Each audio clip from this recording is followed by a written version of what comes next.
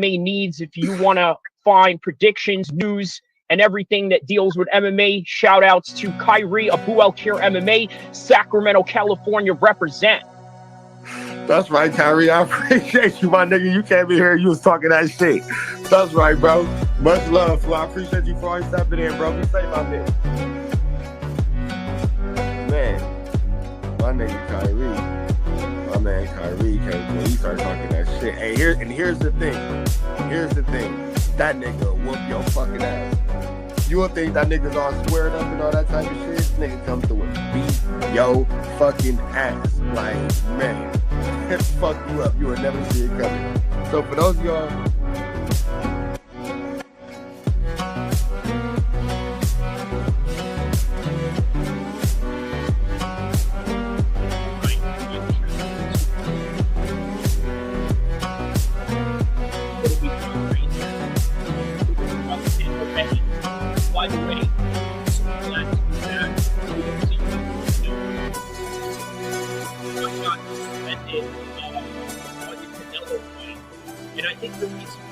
I got suspended for the Canelo fight. It was probably predicated on, I don't know, I guess using the zone posters. But what's strange about that is I thought those are fair use, right? I mean, they're basically public domain using, fight posters, but nonetheless, went and appealed it, and we're back, and here we are, 3 fights in. Like, literally, 7 days ago, we read the suspension had gone down, but here we are.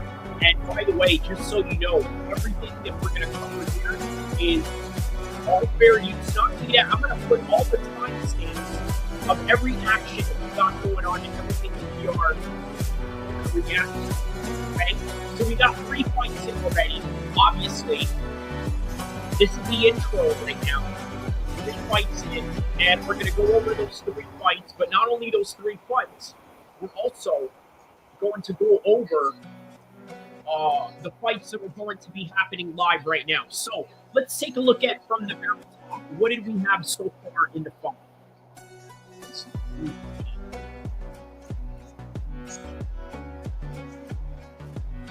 By the way, shout outs to this music intro right now. Very new and very fresh for my page. Obviously, I had to use it for the simple fact that, hey, you know what? You're going to come back on the live. Why not come back with a bang? And this is quite a banger right here.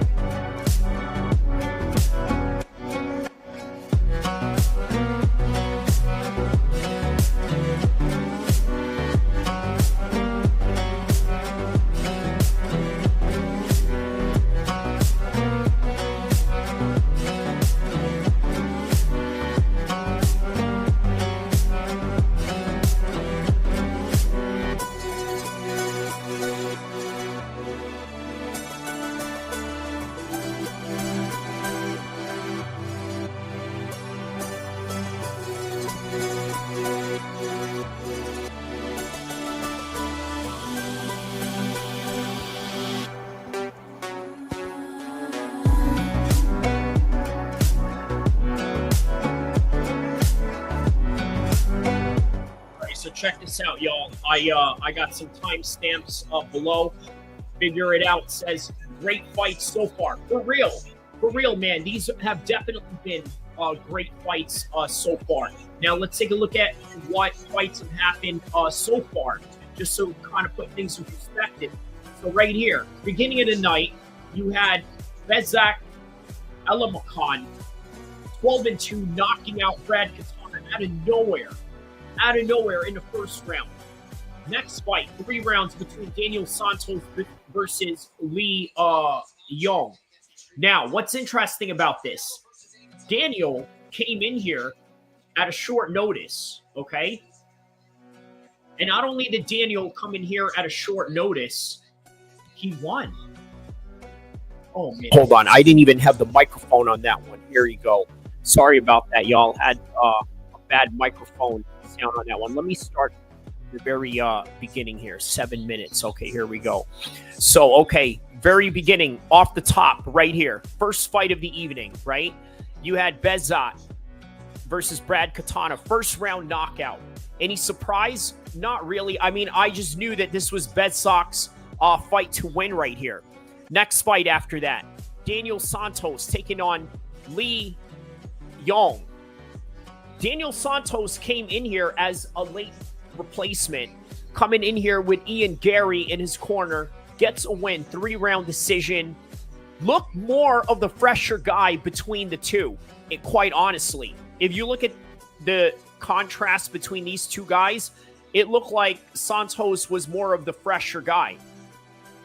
Nonetheless, great job for Lee anyways, but not enough because Daniel came in here looking like the fresher fighter and as a result won that fight. Next fight coming up, we got Marc-Andre Barrat taking on Bruno Silva. Clinches him up against the cage, hits him with some uppercuts, and all of a sudden right there, cage assault right there. Close range cage assault, done with. Bruno Silva had to be taken out with a stretcher. That's how bad that was. Like, wow. Okay, like we're talking about a stretcher, bro. Like, so far that's the fights that we have, right? So the next fights that we are looking at right now, obviously going off of the early prelims and going into the prelim cards.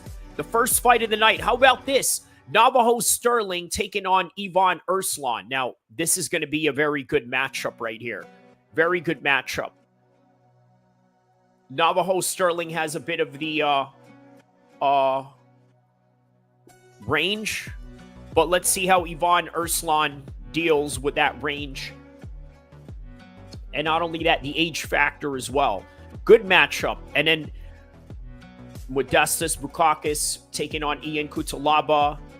Jessica versus Jasmine, and then Mike Malott versus Charles.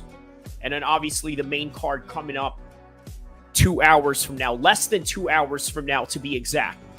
So you got Sterling by KO on this one. All right. Let's see.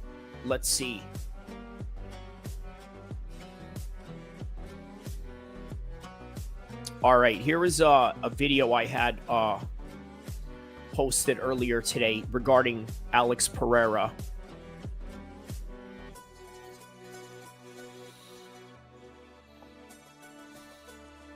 Alex Pereira says he was hacked. Is it true? Well, I'm going to lean towards no. I'm going to tell you why. The reason is, let's look at it like this, right? Alex Pereira has done everything that the UFC has asked of him. Conor McGregor throws in Alex. He goes in there on a short notice. Another superstar falls off through an injury. Here comes Alex, rescuing the entire show, headlines the entire pay-per-view, and gets another knockout. Does the UFC another favor, takes on a dangerous challenger, and Ankalaev loses a 5-round decision. Of course, some will look at it as controversial and it could have gone the other way, but nonetheless, he was in there. He was in the fire. He won some, he lost some, and he won more some than he did actually lose one. But this particular battle that he has going on with the UFC on the low, I think he is absolutely losing the negotiating battle. Now, why do I say that? Because obviously the message that he spoke about, where he was unhappy with the UFC, he was unhappy with the situation, He felt like whatever it is that he was going through was not being appreciated. And so he feels the need to possibly retire, because what else is there to accomplish? Alex has already gotten 2 multiple belts in not only glory, but also in the UFC. It's a great career, both in kickboxing and MMA. And on top of that, I'm sure he's made plenty of money to retire, but that's neither here or there. What I'm saying is that when it comes to leverage, hey, he has some kind of leverage in terms of getting out of a situation that he doesn't want to be in. Now, what is it about this situation that he doesn't want to be in? Well, we're not really sure, right? And again, there's a lot of cryptic message going on here, but it is, however, on the internet, and you know how they say, right? Whatever is on the internet is there forever, and it's going to be there for people to scrutinize in every kind of way. So look at it like this, right? Alex Pereira has been a good soldier for the UFC, but the UFC is bigger than every individual. The quintessential term, nobody is bigger than the program. Nobody's bigger than the program when it comes to the UFC, okay? Because their brand and their logo is way bigger than any logo of any fighter. And let me explain why that is. Because every fighter that has grown up to wanting to be an MMA fighter has looked at those logos and said to themselves, this is where I'm going to aspire to be, no matter how big you are. Even if it's Anderson Silva with that symbol, Michael Jordan-like symbol that he has, where he has the front kick towards Vitor Belfort, right? That's an iconic symbol for Anderson Silva. The other symbol for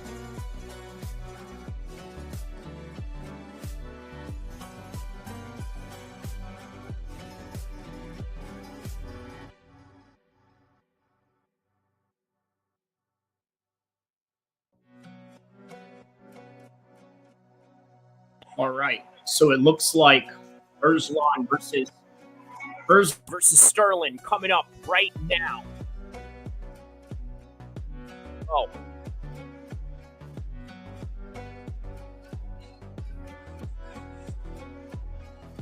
So they got Sterling right now being announced.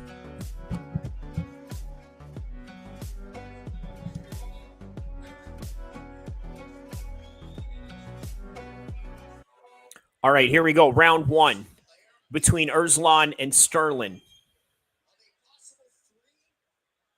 So far, banger of a bunch of fights, okay? And we are just about to open the prelims right now. Those were the early prelims, those 3 fights that you guys have just witnessed. Now this is... All right, so there's a low kick right there by Erslan.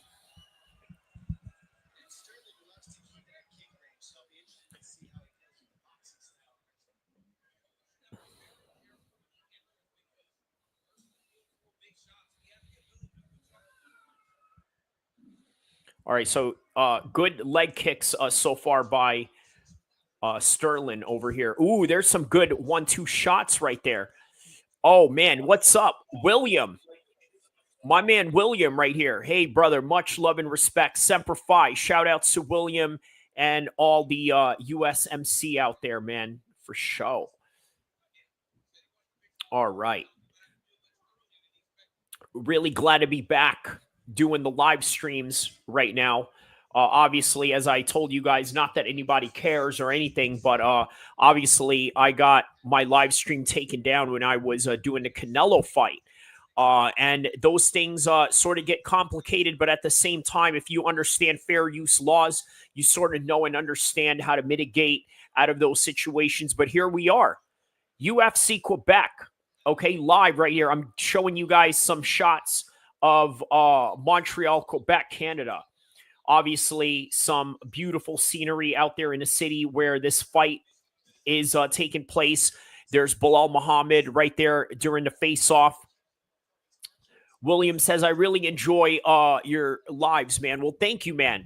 Thank you. And more to come, man, because obviously now I wasn't able to live stream. I was going with a good sort of streak of live streaming there for consecutive days prior to the Romero, Raleigh, and the Garcia fight, and also the Canelo fight, which obviously really tanked my progress in that particular department because I wasn't able to live stream. However, I was still able to upload videos, but that's part of the strike and this and that. But nothing to really be concerned about, just going out there and doing what YouTubers do, and that's answering to YouTuber business. That's really what this is. And the situations get complicated, but I don't know if I'm the proper channel to do that. But nonetheless, right now, we got Erslan taking on Sterling right here. And by the way, I'm going to have all timestamps for you guys to enjoy later on. So for whatever commentary it is that you're looking for, or whatever it is that I saved up was an interesting conversation, we're going to have all of it here. So William says, you have gotten me through some dark days, man. Major salute to you. Wow, man, that's awesome. Let me tell you something right there, man. That right there is what's great about this right here, is being able to help somebody get through some rough times. And ultimately, that's really what it is, man. What it's all about. I'm going to put that on the timestamp, William. Okay. Helping.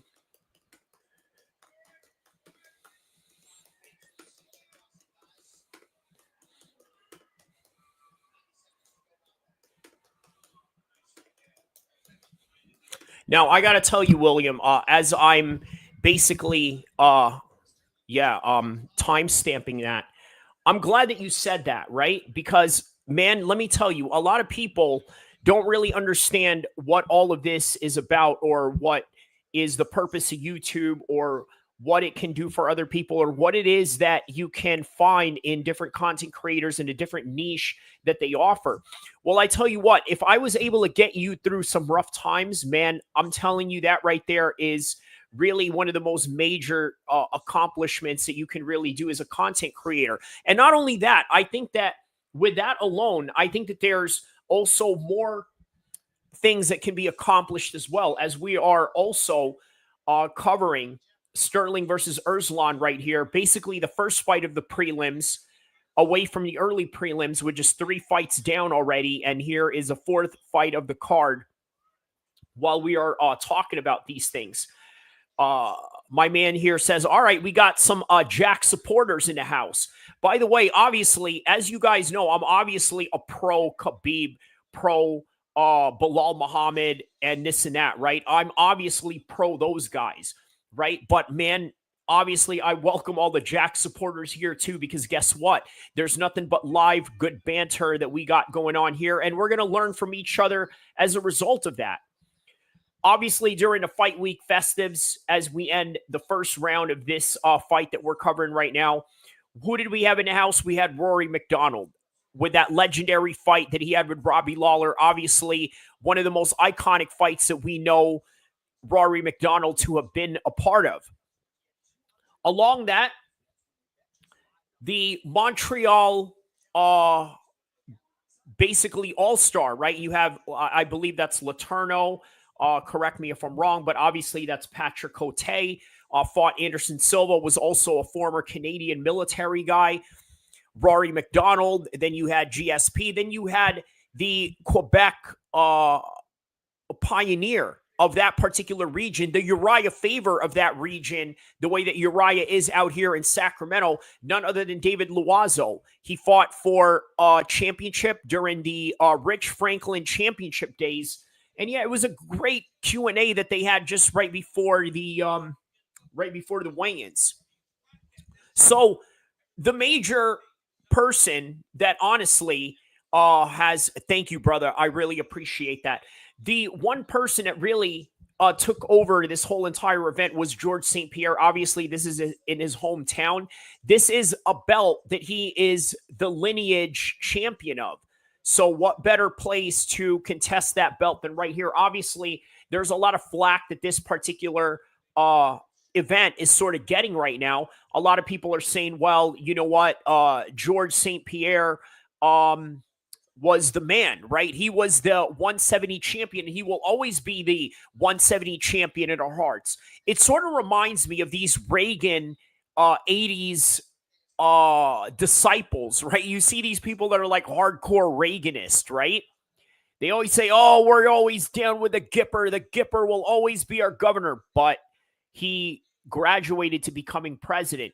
Oh, yeah, but then he was always our president. He will always be our president. Yeah, but, he's been unalive for quite some time now. And then ever since then, we had Bush, we had Trump, we had Obama, and then we had Trump, and then we had Trump again. And yeah, you know what I mean? You got to move on. But that's how a lot of people are looking at the world of MMA today. They are looking at it like, hey, you know what?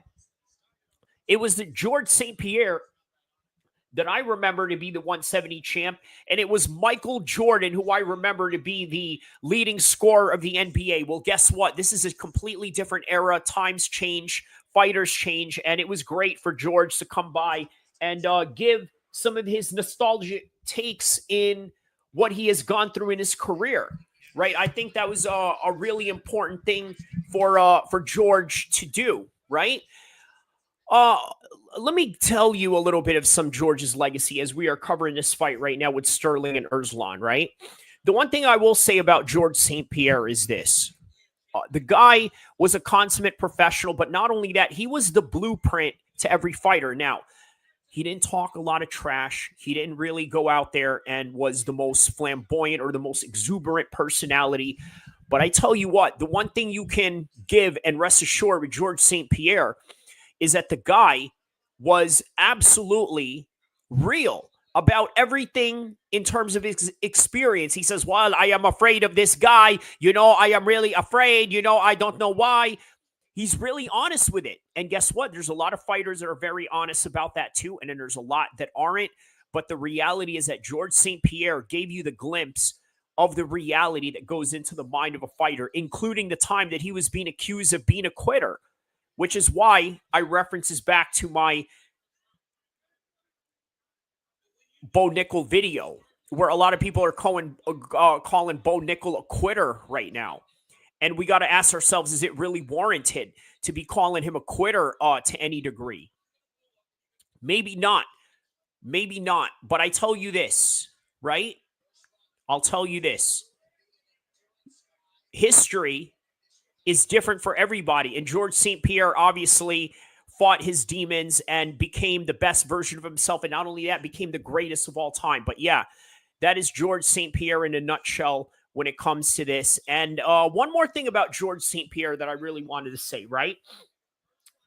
His blueprint during his pro career was as impactful as his trajectory in his off season. And not only that, in his retirement, meaning that he really knows how to maintain himself to have a healthy body all throughout his entire life, which I think is great for all of our longevity, way beyond just combat sports efficiency, right?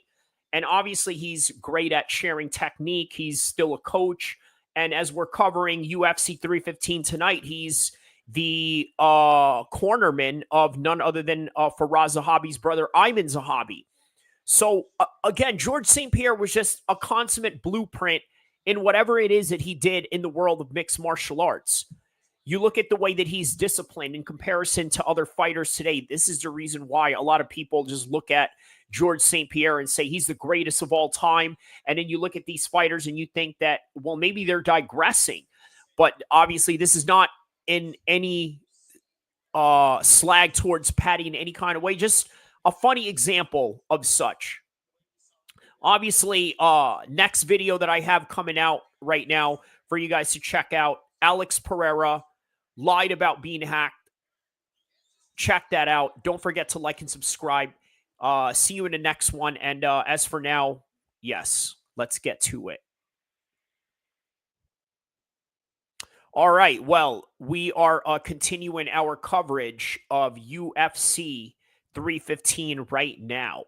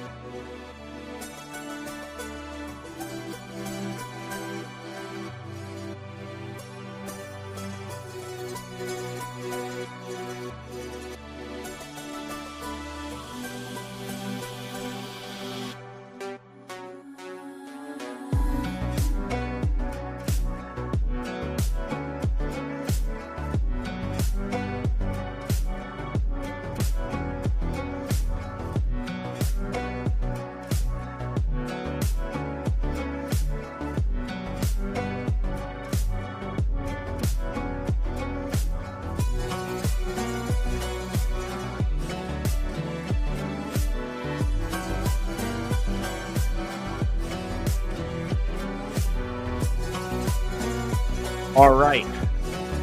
There it is, man. Navajo Sterling wins that fight with ease right there.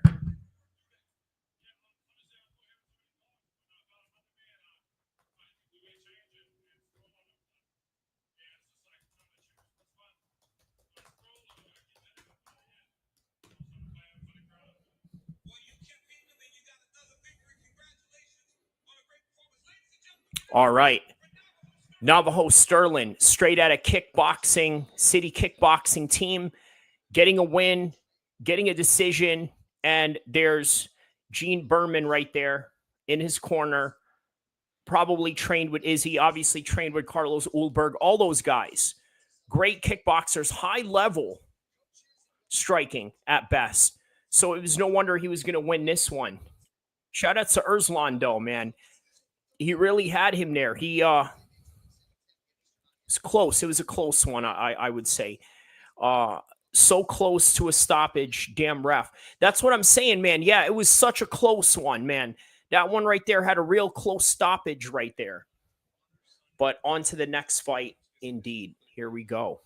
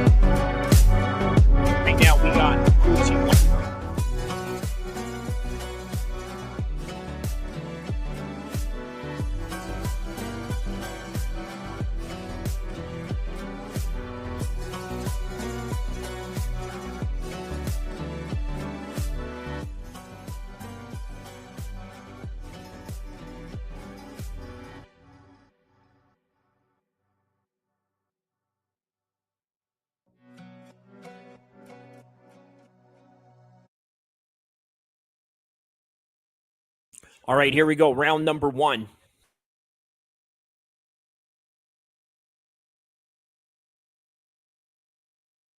A potential explosive light heavyweight matchup right here. Let's go.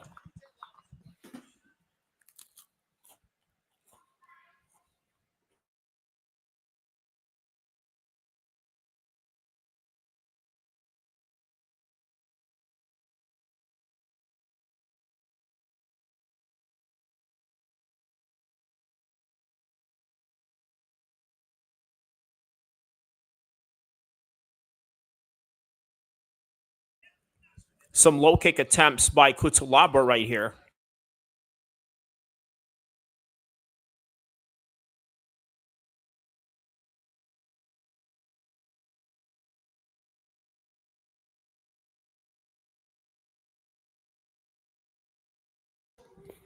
One-two shot by Bukaukus.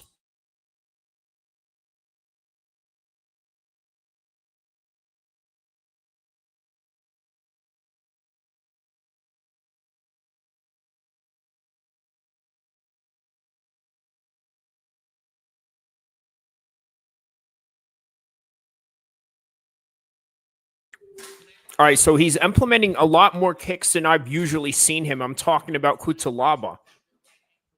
Maybe perhaps he knows that there is a power disadvantage on his part, that perhaps maybe he is trying a little bit more technical kicks in order to mitigate whatever danger he thinks Bukaukus has going on. But here we are, round number 1 right now. 323. Ooh, there's a nice one right there on top.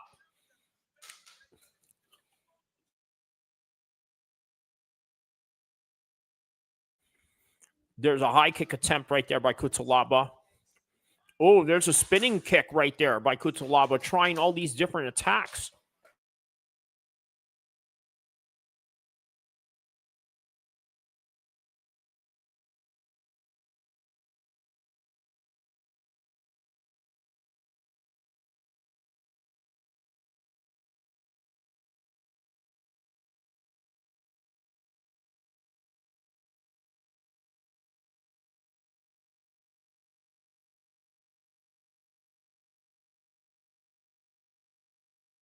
There it is. More leg kicks right there by Cutelaba. Very good job.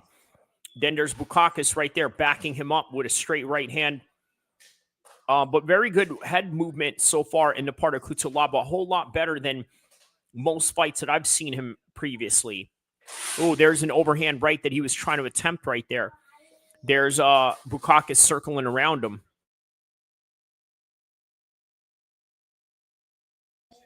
Another good leg kick right there by Cutelaba. Again, implementing something very different that he hasn't before.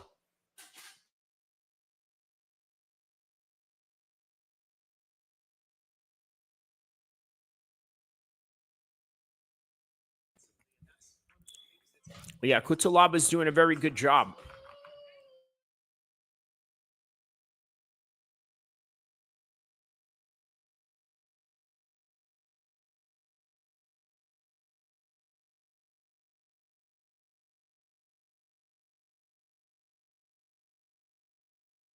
There's another overhand right there with Cutelaba trying to throw some overhand rights right there.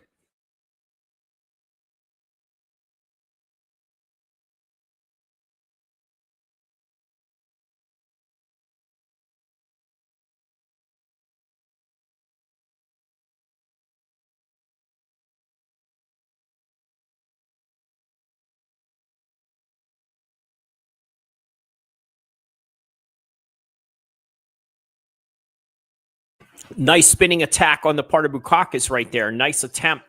Oh, and there's another spinning attack right there by Cutelaba.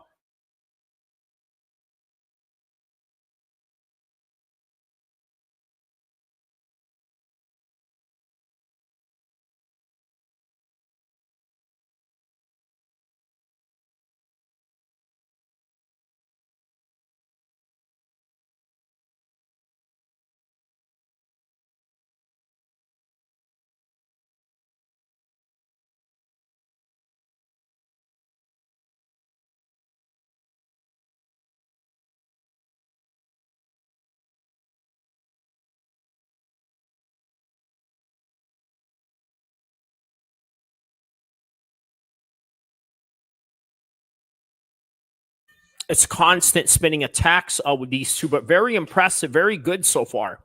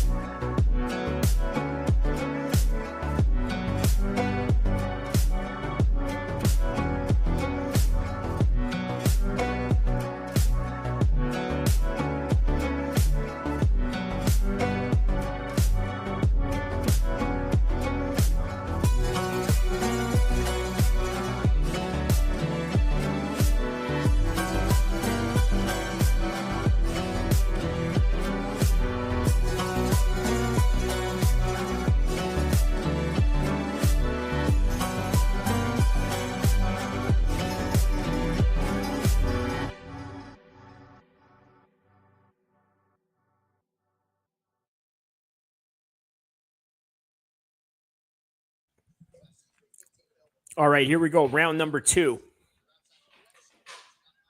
Bukaukus versus Cutelaba.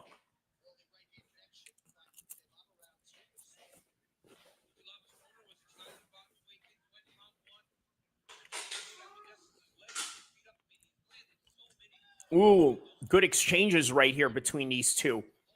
Very explosive exchanges. Oh, there's Cutelaba. He gets knocked down for momentarily there.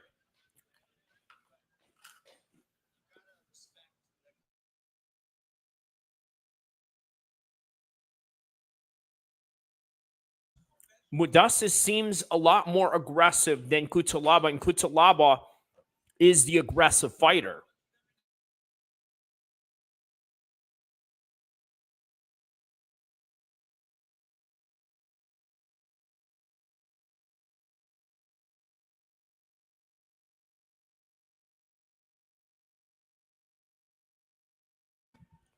Now in a clinch position by the cage.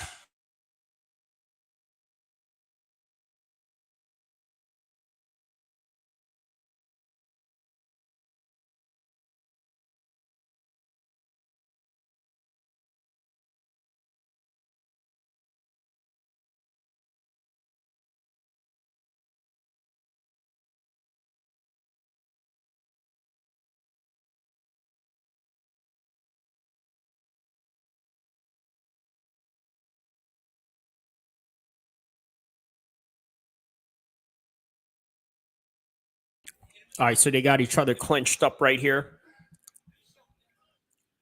Okay, nice reverse right there by Bukaukus.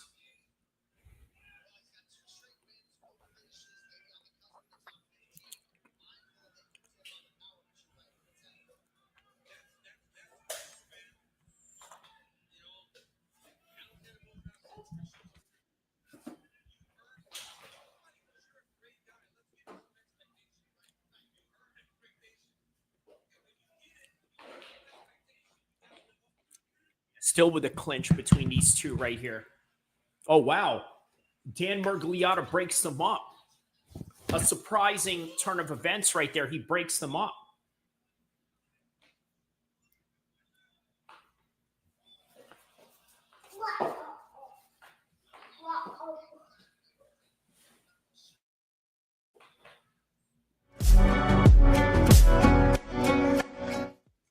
We'll wait till the round ends on that one.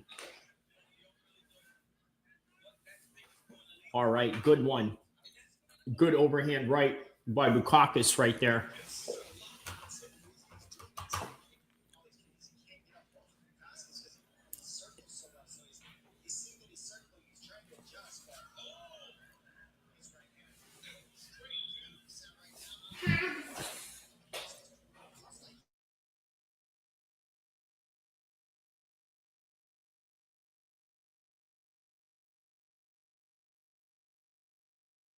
All right, good 1-2 shot right there by Bukaukus. And there's Cutelaba right there firing back with some real hard ones going forward on him.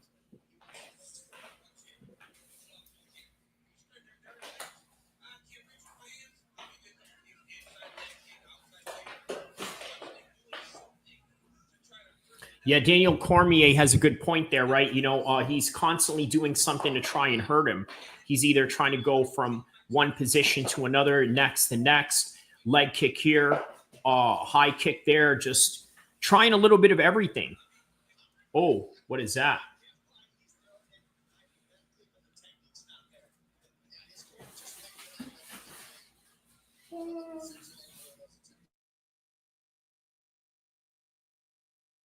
Oh, wow. There's some hard shots right there by Bukaukus, just throwing them with absolute reckless abandonment.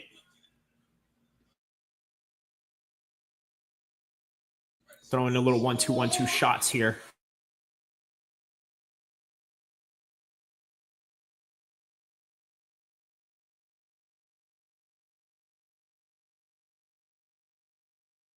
Yeah, good call on Daniel Cormier saying you got to sort of, kind of mix it up. He even says that in a video game too, in UFC 4 at least. I don't know about UFC 5. All right, that's the end of the round.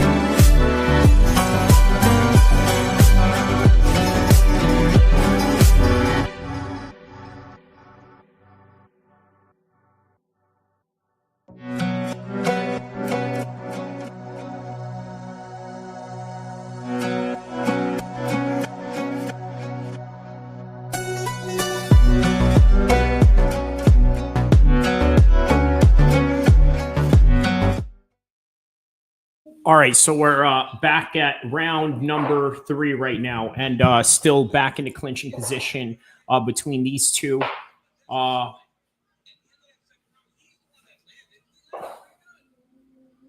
did my man here say? Boya says 11. What do you mean 11? Let me know what you mean by that number. What do you mean 11? 11 as in you give that an 11 score to Cutelaba? If so, I think you can only give 10 as the highest score. But yeah, all right, here we are. Cutelaba. Wow. How about this?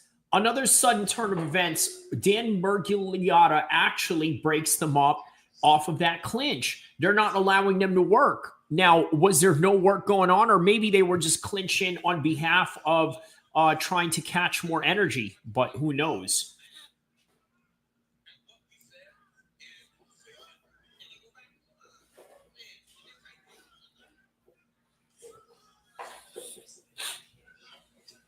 Ooh, nice spinning back kick by Cutelaba. Beautiful spinning back kick. Oh, there's an oblique kick attempt by Cutelaba right there. Ooh, there's a 1-2 shot by Cutelaba.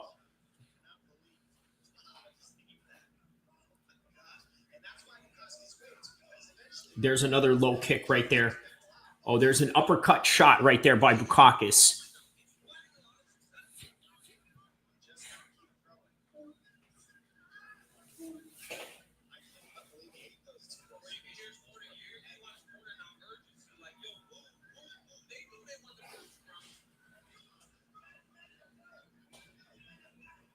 Oh, okay, because he has an 11-fight winning streak. That's probably why Boya was saying 11, because he has an 11-fight winning streak. Gotcha.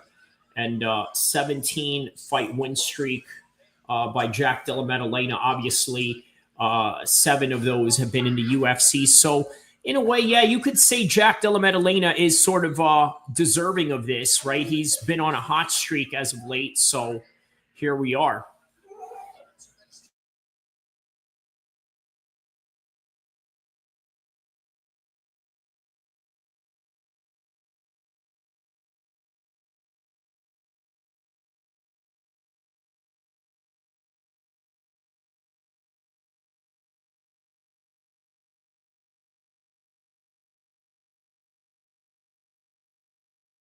Now, with this constant clinching they have going on, I wonder if Dan Miragliotta is going to break them up once again, but only one remains to see. All right, just about less than 90 seconds left into the third and final round between these two.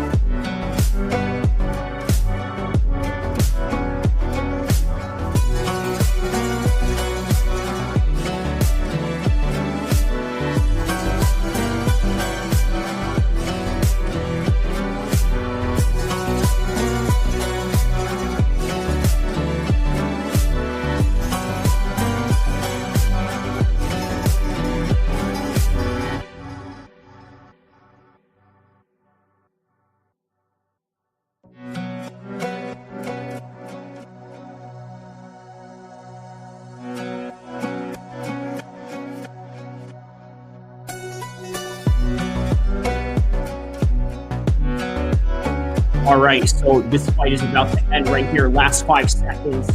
They're going to blow out the gas tank. Here we go. And boom, spinning back kick next by Bukaukus at the end of that third and final round. So with that, we await the decision between these two, between who the winner is. I would say a very tough fight to score, man. The judges have their hands full on this one, right? This is not an easy decision to make, not by any stretch of the imagination, but let's find out who had won this fight.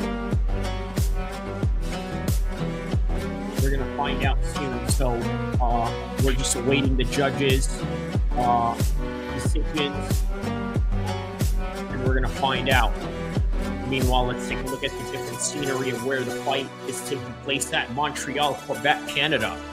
They got a lot of colorful stone houses like this, very similar to how they build in Brooklyn and New York and whatnot, right? So obviously their style of architecture is very European, very close to, let's say, the French, obviously, because it's French part of Quebec. Boya says 2-1 on the best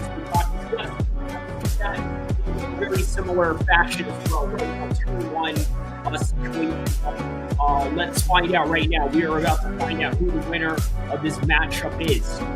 So, let's go. We're going to find out the official decision between these two right now.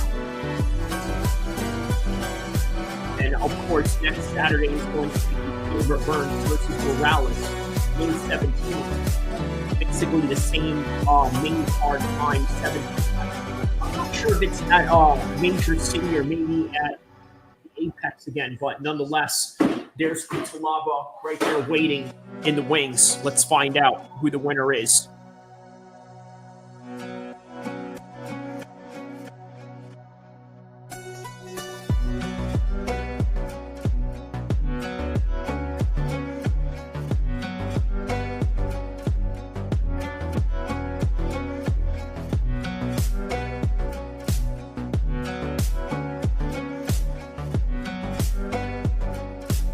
The anticipation is killing me. Who is the winner?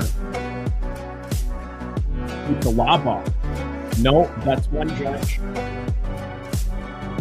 The other judge has it, so we got a split decision.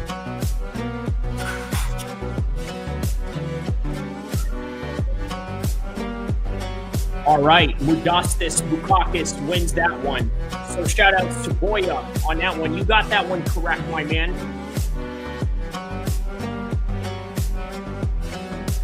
Yeah, you got that one correct.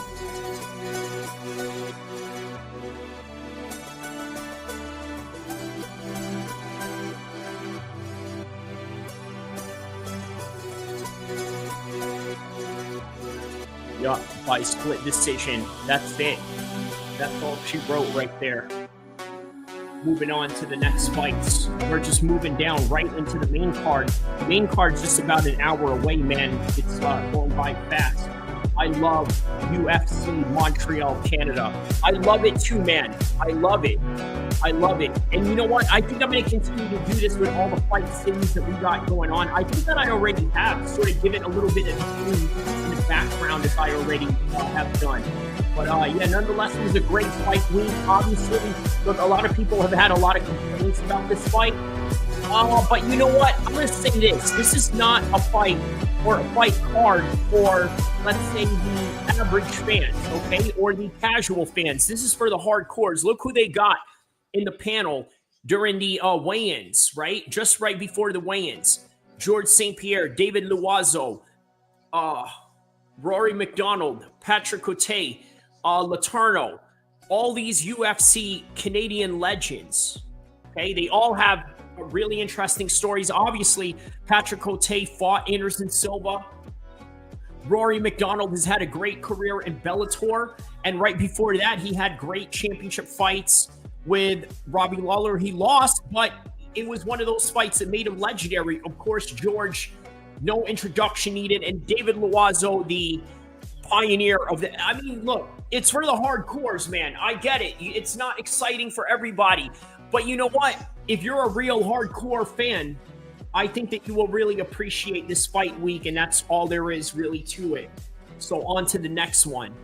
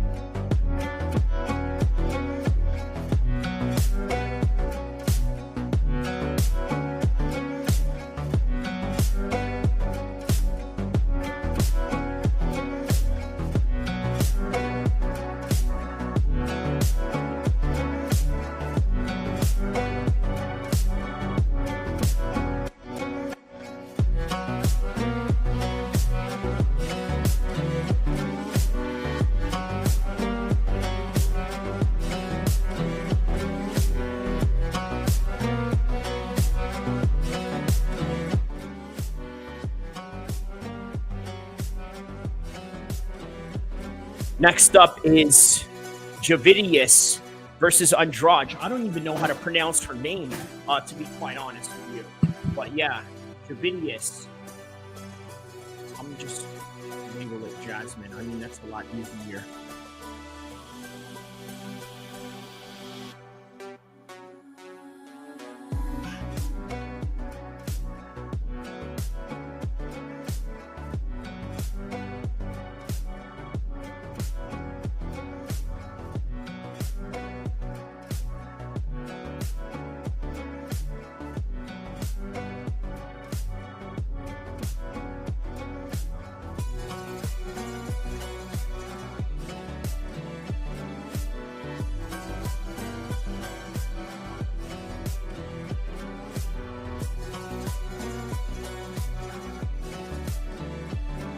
All right, man. I think this is Jasmine's fight to win right here, but one never knows. We shall wait and see. We shall wait and see. But yeah, I think she's going to win this one regardless. Well, let's find out. Let's find out, man. You know, coming up.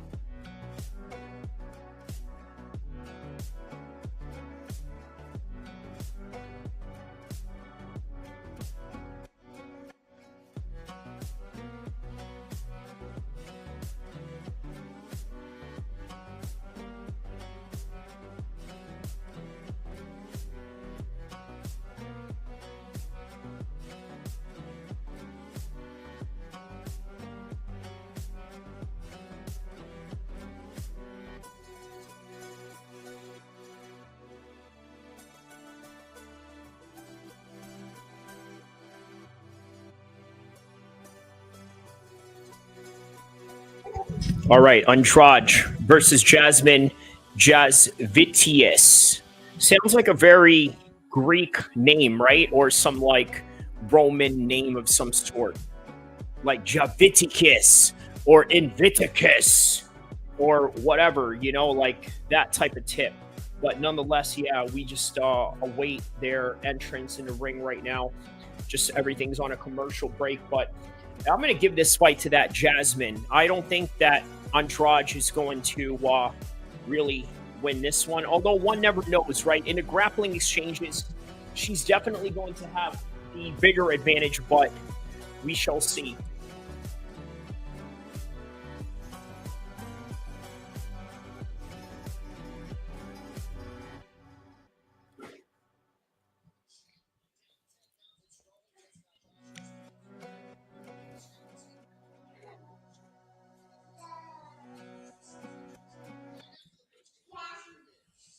All right, here we go.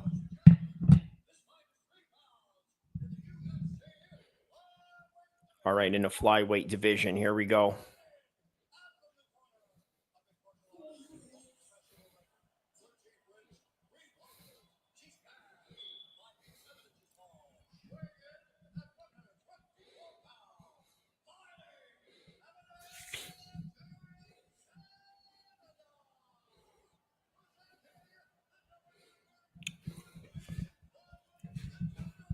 All right, so the number 9 ranked contender in the world.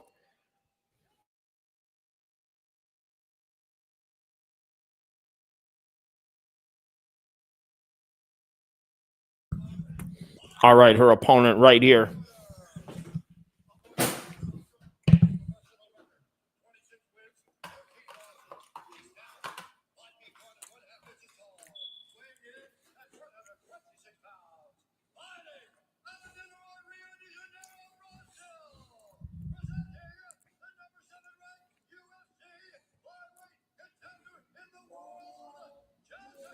Jessica Andrade.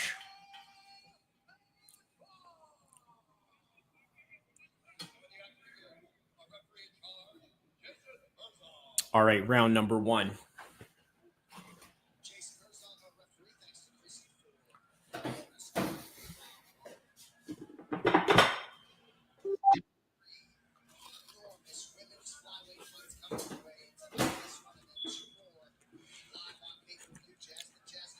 All right, round 1. Here we go. The former champ, Andrade. I remember when she dumped Rose on her head like that. Wow, that was crazy. Yeah, Andrade definitely got the power advantage here.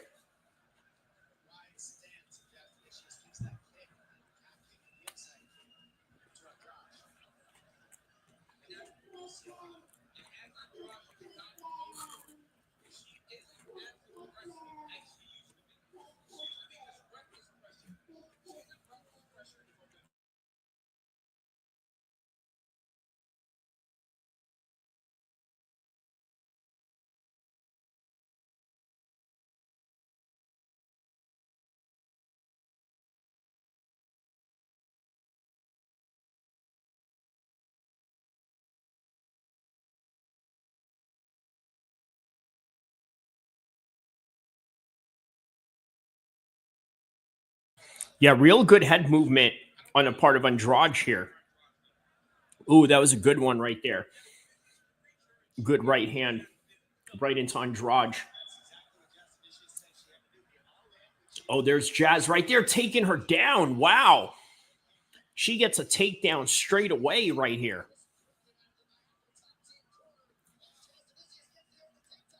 Right in front of the Niagara top team right there. Now she's got her back position, looking to lock it up.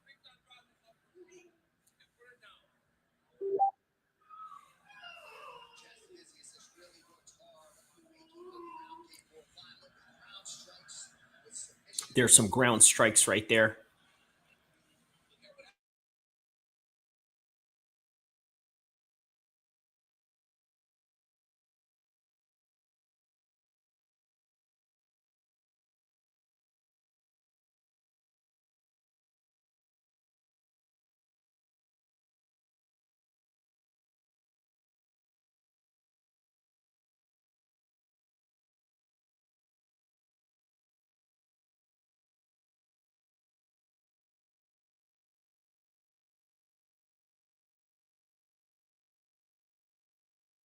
She's looking to get a choke. She tapped. She tapped. She tapped. She just tapped out Andrade right here. Great job on Jasmine Jas right there. Wow. That was an amazing choke right there. She made it look so easy. So easy. Too easy.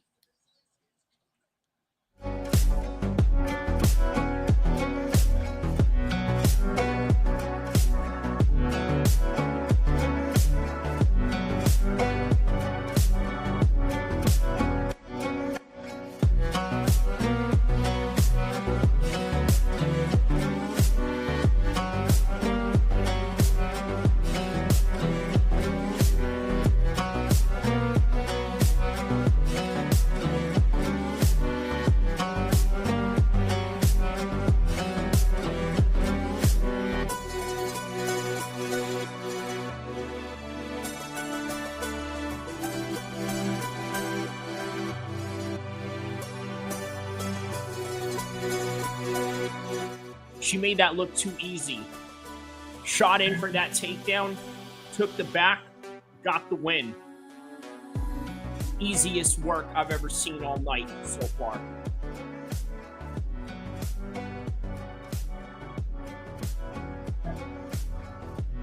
Congratulations to Jasmine Jas. I got to start learning her name if she's going to keep winning like this. You know what I mean?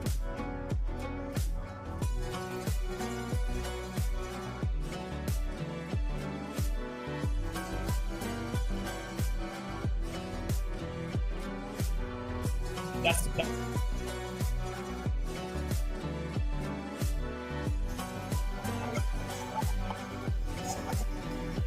It's easy to do that to a former world champion like that.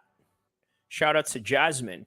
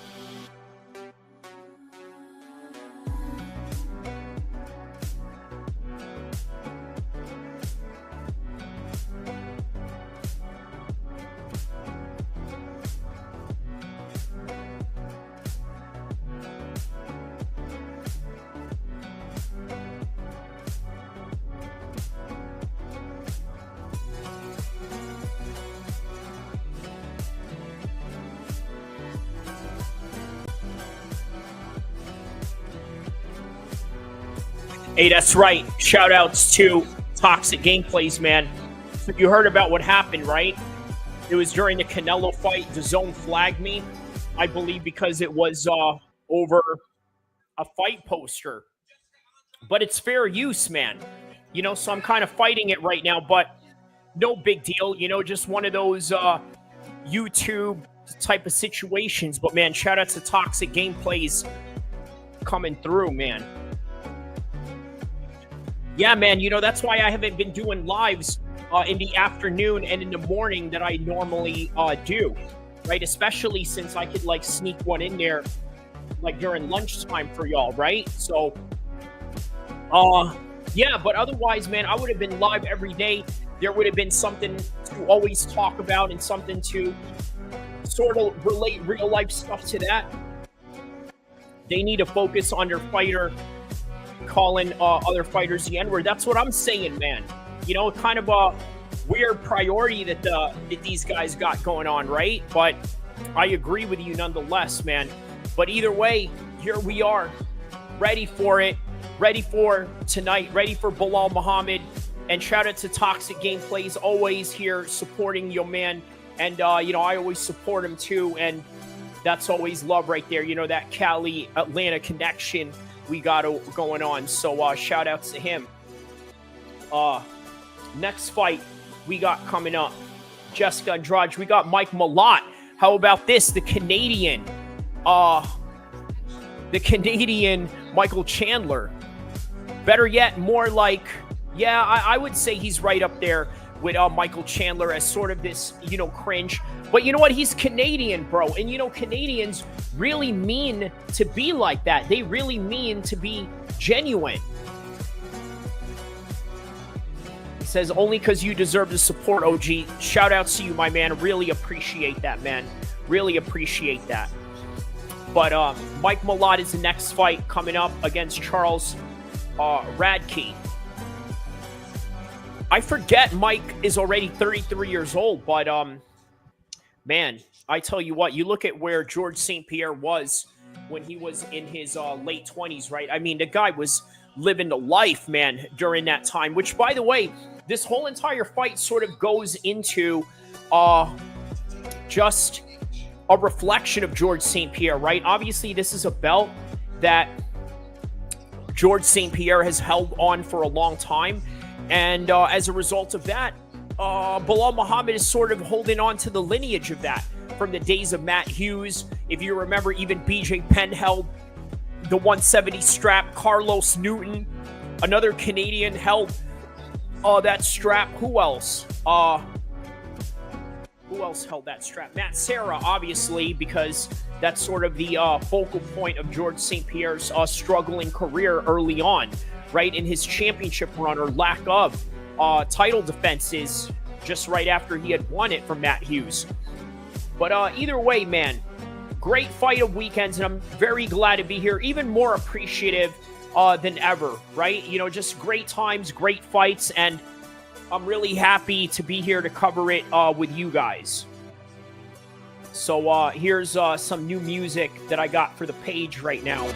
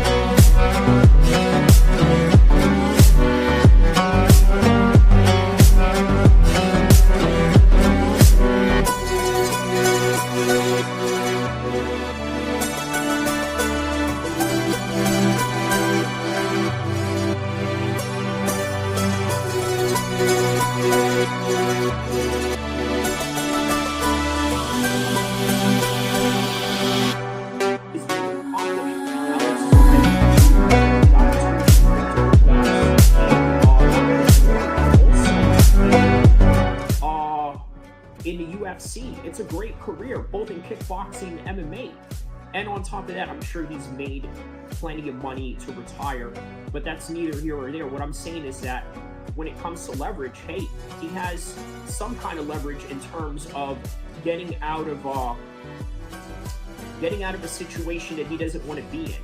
Now, what is it about this situation that he doesn't want to be in? Well, we're not really sure, right? And again, there's a lot of cryptic message going on here, but it is, however, on the internet, and you know how they say, right? Whatever is on the internet is there forever, and it's going to be there for people to scrutinize in every kind of way. So look at it like this, right? Alex Pereira has been a good soldier for the UFC, but the UFC is bigger than every individual. The quintessential term, nobody's bigger than the program. Nobody's bigger than the program when it comes to the UFC, okay? Because their brand and their logo is way bigger than any logo of any fighter, and let me explain why that is. Because every fighter that has grown up to wanting to be an MMA fighter has looked at those logos and said to themselves, this is where I'm going to aspire to be, no matter how big you are. Even if it's Anderson Silva with that symbol, Michael Jordan-like symbol that he has where he has the front kick towards Vitor Belfort, right? That's an iconic symbol for Anderson Silva. The other symbol for Chuck Liddell, having those ice coming out of his shorts, and then the flames that comes out of Tito Ortiz and all of that. All of these things, right? They're all logos for these fighters. George St. Pierre with the whole Japanese gi outfit for karate, and then jiu-jitsu and all of that, right? All of these things, yes, they are a logo for each and every one of these fighters. But remember this, the reason why Alex is losing his battle is because nobody is bigger than a program, and whatever top symbols you see or whatever icons you see from these legends, they will never be bigger than the icon and the symbol of the UFC, because nobody is bigger than the program. And that's something that Alex is now understanding when it comes to these negotiation tables that are going on behind the scenes. So with that in mind, that is all that I have for this short video explaining the situation of what is happening with Alex. Don't forget to like and subscribe. I'll see you in the next one, inshallah.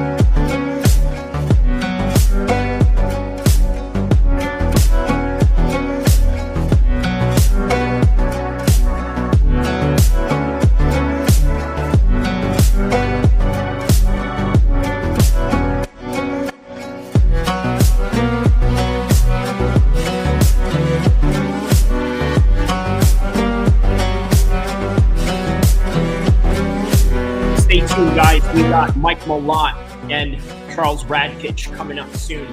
Actually, it's starting right now. Let's get to it.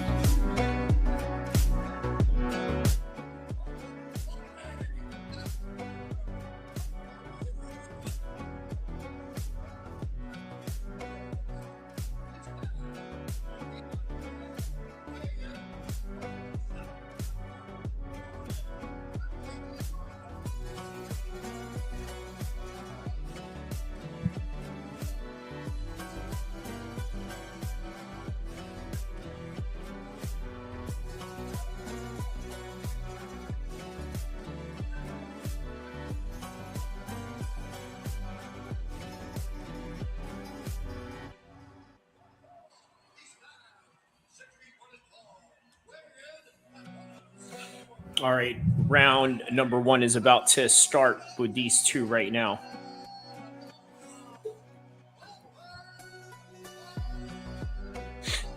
Mike Malott, here we go.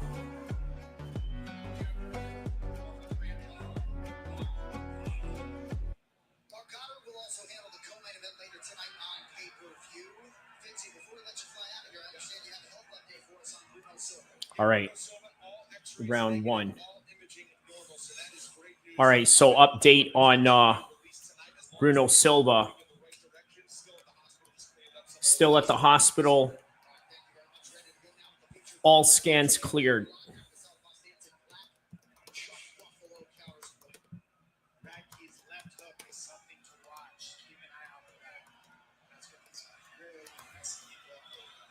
Okay, round number 1.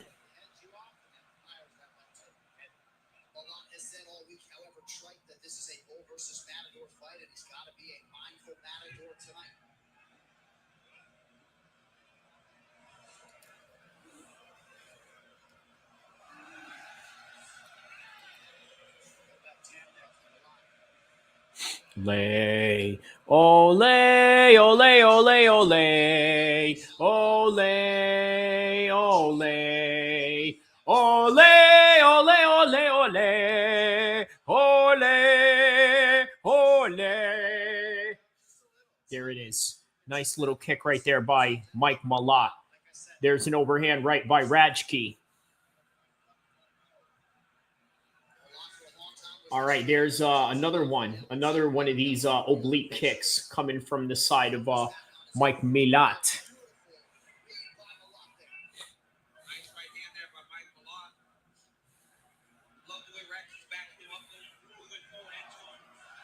Ooh, good one.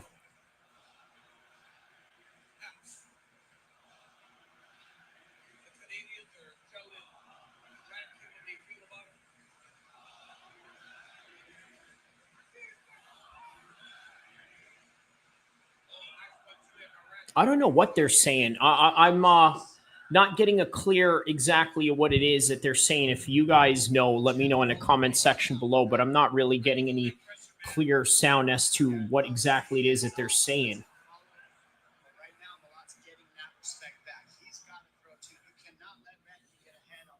Yeah, you definitely can't get Radkich started. Ooh, those are some good combinations right there by Mike Malott. Mike Malott! Mike Malott!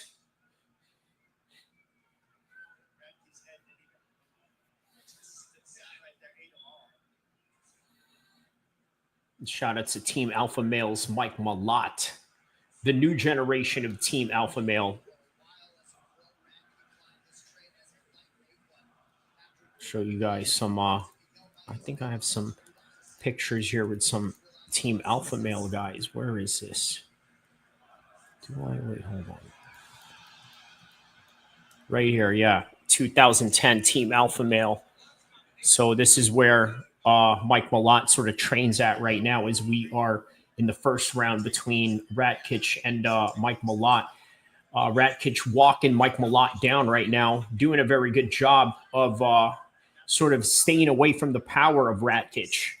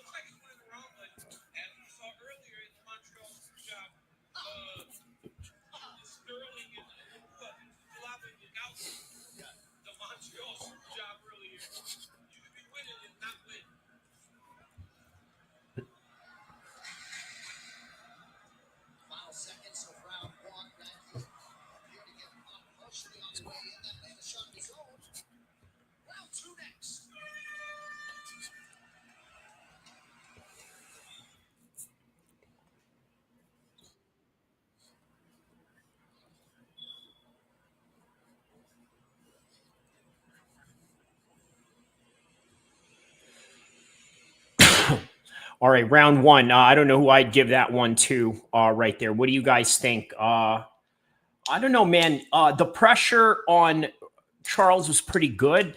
But as far as Mike Malott, he was doing a very good job of really staying away from a lot of his power. So I don't know if that really means much to any of you. But yeah, that's kind of how I see the fight right now. But let me know what you guys think.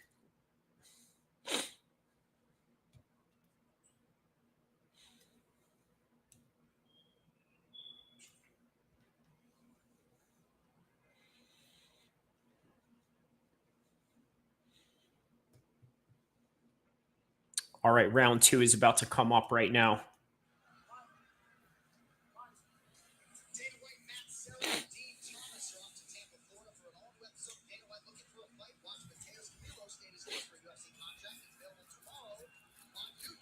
All right, round two.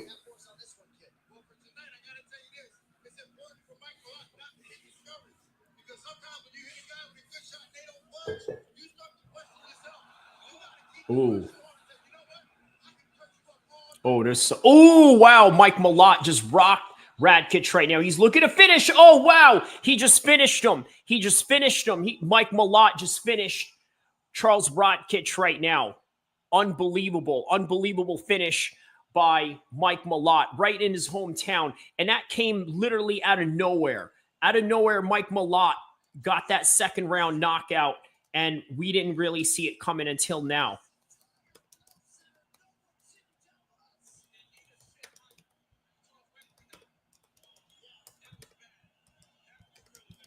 Yeah, the way that his head bounced and all that, that did not look good at all.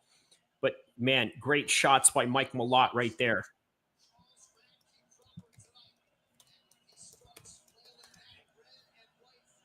Wow. Amazing, man. Amazing turn of events. I mean, look, he had great pressure on him, right? Early in the first, but then great job on Mike Malott on that one, man. Great job on that one. Everybody that's tapped in right now, don't forget to like and subscribe. There's Mike Malott right now throwing up the Canadian flag right in his home country, right in his home region of Montreal. I think he trains in Niagara Falls. And yeah, man, real beautiful part of the world. But yeah, shout outs to him on that one. All right, on to the music, and we will wait for the official decision, or actually the next main card that's coming up now.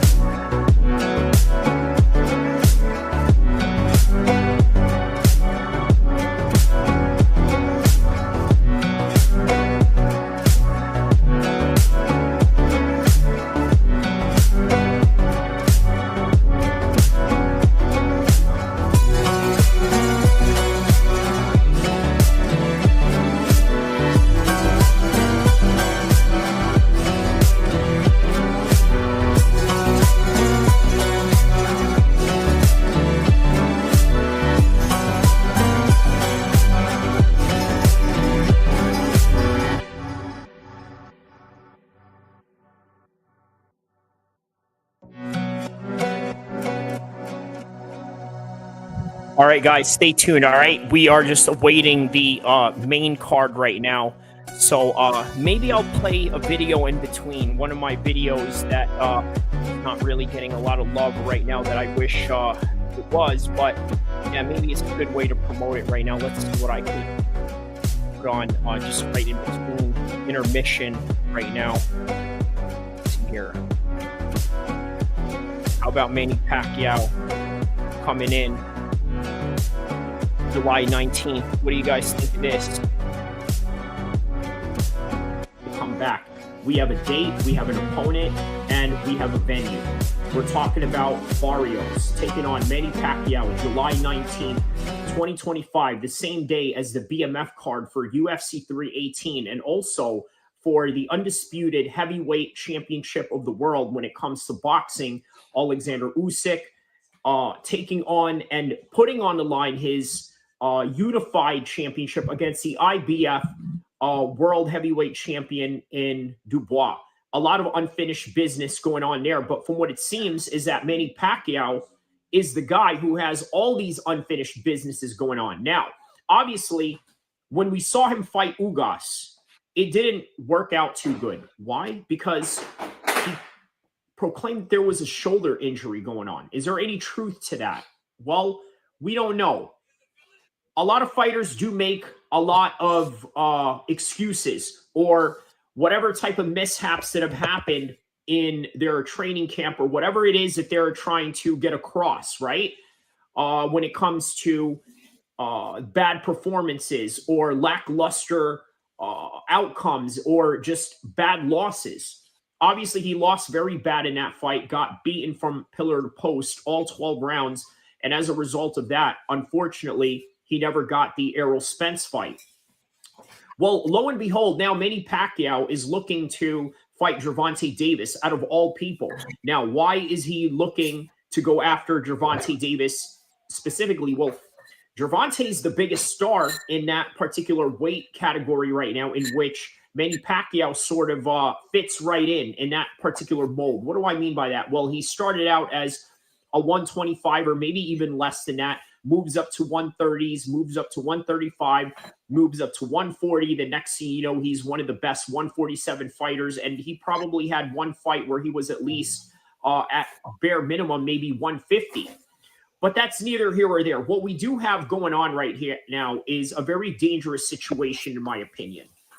You see, in any given particular era or any given time, honestly, Manny Pacquiao beats Barrios all day. There's no doubt about that. But Barrios right now is in such a hot streak that you cannot deny this guy whatsoever.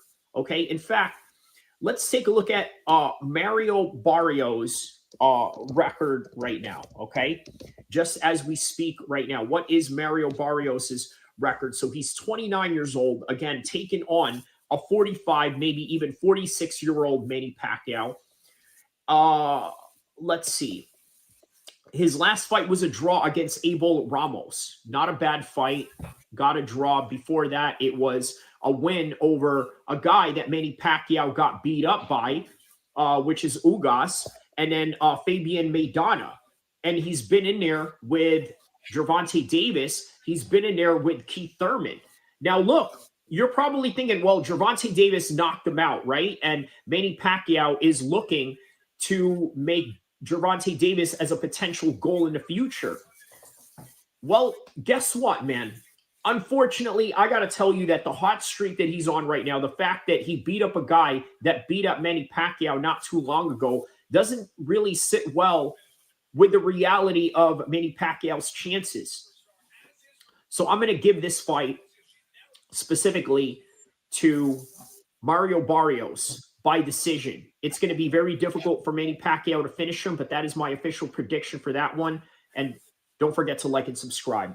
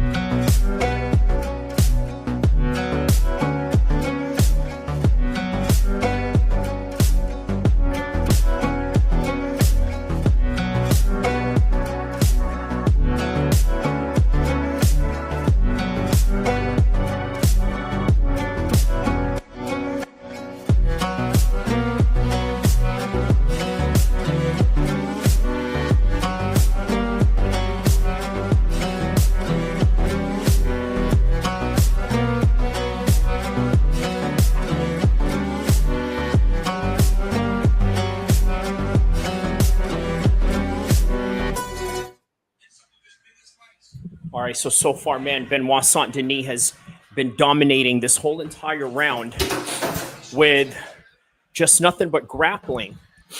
Right, the whole entire round was nothing but grappling, and here we go. Now he's got a rear naked choke right on Propelec with the backpack, but survives the round. So just like that, Propelec survives. He literally survived.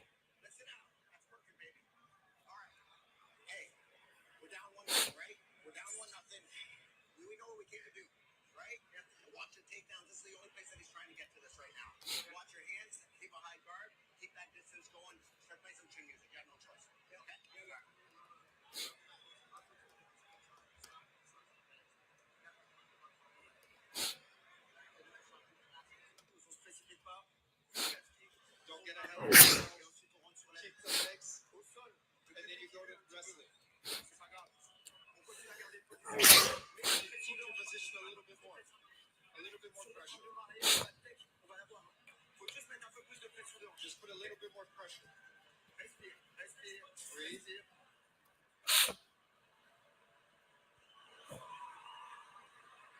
Round 2 is brought to you by Monaco, the official canned cocktail of UFC. Shots in every can. All right, round number 2 so far. So for many years, Daniel Walkouts was the chief corner of Benoit Saint Denis. Now, not so Dini Barbon's coach, Nicolas is the guy. All right, round number 2, Benoit Saint Denis. Okay, so now he goes for a shot. He gets stuffed right there. Benoit Saint Denis sort of stalking him down as Propelec is walking back.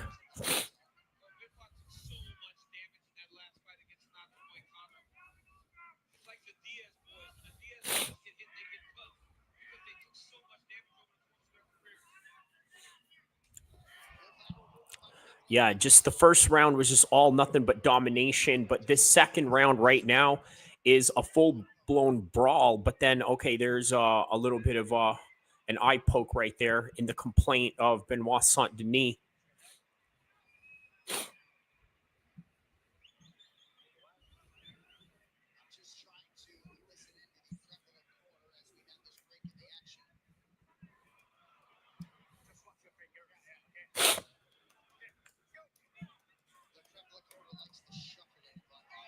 Ooh. Oh, that hurt him right there. Yeah, there's a good connection right there in that one.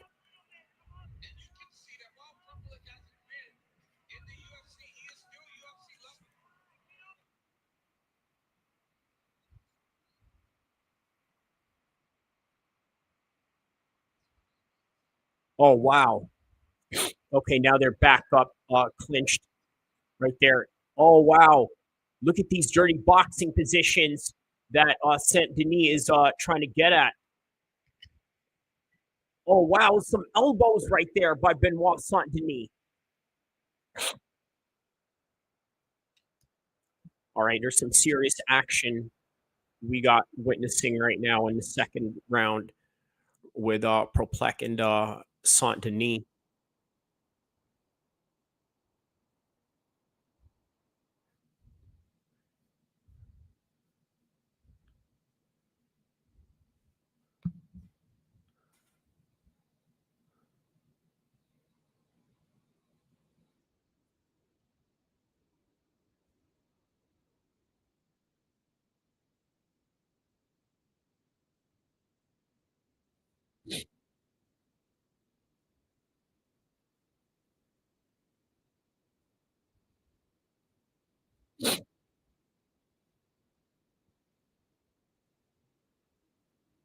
Oh, wow. What is this right here? It looks like, oh, he's got it. He's got it. Benoit Saint Denis has submitted Propelec with an arm triangle. So the whole entire fight, it was just nothing but Propelec getting out wrestled and out grinded and out grappled by Benoit Saint Denis.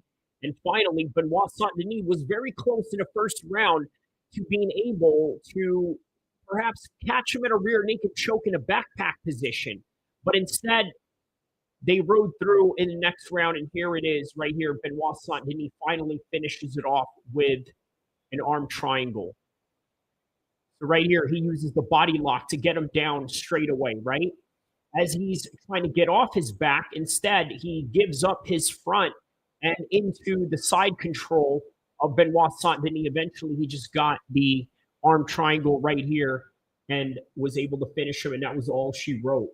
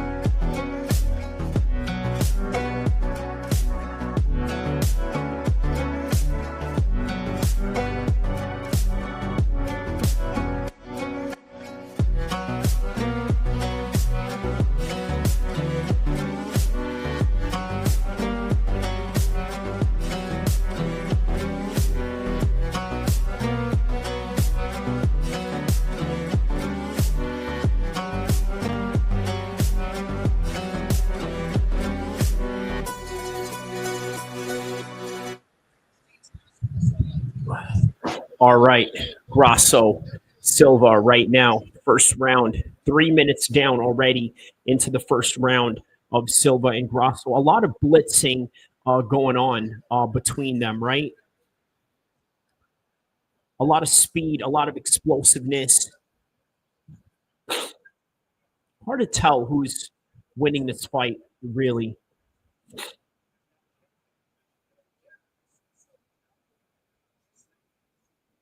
Oh, wow. Rocked her with that one.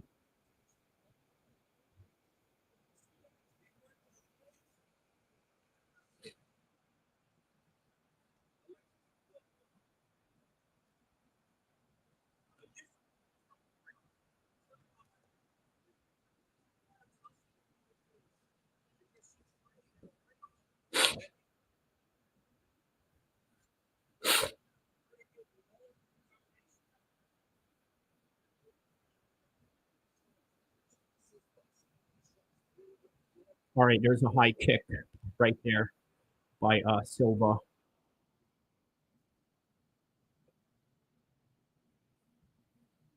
Yeah, very good. Very good blitzing on the part of Grasso there. That's what she does best, is obviously come in there and blitz, right? That's what you do. You blitz in that particular instance. And that's what she did. Good blitzing on the part of, ooh, there's a nice spinning heel kick right there by Silva. A little taekwondo action by both competitors right now.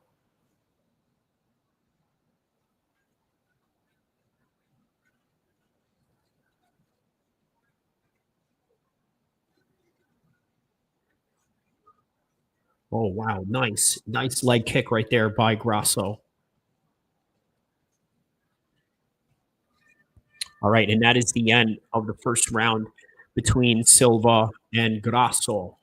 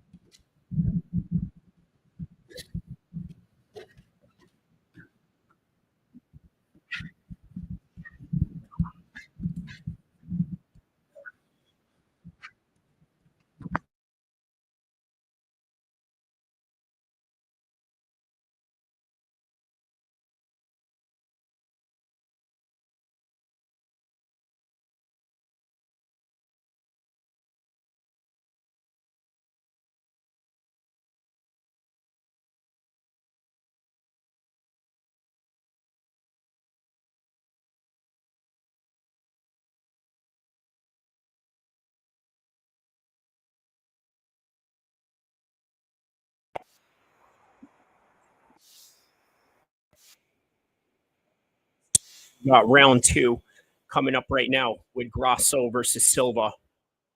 Let's see what these two gals do a little bit different here.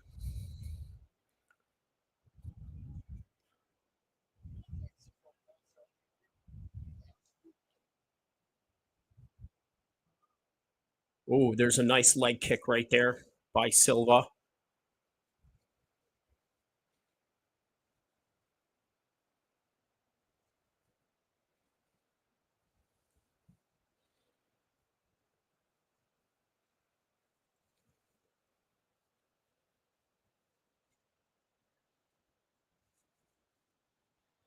Okay, there's two straight right hands right there clashing with each other.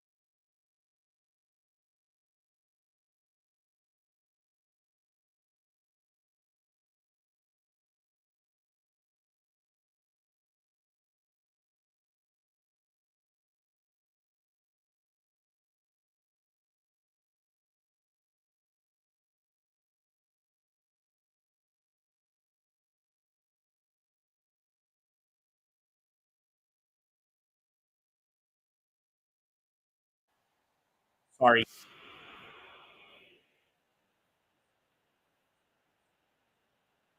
So is getting landed on.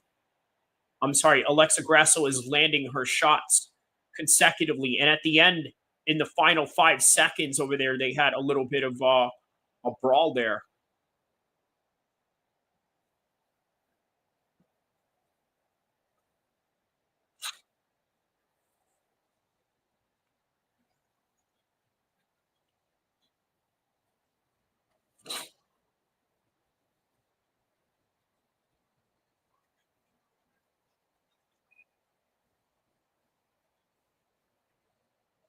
Yeah, they were trading shots right there, as I was explaining earlier. Oh, but look at this. As she was throwing this, it looked like she was doing one of these numbers right here.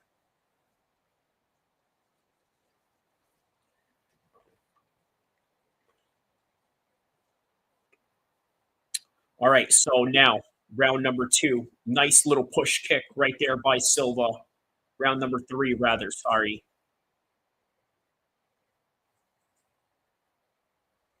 And there's Grasso right there, really just not respecting her space whatsoever.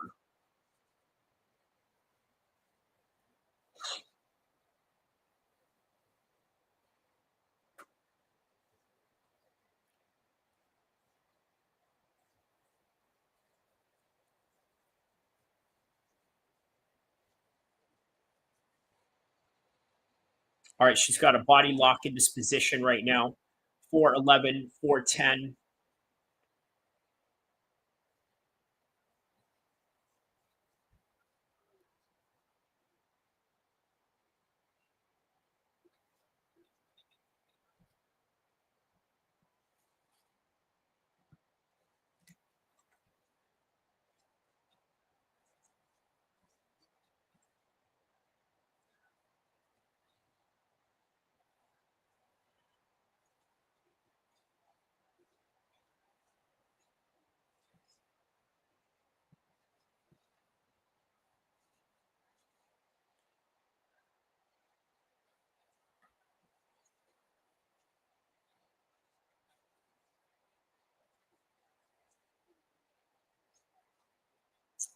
Wow, man, yeah, she's not slowing down whatsoever. There is no slowing down on the part of Alexa Grasso right now.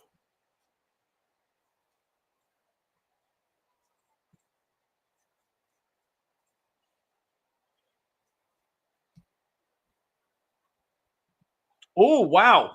And then there's a moment of opportunity for Silva right there. Rocks her in those exchanges right there.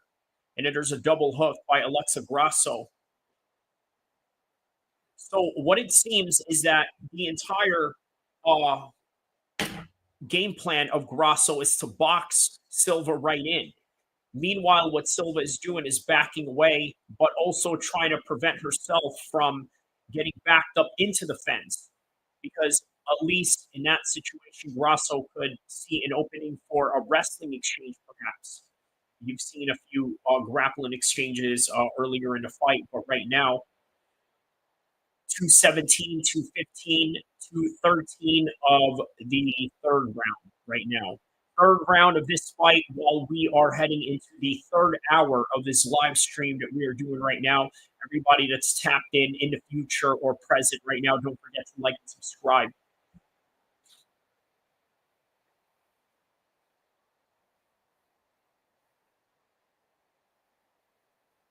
All right, there's a nice side kick right there by Silva.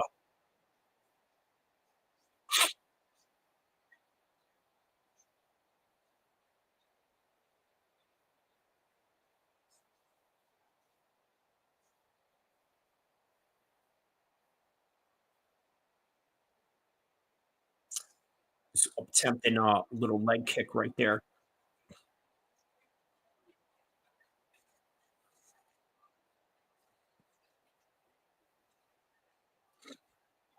Oh, wow. Rocked her.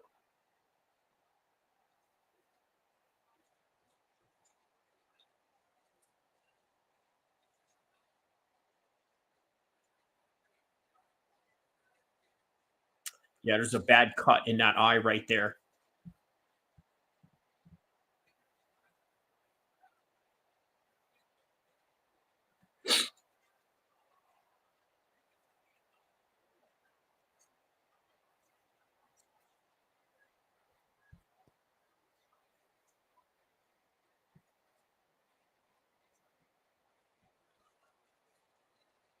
Yeah, these are kill shots that she's going for right here.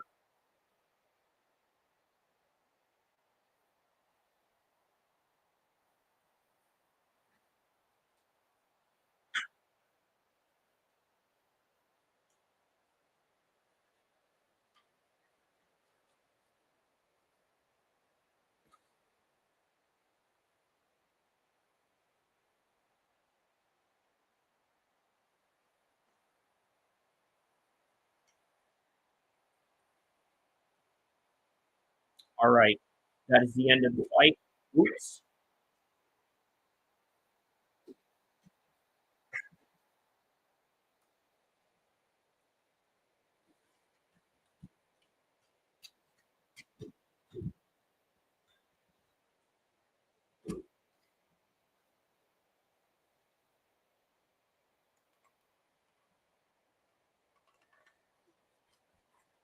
All right. Just trying to get the lighting going here.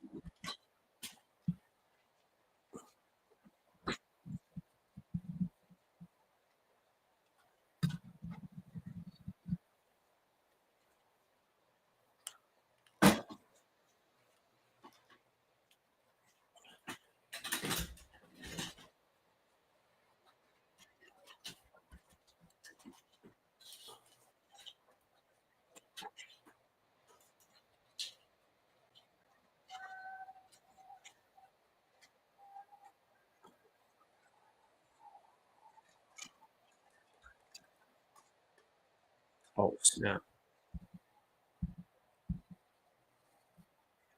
All right. So it's Natalia Silva getting the victory on this one.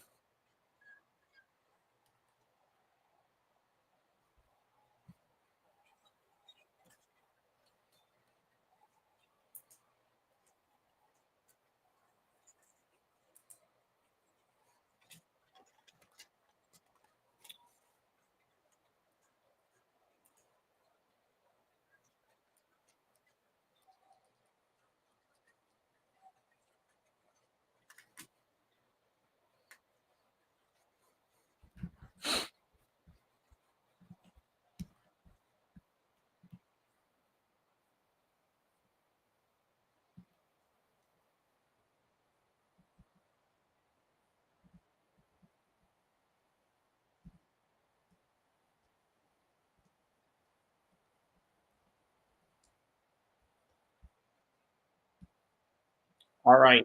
So Natalia Silva wins by decision on this one. We're going to talk about it.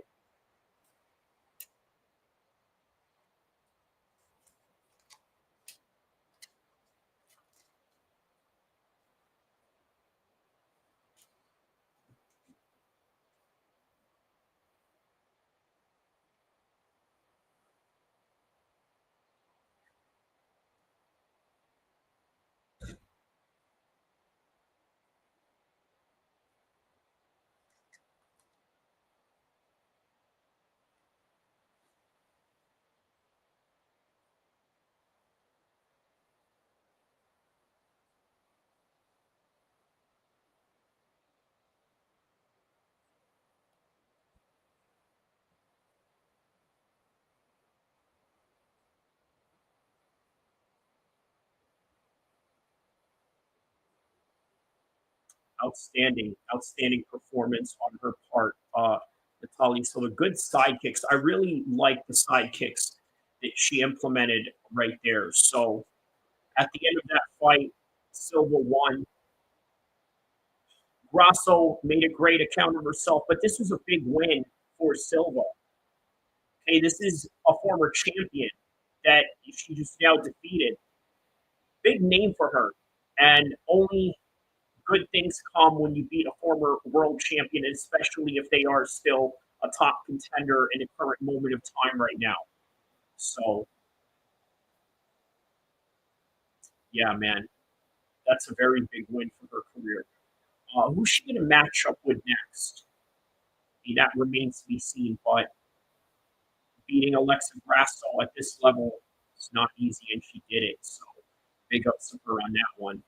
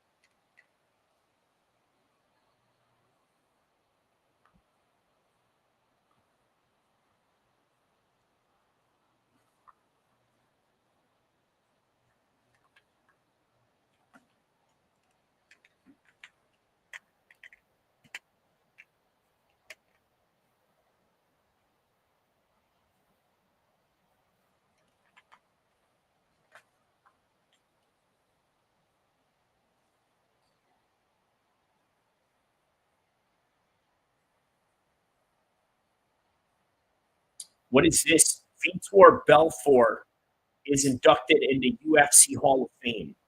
Now, how insane is that? I got to tell you, it is a uh, very controversial legacy.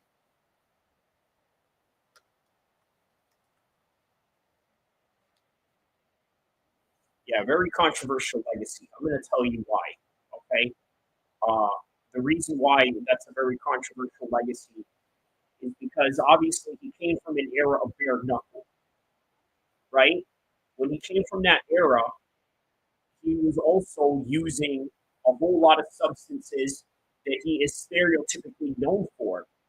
But also, if you look at these highlights right here, it's really not that weird to say that, you know what, this guy is a technician.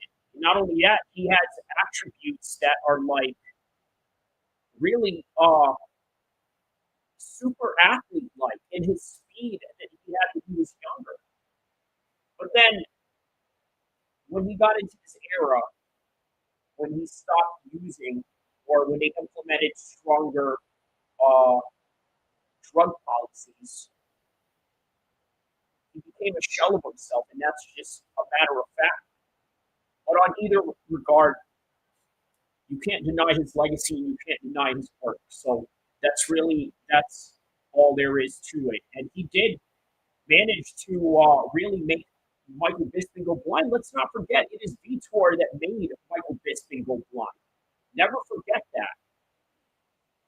How do we know this? Obviously, the spinning heel kick that he landed on Michael Bisping when he was on steroids. Boom, there it is.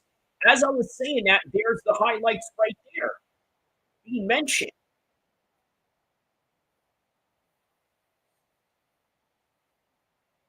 But yeah, man, that's the cold reality of the game.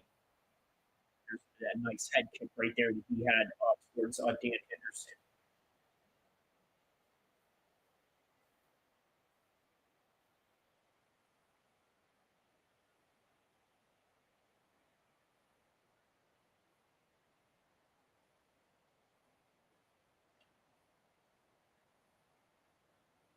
That's true, man. He is a pioneer in the game.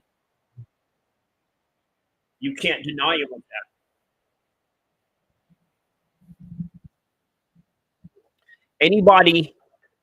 Anybody that denies Vitor of being a pioneer of the game, you just don't understand mixed martial arts, or you're just a newcomer. You know what I mean? You're a newcomer if you haven't really been tapped in a way that most people have who've known Vitor's career like all throughout the 90s and 2000s. Yeah, man, you're not going to understand his impact. But make no mistake, the controversies are there. Here's the other controversy that you really got to look at with this situation too, right? You got to look at and say, you know what? Uh, Everybody is on steroids, and then some guys sort of take that uh, route of taking the steroids just so they can keep up with everyone else. But yeah, there's Vitor right now just crying his butt off. But respect to him, though. He had a great career. He gave us a lot of great memories of different fights and legendary fights at that. So,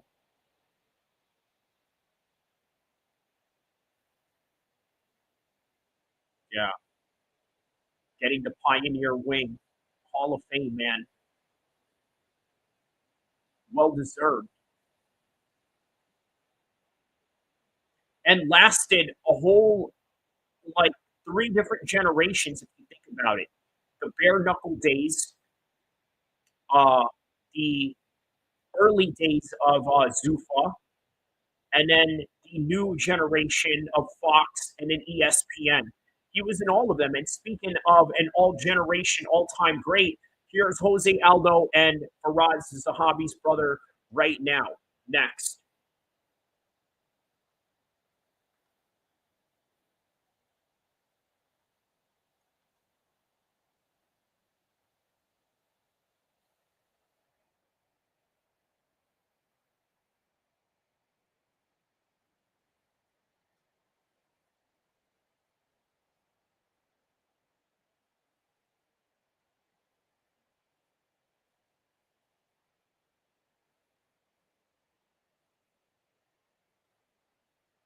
All right, there's Aieman Zahabi right there.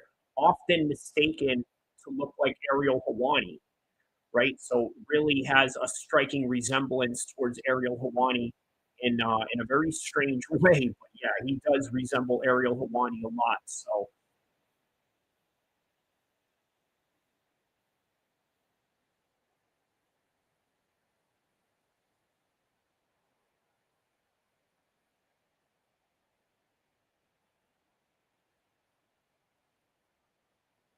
oh yeah, that famous Bautista fight that many of the hardcores have been really complaining about.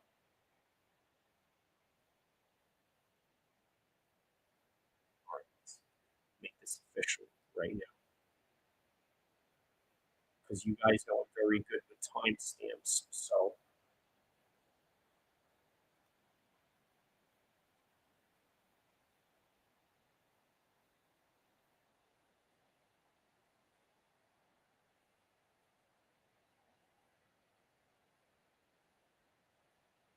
all right, so in 60 seconds, I'm going to go full mode display on analyzing the Zahabi versus Aldo fight.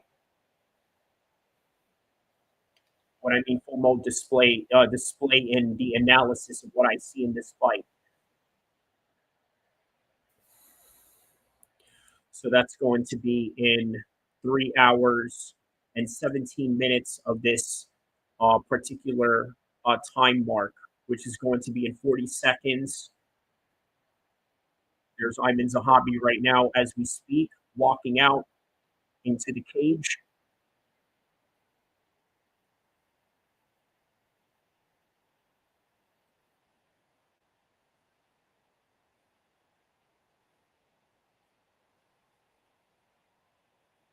20 seconds. I think he's walking out to Stone Temple Pilots or something like that. 8 seconds. 5, 4, 3, 2, 1.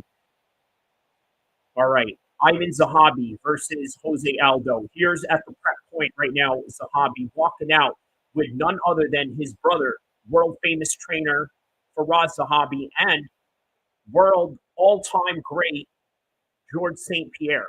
What better corner to have in your career as a 135er now fighting Jose Aldo, who was a 145 legend, may have gone up to 155 if he wanted, but now went all the way to 135 at your weight class in the latter stages of his career, or at least, in the very least, in his particular career trajectory where he's still an ongoing experienced veteran. And then here comes Aieman Zahabi, who, like Jose Aldo, has had many mistakes in his career, right? You've seen Jose Aldo get knocked out in 13 seconds. You've seen Aieman Zahabi get slept in one of his fights, right? But you've also seen them come and rise above all of these negative results that they've experienced in their career. Jose Aldo, especially, what happened after he got knocked out by Conor McGregor? He bounced back, went and fought Frankie Edgar again. By the way, Frankie Edgar was red hot during this time frame. Let's not forget that. He was red hot. Okay, Frankie Edgar was a former champion. He went down to 145, and then eventually, I think he went down to 135 to fight Corey Sandhagen, out of all people, which is crazy to think about. But what about Aieman Zahabi? As we talk about him, while we have just talked about Jose Aldo walking out to his famous Rihanna song. By the way, here's a fun fact. Did you guys know that Rihanna was supposed to walk him out to the day that Conor McGregor and him were supposed to fight, but that is when he pulled out, and as a result, in came Chad Mendes, and instead of Rihanna, they brought in Aaron Lewis from Spain because that is the entrance music for Chad Mendes. But okay, Vince Morales beat Zahabi by decision. Ricardo Ramos had a spinning elbow knockout on Aieman Zahabi. You remember that? That was on the same card that George St. Pierre beat Michael Bisping. And you could imagine how demoralizing that is. But here's George St. Pierre back with him. After that, he got a loss, and then he got a win against Draco Rodriguez, a no name, but it's still a knockout. Ricky Turquoise got a win over him in 2022. Quay Lang, UFC 289. He's got a win over him in Vancouver, British Columbia. Javed Bashrat, very tough fight. Got a decision win over him, and I believe that is when he took his undefeated record. Is it not? No, it is. He took his undefeated record. Okay, if you remember, yeah, he took his undefeated record on that one. Okay, so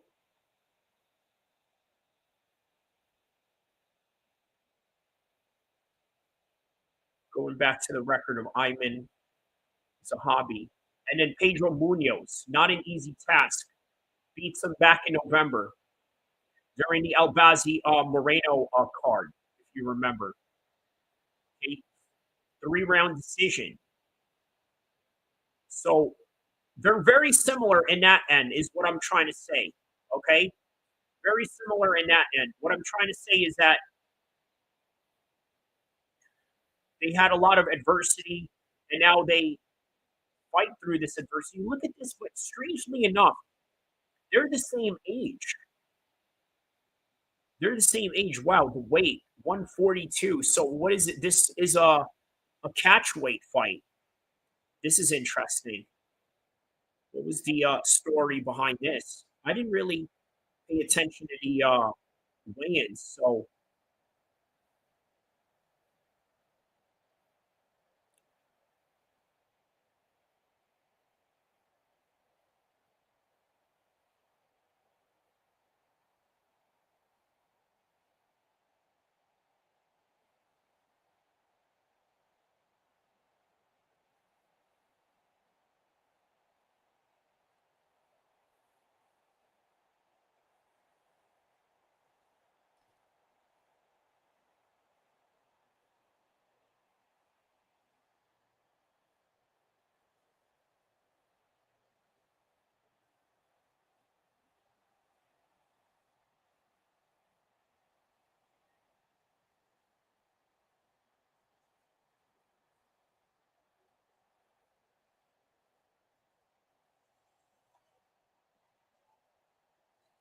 And there's Jose Aldo right there with that famous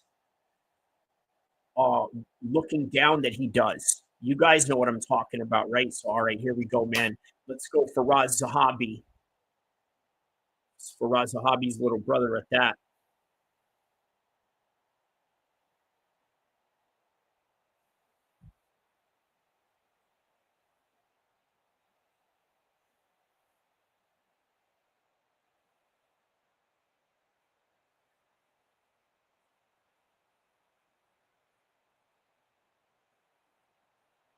All right, so Vs. Zahabi and Jose Aldo, round one right now, 443, 442, 441. Let's see what kind of game plan Aieman Zahabi implements on Jose Aldo right now.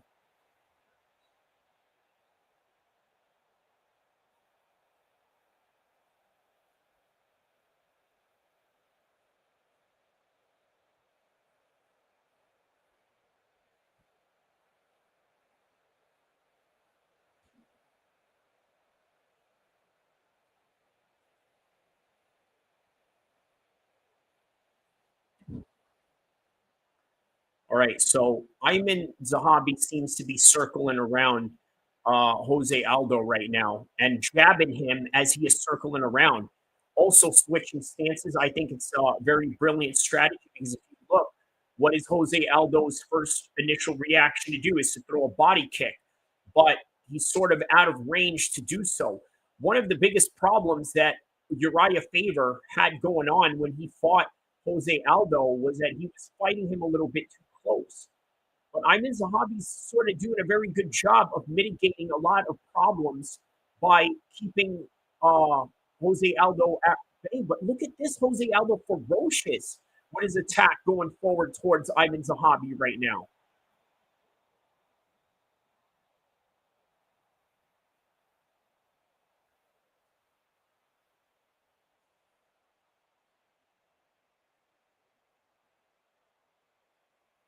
Yeah, there's Jose Aldo in a traditional Muay Thai stance right now. Oh, wow. He just rocked Aieman Zahabi right there.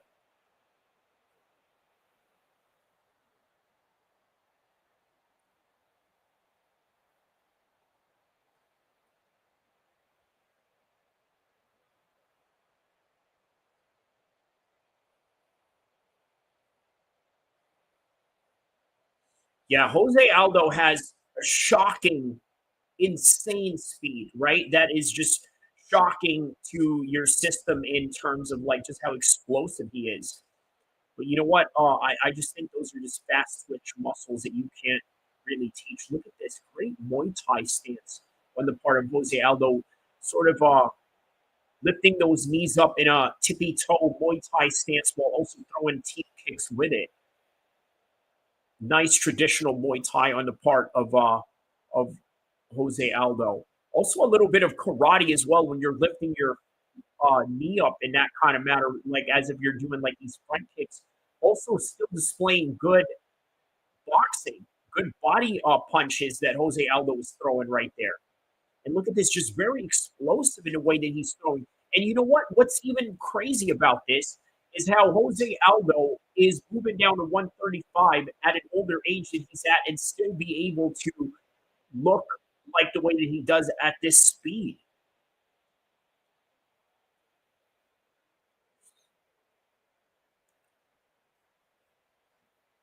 All right, so now there's Jose Aldo. Oh, wow. Very nice leg kick right there by Jose Aldo. Okay, there's a 1-2 shot right there by Aieman Zahabi.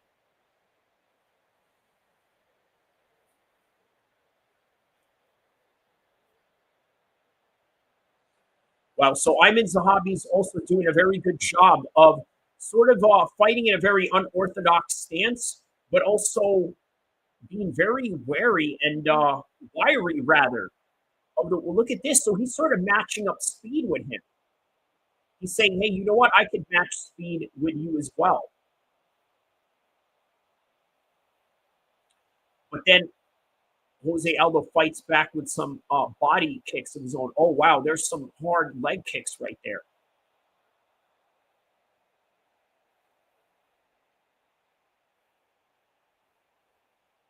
Wow, man, the speed of Jose Aldo is still amazing at his age right now.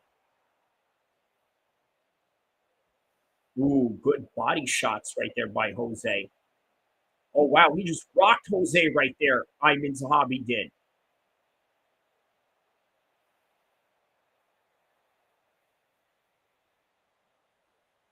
All right, and that is the end of round. Wow.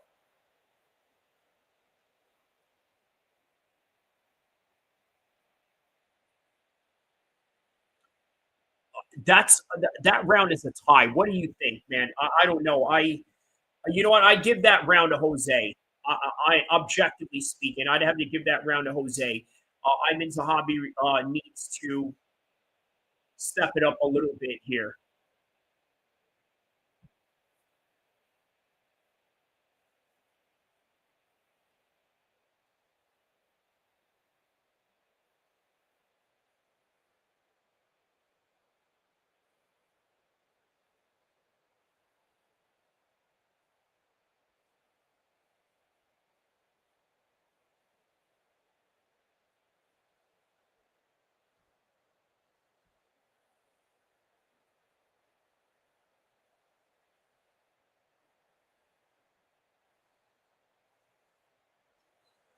All right, round number 2 right now.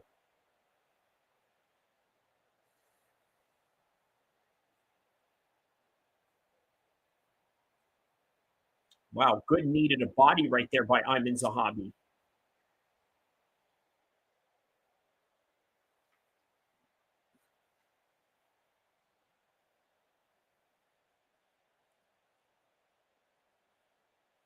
Okay, still nice, good teep kicks by Jose there.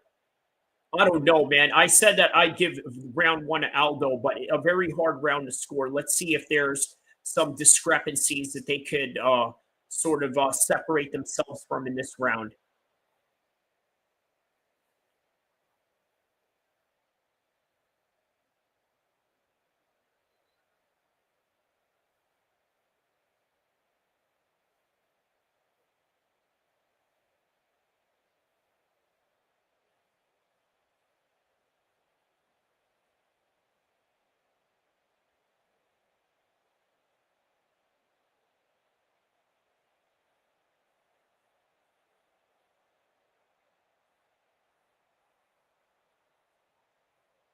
Nice body kick right there by Aieman Zahabi.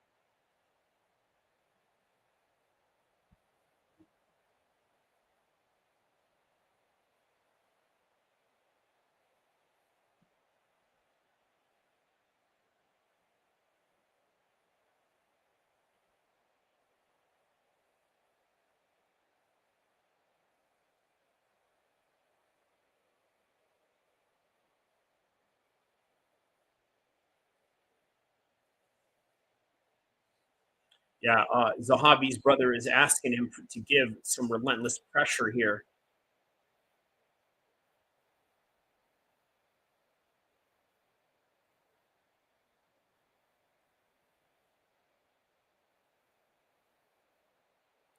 Because of the speed that he has going on, it's a real serious discrepancy in the eyes of the judges.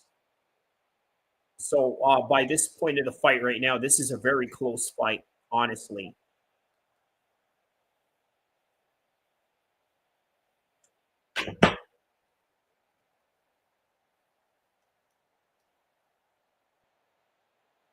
Very close fight. This is a very close fight indeed.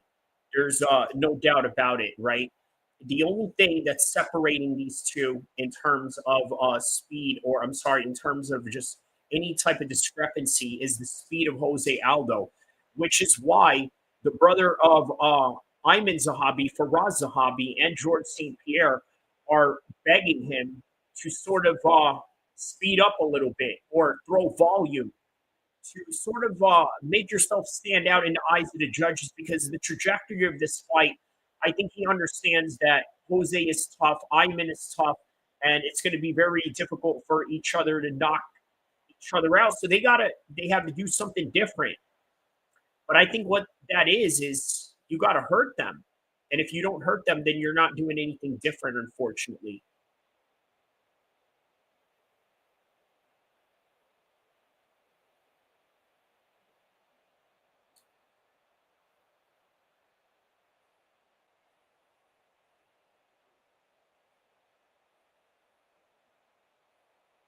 What is this? A little cup action, little cup problem going on here with Jose.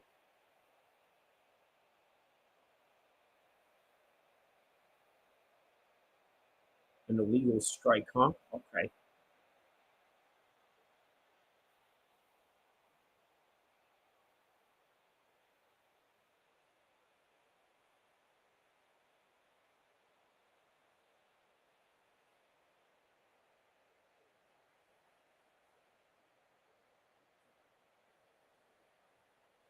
All right, there's some hard leg kicks right there, exchanging between them.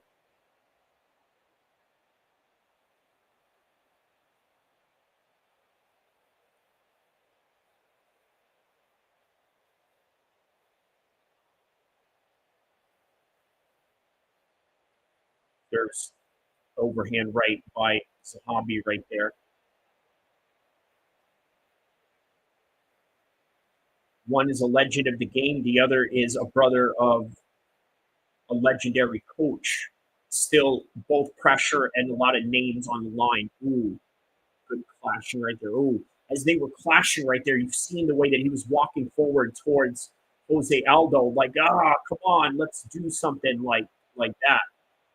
Like, those untrained guys that say they see red when they want to implement violence on another person.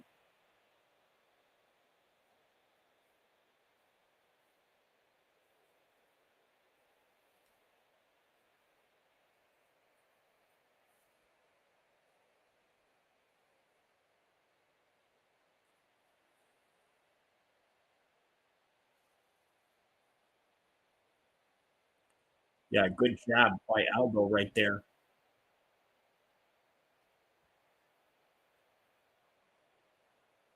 Ooh, good jab right there by Jose Aldo.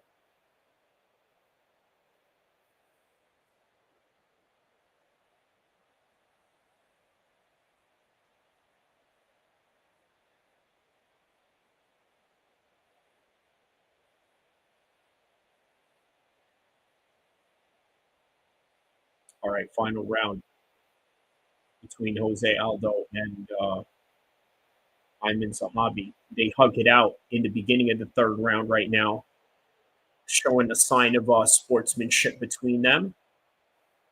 And now going into the third round, 440, 439.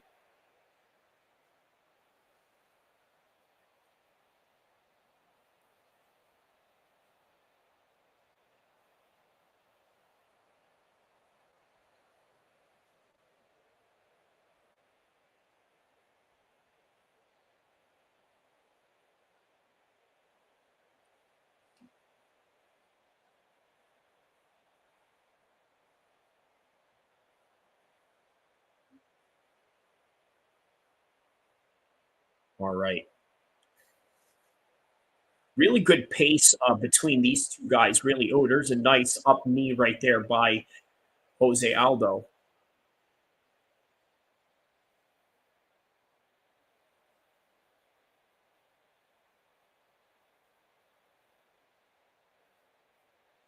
Ooh, there's a nice kick right there by Vs. Zahabi. Oh, wow. Oh, no. Jose Aldo just rocked Vs. Zahabi out of nowhere.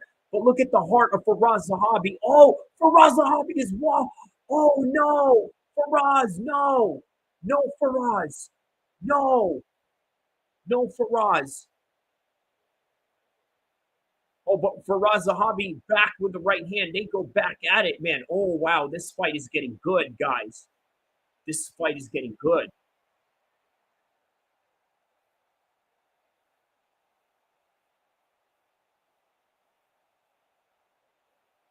Oh, wow. There's a Muay Thai plum right there by. Oh, wow. Look at Aldo. He's looking at the clock.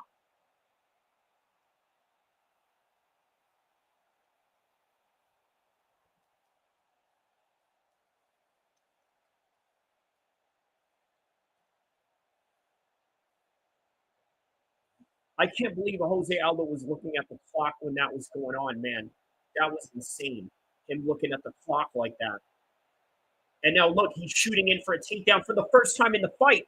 While he goes for the takedown, it's man, he literally like pushes him away. Now look, he's right on top of a stacked guard position.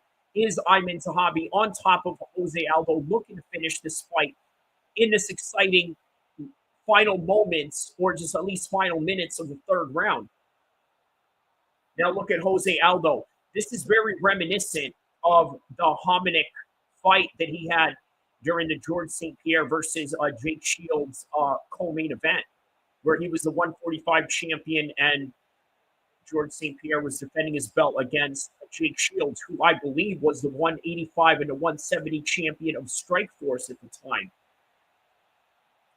But in any regard, yeah, this is very reminiscent of Hominick in this position right now. As he, oh wow, he's bashing some elbows on the top, and Jose Aldo is holding on to his dear life, but doing a very good job of sort of gripping his wrist to stop him from raining these shots down.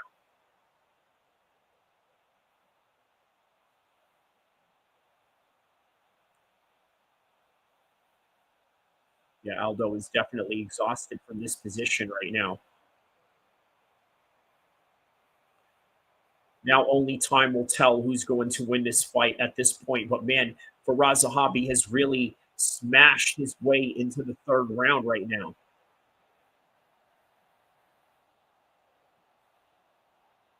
Oh, wow. There's another elbow. Oh, wow. He just smashed an elbow right on top of Jose Aldo, and Aldo is leaking bad. Oh, he's leaking bad. He is leaking bad. Jose Aldo is leaking bad. And Vs. Zahabi wants to continue, and there's still 35 seconds left. Wow.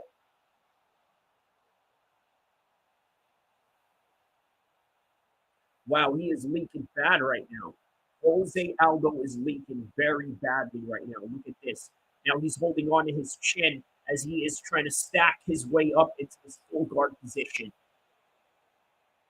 Oh, wow. 10 seconds left.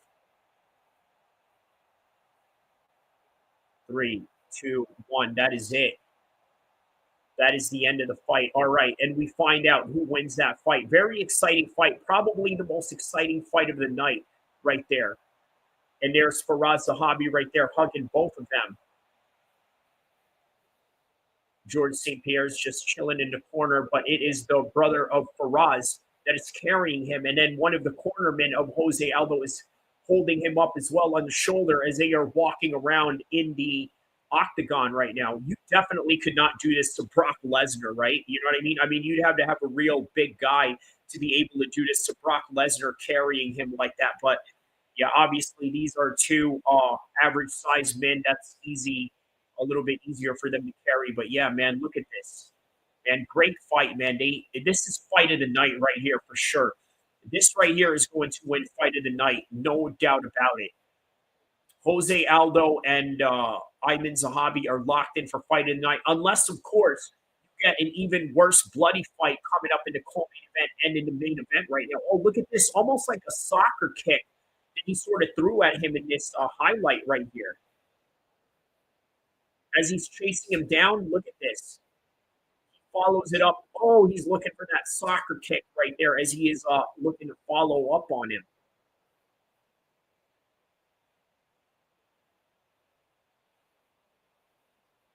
Wow, man. Yeah, Zahabi definitely took some shots in this fight right now.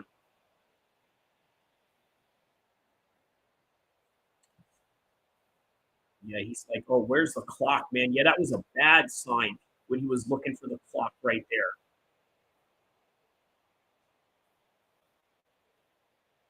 Yeah, he cut him up in this elbow right here. This is great elbow shots that he had right here.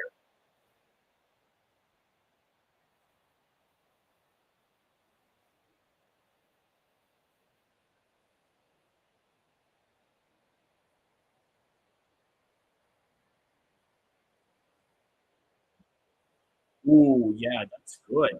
Just slamming him up like that, just right at the end of it. All right, guys, we find out who the winner is of this one.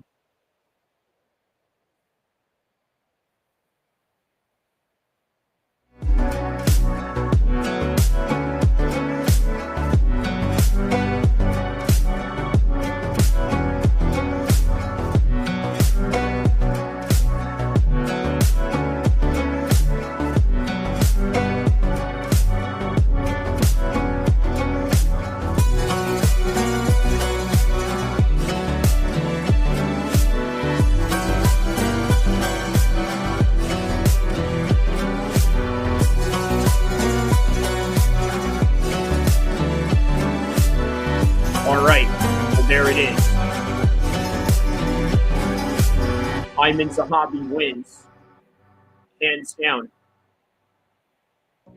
Is anybody surprised that he won? Let's listen in to this interview right now.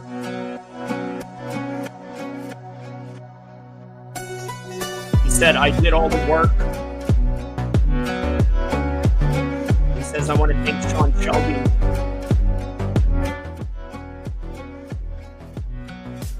He's shouting out Montreal right now.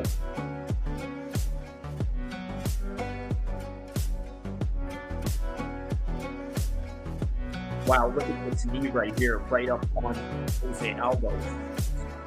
Some knees right there. Wow, look at that. He's looking for that soccer kick, man. I can't believe they're showing that highlight while they're interviewing. But okay, here's an elbow right here. Right back at you, Jose. Right here. Boom, with that elbow to the top. Boom, and then right here from the plum position. Right here. Boom. An elbow right into the chin. Oh, wow, he's calling out Marlon Chito Vera right now. That's who he wants next.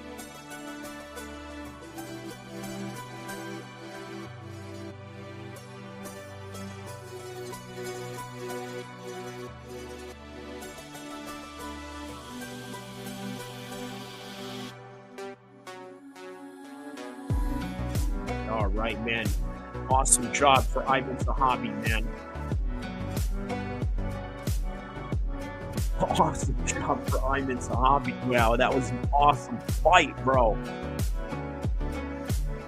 Wow, what a moment. Look at this. You got George St. Pierre right there. You got your boxing coach, and you got your brother, who's one of the best coaches of all time, next to the probably the most well-rounded fighter of all time, who's now your coach.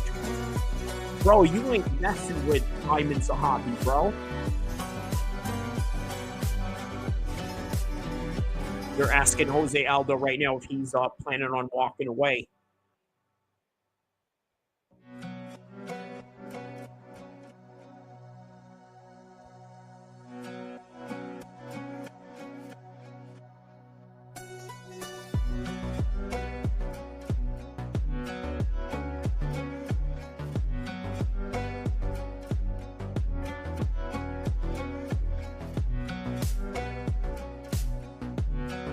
Is Jose Aldo retiring here?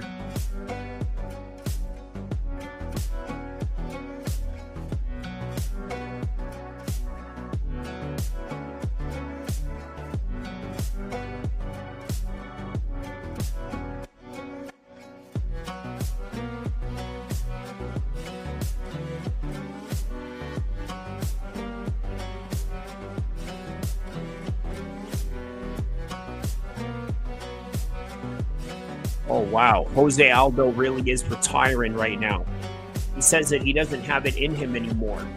He says that he can't do this anymore. He's not playing. He really is retiring right now. Hey, you know what? What a great retirement fight between him and Aieman Zahabi. Do you know what? This is one of those fights where, all right, great for Aieman Zahabi that he won this, but at the same time, also, it almost doesn't matter, or it doesn't feel like a loss for Jose Aldo to go out like that. You know what I mean? Like, he had nothing to be ashamed of in this fight. So, you know what? If he's going to retire any other way other than to win, this is a good way of going out like that. And he showed perseverance at the same time. But Jose doesn't need to be taking any more damage like this at this age. And you know what? I'm surprised that it's now that he decided to do this. I thought it would have just been down later down the road, maybe when he hits his 40 or something like that. But that's not the case here. But on any regard, hey, just like that, that's the fight game. The fight game moves on. It is on to the next 135ers, 145ers, and 155ers that are the top guys out there. And just like with anything else, it was George St. Pierre yesterday. Today it's Belal Muhammad. Tomorrow, could it be Ian Machado Gary, as we're seeing him in the live screen right now? Obviously not needed this weekend, but was here as a possible replacement, right? But they didn't need him as a result of that. So we got the main event tonight with JDM and Belal Muhammad, at least if they remain healthy, knock on wood, for the next several hours or so. But yeah, we got the co-main event right now coming up next with Valentina Shevchenko taking on Manon Walks. So after that, it is the main event of the evening. And yeah, man, great night back live streaming once again for these crazy fights that we are witnessing right now.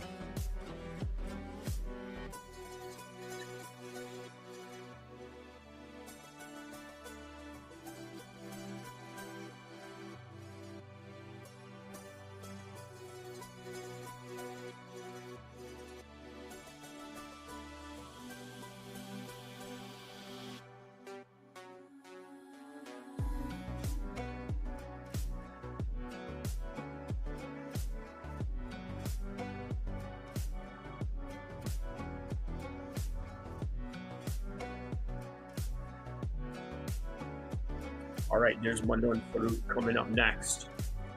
So, all right, guys, we're on to the co-main event of the evening right now.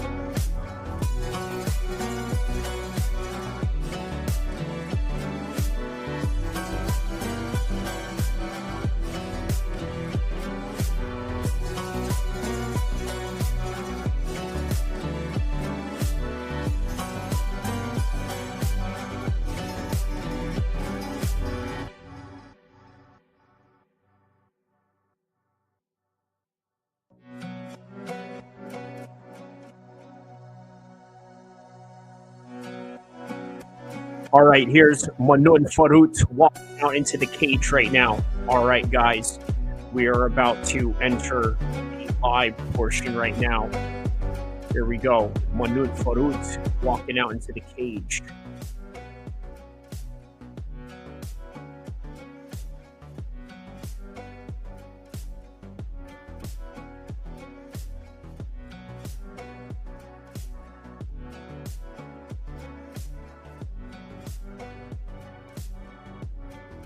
They said nobody knows French hip hop the way they know the way Manon Walks knows. Yeah, I know a thing or two about French hip hop. Obviously, I've visited France. I got to listen to some of their rap music they got over there. It's quite intriguing, to be quite honest with you. You know.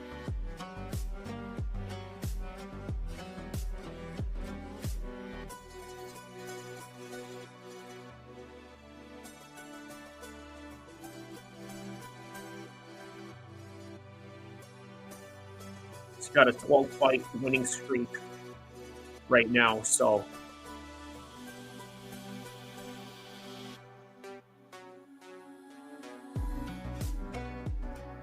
karate and Muay Thai put together, huh? Okay.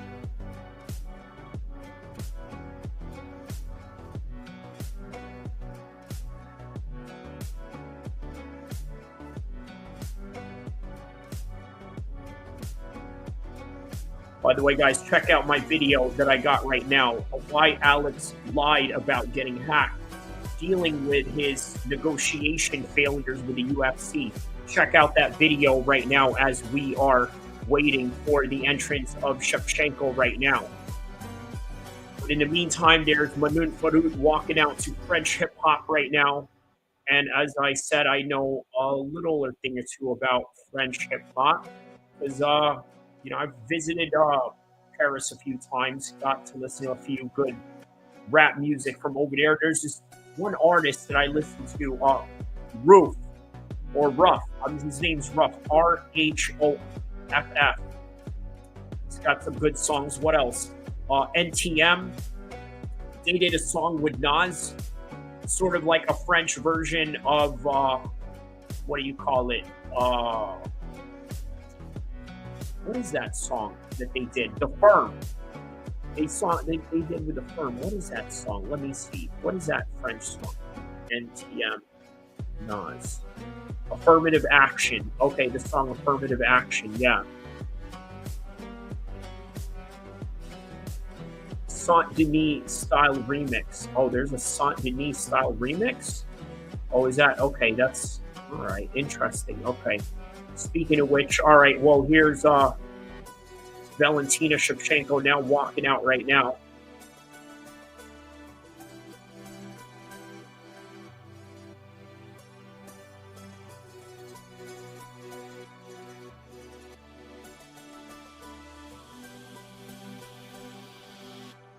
Obviously walking out to her traditional folk song that she usually walks out to.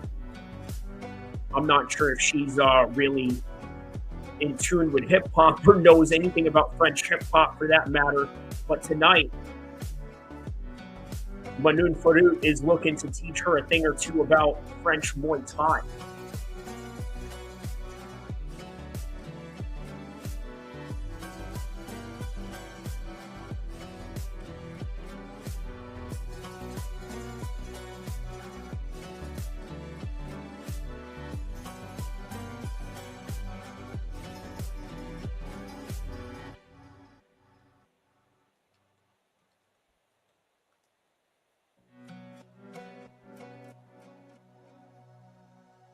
Yeah, probably one of the greatest mixed martial artists in the women's division for sure.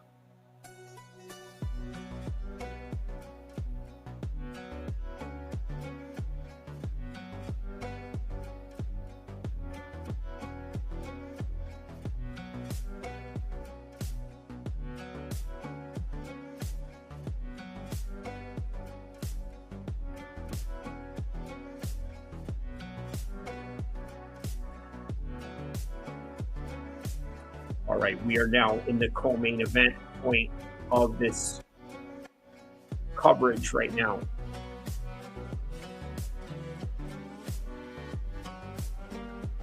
4 hours into the fight. We are now in the co-main event slot right now. So that literally puts us in the co-main event slot right now. As Valentina walked in, it was exactly 4 hours. 4 hours into the stream. So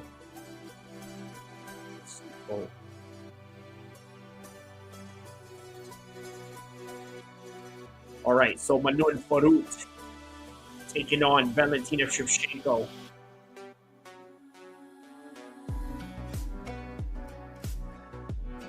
Yup, and then there's me in Montreal in the year 2000 or so.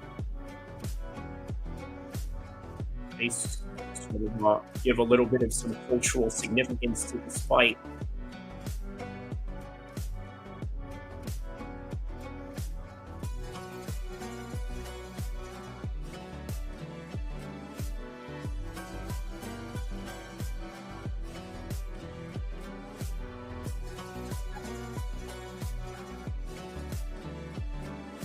And by the way, guys, for all of you that are tapped in, don't forget to like and subscribe to this channel. Most epic mixed martial arts channel in the history of mankind. I guarantee you that. Also has some experience fighting as well. That helps. Kind of gives you a little bit of a credit. But in today's world of MMA content creation, you don't really need to have a fight background to do MMA content. But hey, it does help if you did. So why not? Yeah, competing is fun. It really is. Probably one of the best moments of your life. Also probably one of the most stressful moments of your life. And we're about to witness that right now with Manon Walks getting her title shot against the legend Valentina Shevchenko. Speaking of best moments of your life, here's some pretty interesting moments in my life that are pretty fun. Jesse on Fire shouting me out in a channel, I think that was during Thanksgiving 2024. But yeah, some things that I offer in this channel. A little video shoot that I did back in the days, 2011. By the way, check out my video that I have of Alex Pereira right now, why he lied about being hacked. And also, after lying about while he was being hacked, it's really just a distraction from the negotiation ploy he has going on with the UFC. So all this week, George St. Pierre was in attendance. He's in attendance, checking out the lineage of the belt that he's built, the division that he's built, which was supposed to be inherited by Rory, but got stopped in his tracks with the likes of Robbie Lawler. What if Robbie Lawler would have fought George St. Pierre? Who knows? But in any regard, live right now, we got Manon Walks and Shevchenko. We're about to start that fight right now.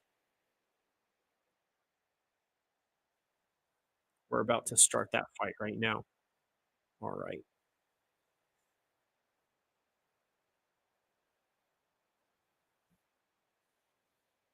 All right, so round one.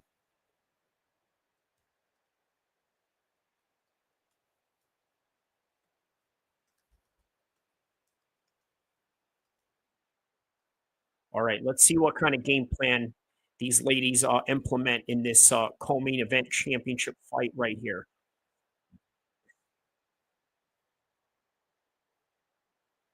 Oh, wow, there's Valentina rocking her early right there. Now, I got to tell you, right, when it comes to women's fights, especially in the lower tier of the prelims, there's really not a lot of finishes that go on a lot, right?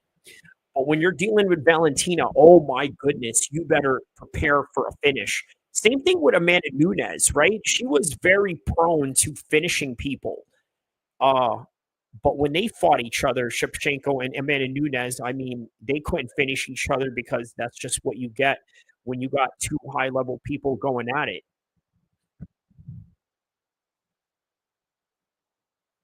By the way, what's up with JDM right here? The way that he's dressed kind of reminds me of like Beavis and Butthead, where they had like those generic shorts and t-shirts with like the black generic sneakers of some sort. I don't know, but he's probably got some fly sneakers on, but just from a distance, it just looks like that.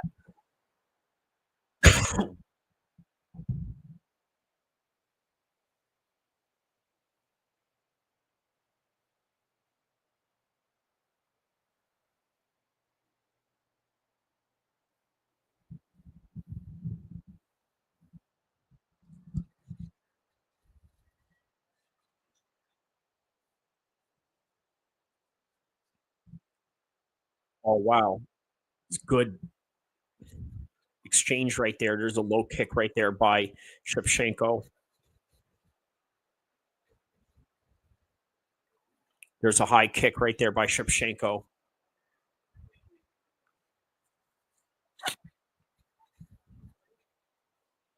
Oh, there's a nice side kick right there by Manon Walks, which I think something that we sort of anticipated with this fight, that she was going to use those side kicks. You know who else was really good at implementing those side kicks back in the days was Holly Holmes. Okay, there's a high kick right there by Manon Walks. Low kick by Shevchenko. Oh, there's a body kick right there by Manon Walks. Oh, wow. Manon Walks is cut up right now, at least busted up in the nose.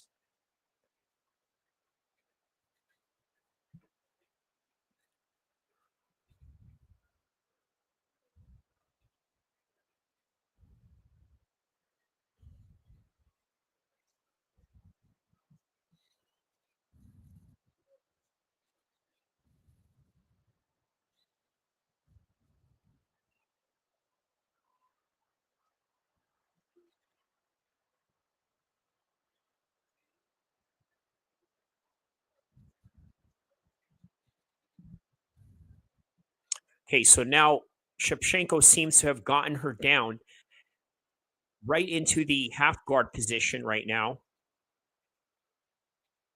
And the cuts on Manon Walks is really bad right now. Really bad.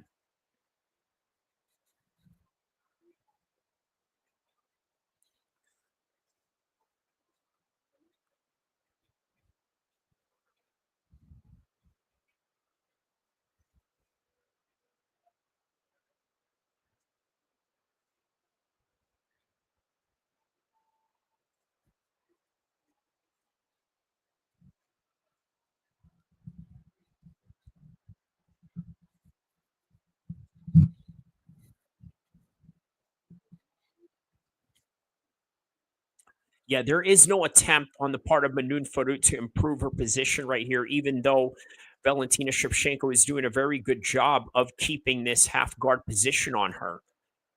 There's no sense of urgency. There's no sense of trying to move her hips or anything like that. There's no sense of fight in her in this position. It is as if she's an inexperienced jujitsu practitioner, right? And this is a person that's fighting for a world title right now, which is very strange. But I think the shots that Valentina hit her with in those rounds, I think really affected her grappling. You know, the saying goes, right? One punch to the nose can turn a black belt into a white belt, meaning that you hit them hard enough, everything that they've learned in that particular position and what they think they can leverage in a normal circumstance, they can no longer, because now they have to do it with the adverse effects of getting punched in the face.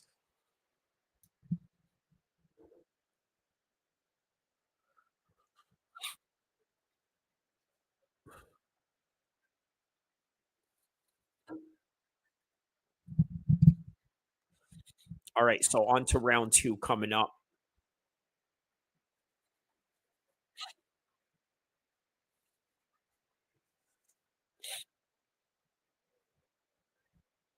Manon Walks is getting busted up.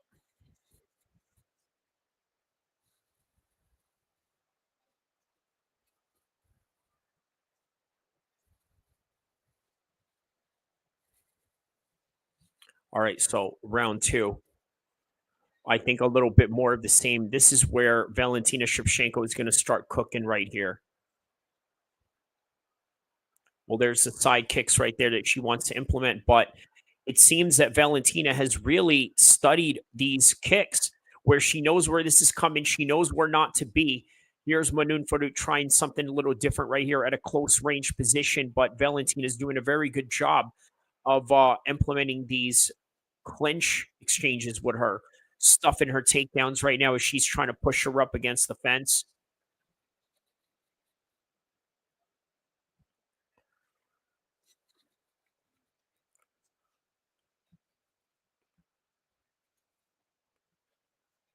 Okay, there's a high kick right there by Valentina.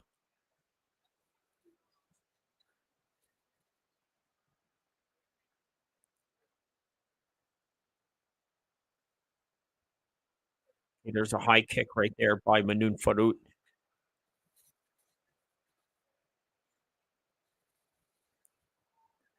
Oh, there's the spinning back kick right there by Valentina.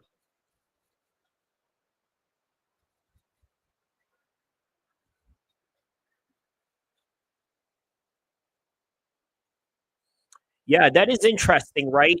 Her whole entire career was predicated on using a lot of good footwork, and instead she's fighting flat-footed in this one.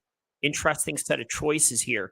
It's either that or it's just how the opponent is making her not being able to implement that in any kind of way, or maybe just sort of putting her in a hypnotized state of like just making you look at them. And then when you're looking at them, instead of moving, you're just looking at them. That's sort of like a deer in a headlight type of situation.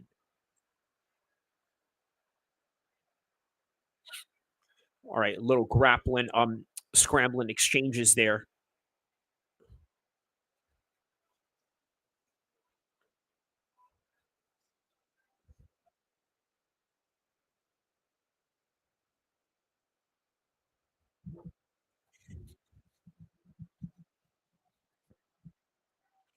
Okay, there's Valentina going for a takedown attempt right there. Good stuffing by the part of Manon Farut right here. Now they remain in this clinch position. Remember, guys, somebody that comes from a Muay Thai background like myself and Manon Farut. Well, obviously, before I got into Muay Thai, I was into wrestling. But yeah, if you just start off with Muay Thai from the very beginning, guess what? You have a grappling background to a certain degree, more like a standing back, a standing style of grappling where you're doing a lot of like plum exchanges, right? Over unders and things of that nature. Now here's Manon Farut trying to shoot in for a double leg takedown, pushing Valentina up against the fence right now.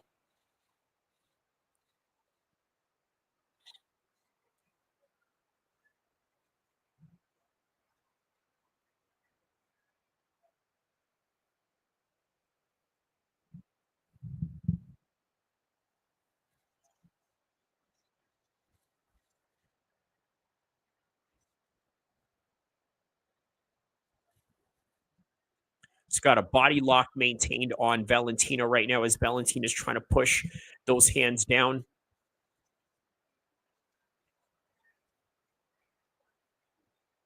All right, so as she breaks the hand control, she comes in there and throws an elbow right in the pocket while they were trying to break up that clinch. 1 minute left in the second round right now. Another round for Valentina Shevchenko, unless, of course, Manon Farut does something different. Shoots in for a takedown, gets stuffed and denied. Oh, not this time.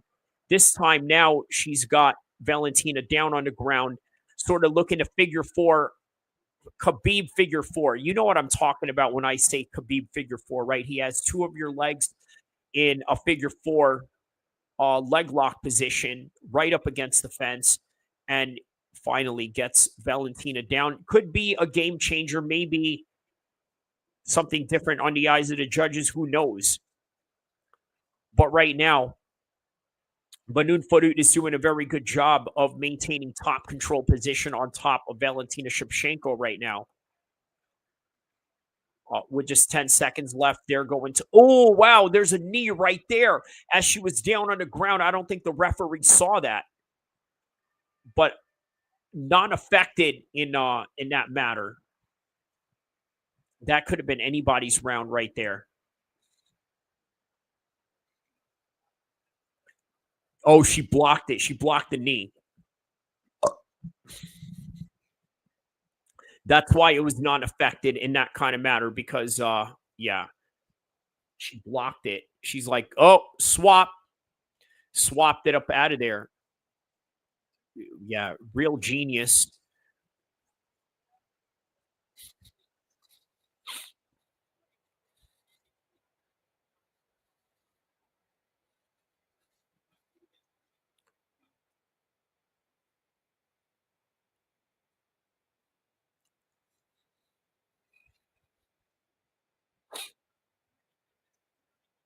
Saying keep your distance. All right, so the corner of Valentina is telling her to be aware of the wrestling that's going to come towards you. And by the way, coming up next is the main event of the evening, so stay tuned, guys. And also, everybody that's tapped in, please don't forget to like and subscribe as we are in the third round right now of this championship undisputed fight between Shevchenko and Manon Farut. And the next, there you have it, Bilal Muhammad versus JDM.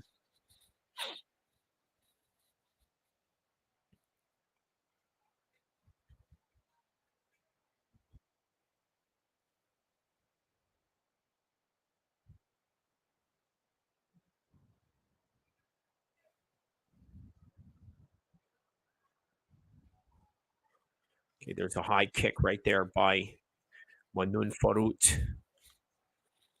422, 420, 419 of the third round.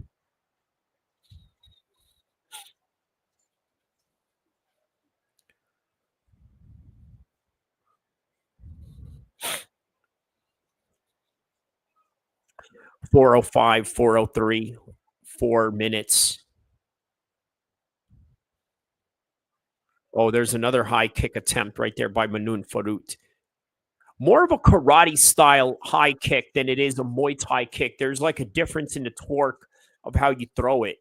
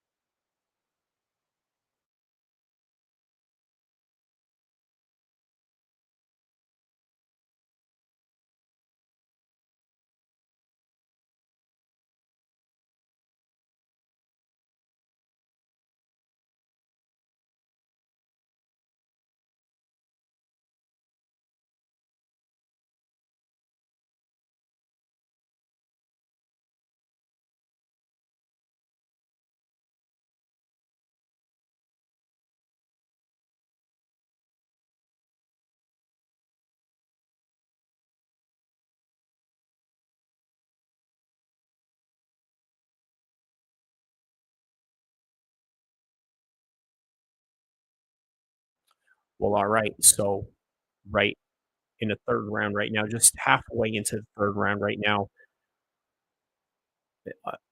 a Valentina Shevchenko fight, obviously. Every time Manon Farut tries to throw, she makes her miss. And just the constant technician that we've always known Shevchenko to be. Now, look, she can do this to basically anybody in the world. But the minute that she fought Amanda Nunes, none of this was really all that present. Well, I mean, at least it was, but it was a lot harder, which kind of shows you the level that Shevchenko is at, right? The only person that was able to hang with her is probably the greatest of all time, unarguably, which is Amanda Nunes.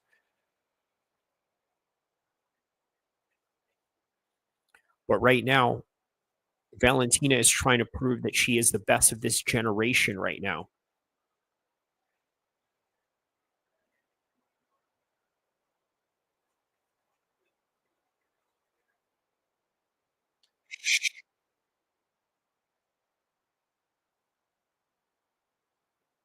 That's her trying to shush all the doubters right now. She's trying to shush all the doubters right now.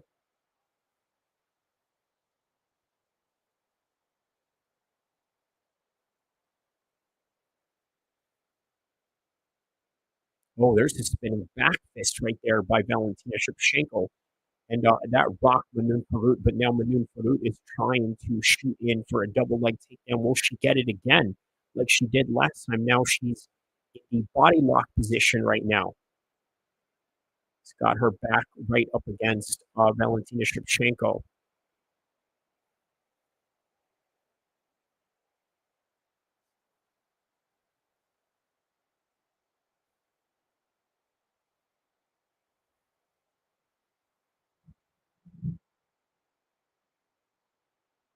right, now she's trying to drag her down with that body lock. 30 seconds into regulation rounds right now, going into the championship rounds after this.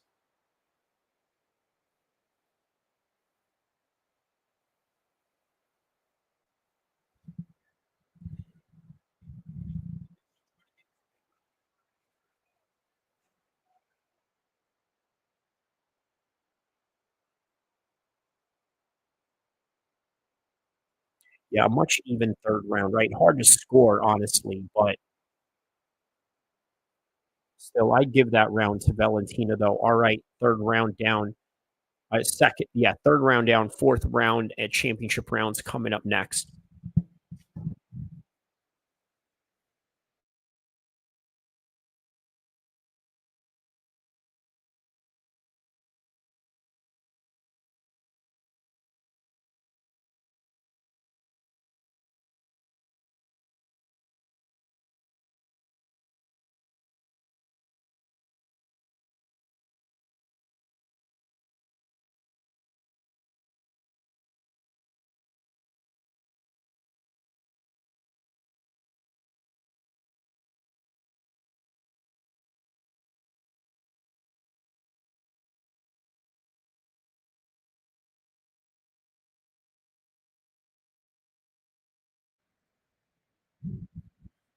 A lot of pep talk on the part of Manon Farut's corner, right? They're just saying, "Oh, you can do it. I know you're capable," or this and that. I don't know, but maybe we just kind of walked in halfway into the conversation. Obviously, because you give 30 seconds to one corner and 30 seconds on the other to kind of give the full perspective. So we don't know if they gave her instructions in the first 30 seconds or just babbled the same motivational speech with no technical advisement of any kind.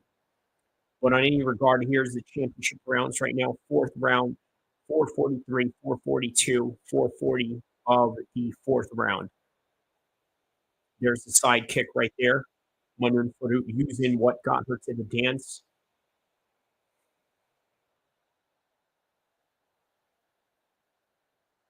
Whoa, there's a spinning back kick right there by Valentina. Never forget, this is a person that's really proficient with these spinning attacks.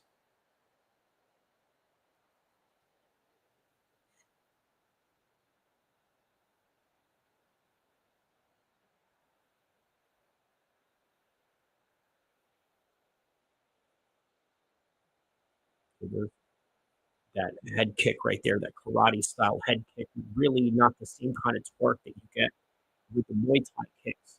Here she is once again trying to grapple Valentina into the cage.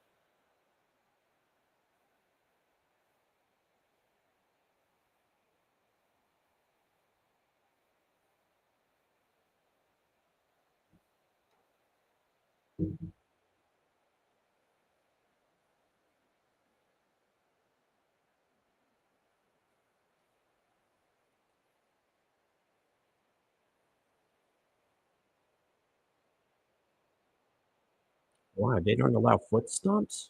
That's rather odd.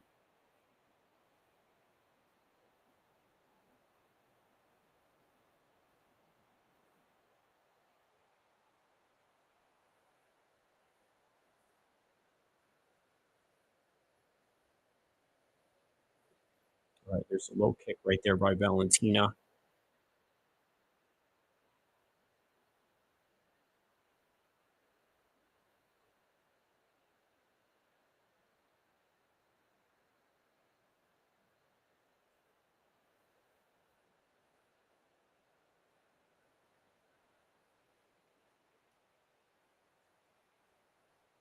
It's good mixing right here.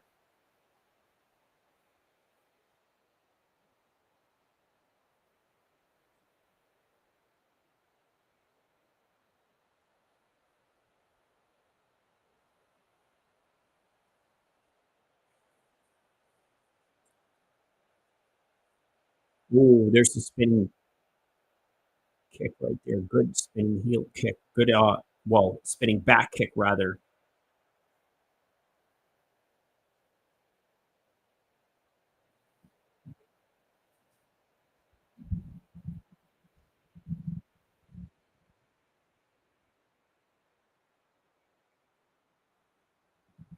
So now he has Valentina pushed up against the fence, throwing some knees right there. Grueling clinch positions they got going on here.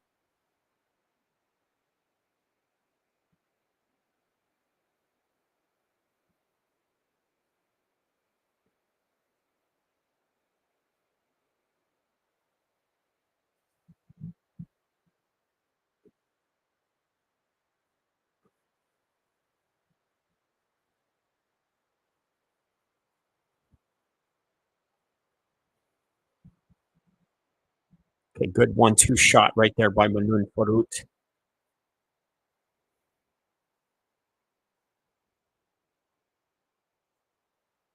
Oh, good job by Valentina with the takedown.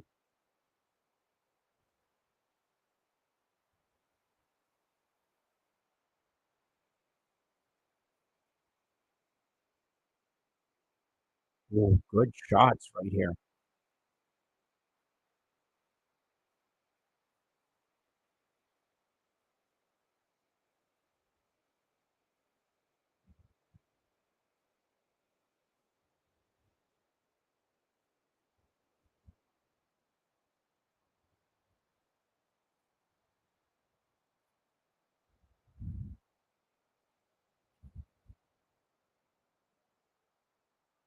Okay, a little bit labored with her jabs and her side kicks right there. Oh wow, she just rocked Manon Walks right here. She just rocked Manon Walks. All right, yeah, that definitely capped off round 4 for her right there. Wow, she rocked her right there, and that was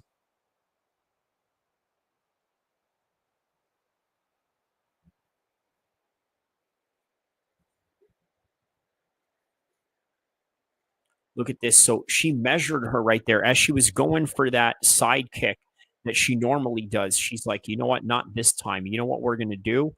We're going to counter you. We're going to get to your space before you can create space. So it was a great measurement on the part of Valentina there.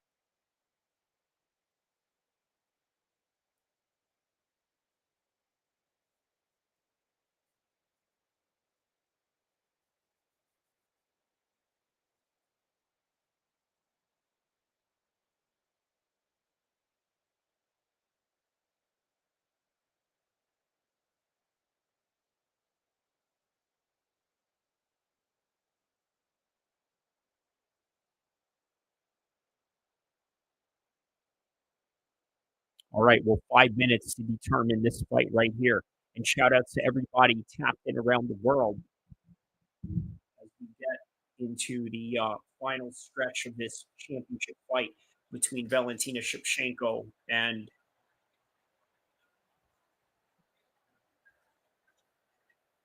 Manon Walks. Needs to do something different here.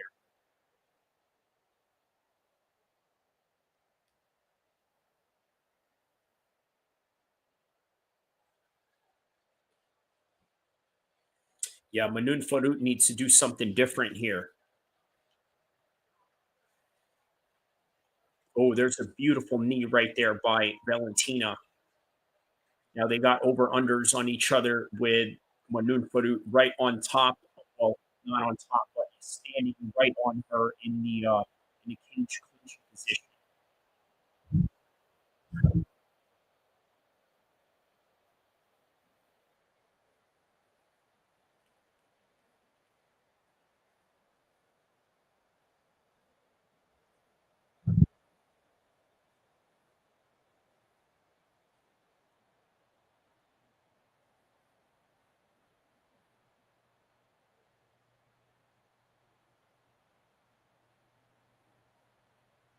Wow. So every time Manon Walks is going for a low kick, Valentina goes up high with a 1-2 shot to sort of counter.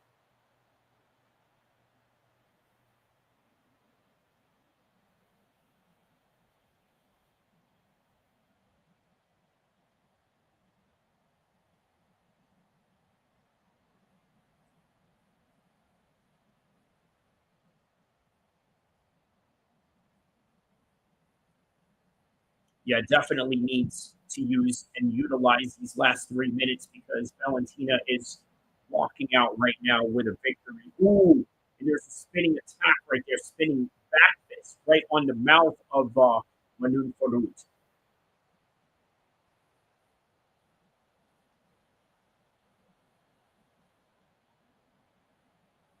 DC is saying that this fight is 2-2. I don't know if I agree with that, man. I would probably give this 3-1 at this point right now to Valentina.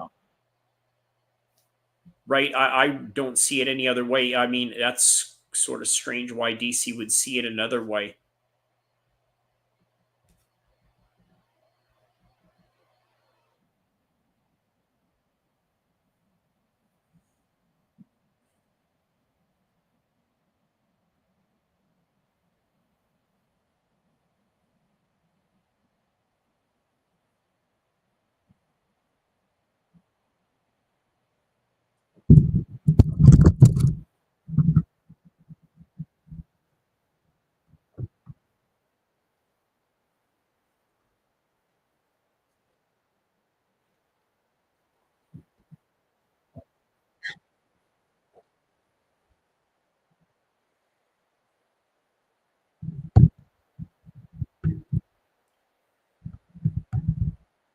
All right, so there it is once again, like I was mentioning, right? Every time Manon Walks tries to go low with some kicks, it is Valentina Shevchenko that tries and goes up top with a 1-2 shot.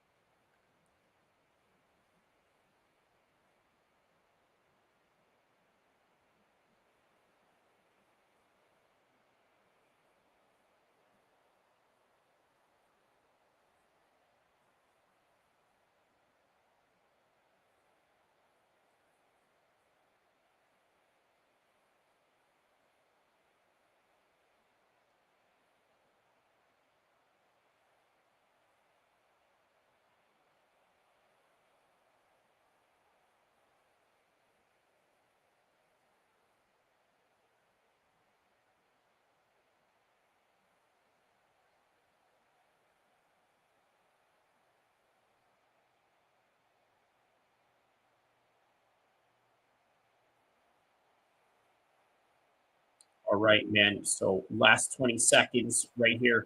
She has to do something different. Now back in a clinched position right now as they end this fight. Ooh.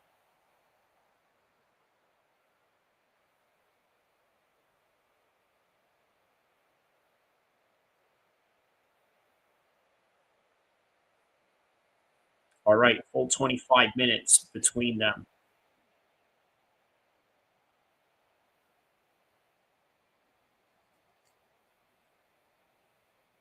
Wow. DC calls for a split decision. I'm going to predict it's a split decision as well. But it's going to go to Valentina, man.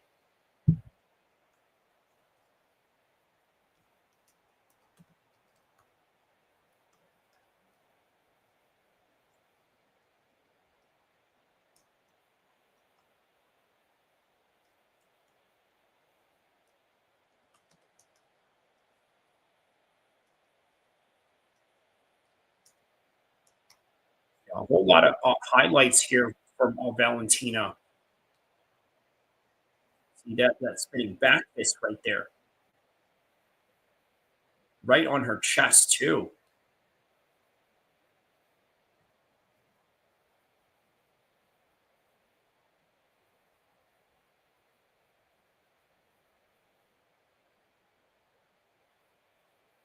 Okay, so there's some nice combinations on the part of Manon Walks here as well.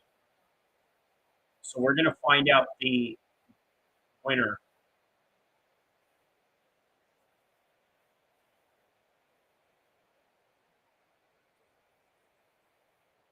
All right, so the official decision is coming in right here.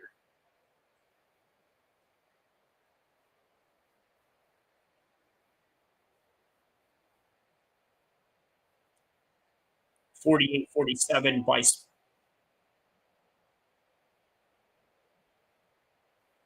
And still, I told you Valentina was going to win that one.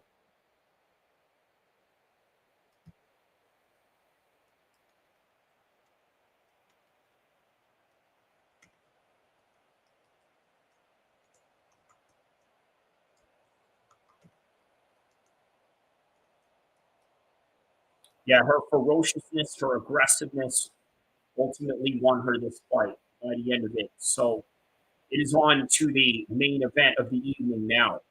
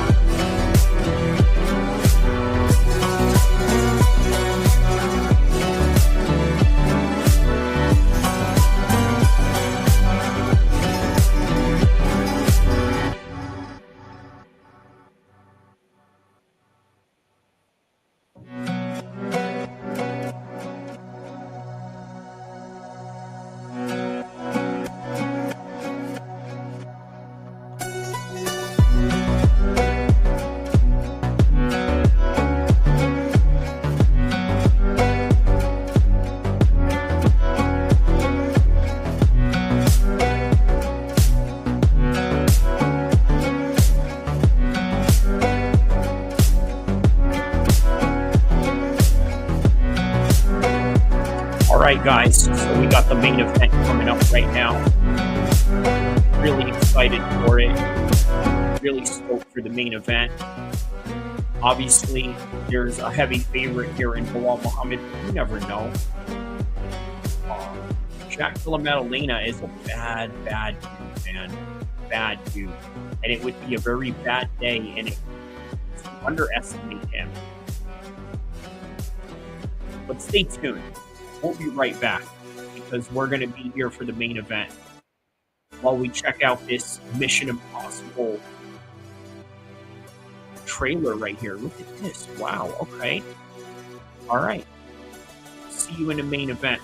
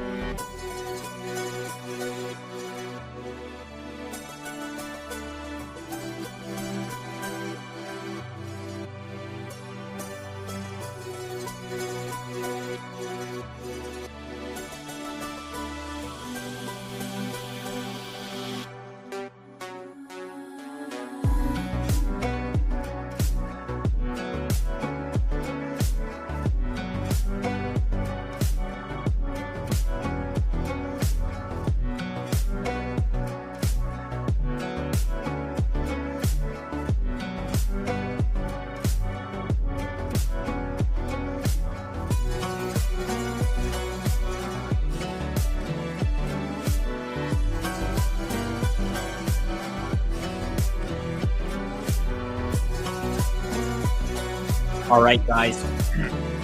Jack Della Maddalena. Jack Della Maddalena is now walking out into the cage. Now into the main event of UFC Montreal, UFC 315 Montreal to be exact.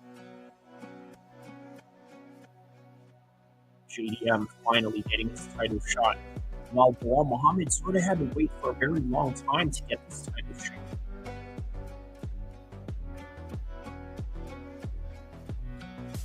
Yeah, the co-main event has just begun in terms of the entrance right now.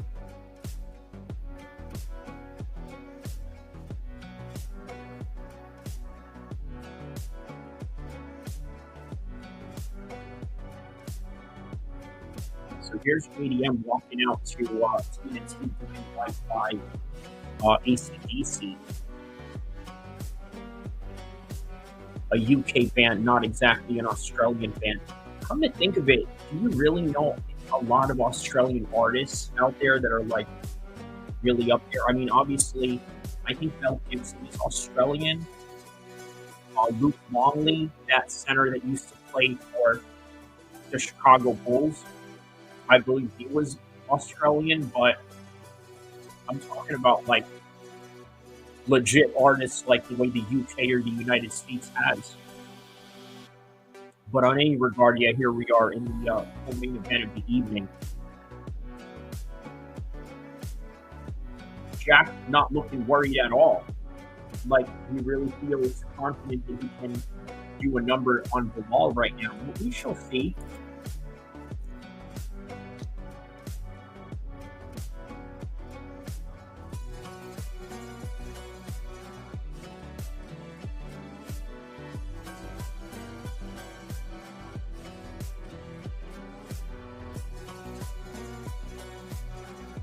All right, here's Belal Muhammad now walking out with sneaking music from what it sounds like.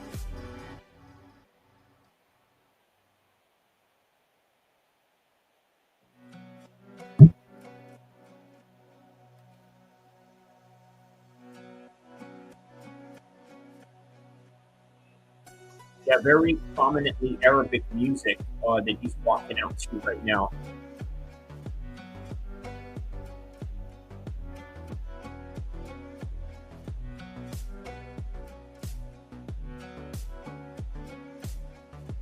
All right, here we go. Belal Muhammad. Let's go, man.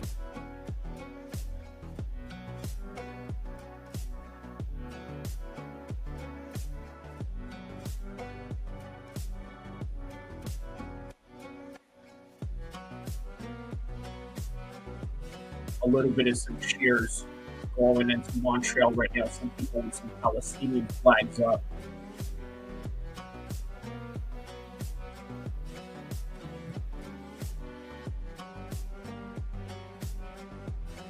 All right, so first of his title defenses, apparently.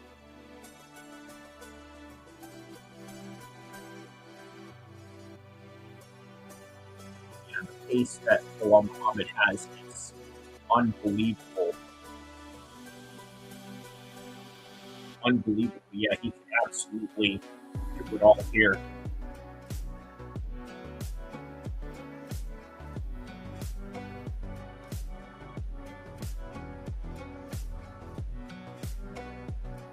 Yeah, that's a good point out by Dominic Cruz, saying that when he thinks of Belal Muhammad, he thinks of somebody with high pace wrestling and volume punching.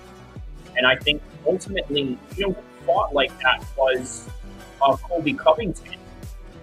Right? He fought like that. Well, he still does fight like that, but remains to be seen if he can continue that type of pace.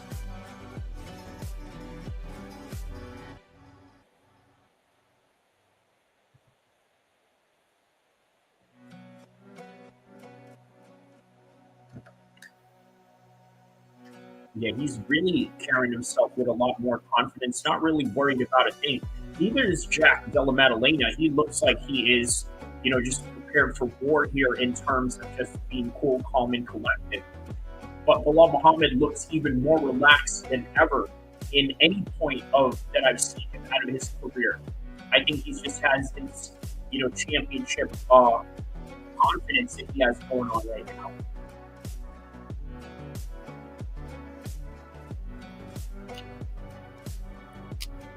Yeah, I've never seen Bilal Muhammad move his hips like that either.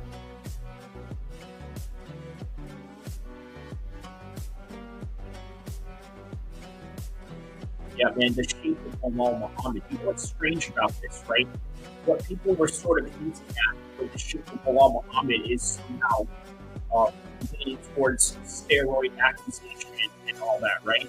Man, I just think that when you reach a certain point in your career where you are at your highest peak, I think just naturally this is just what you're going to do. You're just going to look a whole lot more cut up. You're going to have less body fat, and it just really depends on your body type as well as your genetics. So,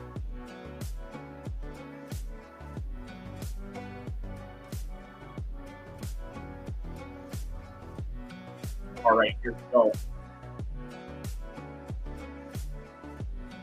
The main event of the evening.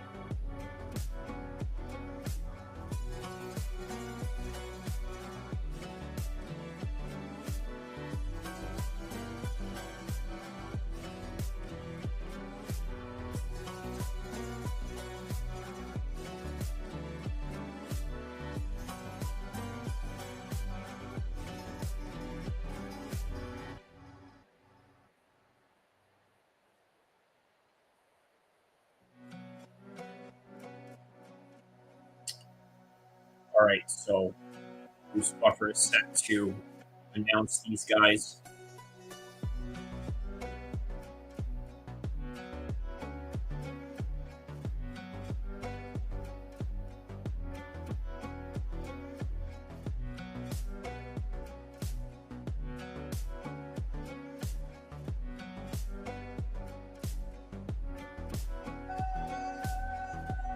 All right, so little Mission Impossible shout outs.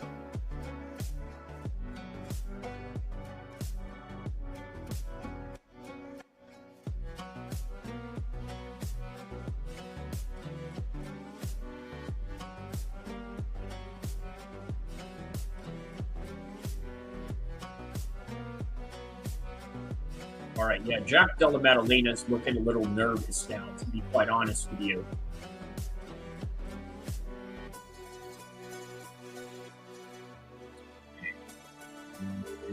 It's Tom.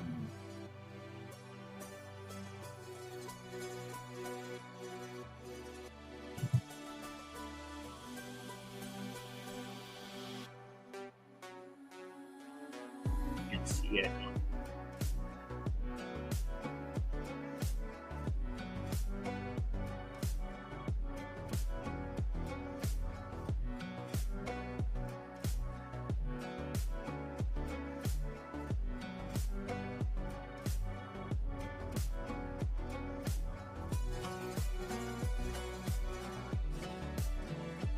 And the number 5 ranked Jack Della Maddalena.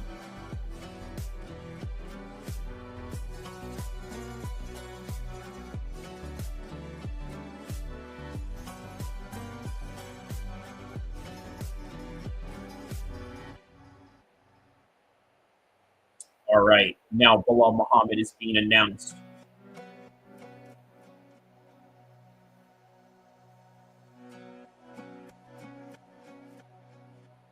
Wow, ranked 27 fights in his career, man, that's crazy. And I remember when Bilal Muhammad had less fights than that, like his LFA days or something like that.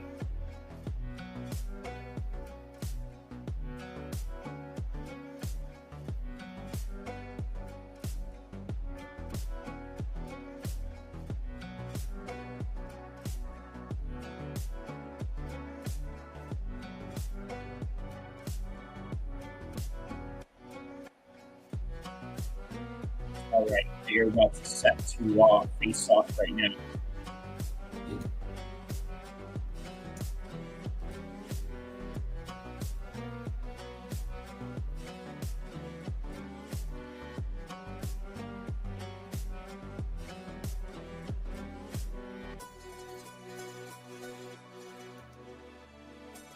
Wow, yeah, a lot of mutual respect between them, huh? So here we go. 4 hours and 57 minutes into this live stream. The main event is about to commence right now, exactly right on time. 4 hours and 57 minutes into the live stream. So here we go. Round number 1, Jack Della Maddalena looking to stalk down Belal Muhammad. Belal Muhammad opens up with his leg kick right there, or no, I'm sorry, body kick towards Jack Della Maddalena.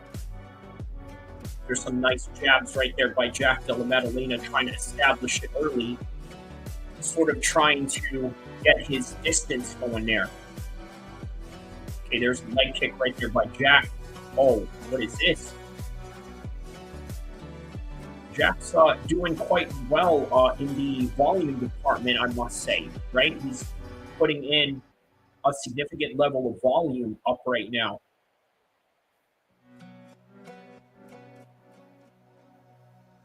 Okay, there's a jab of Belal Muhammad's own right there.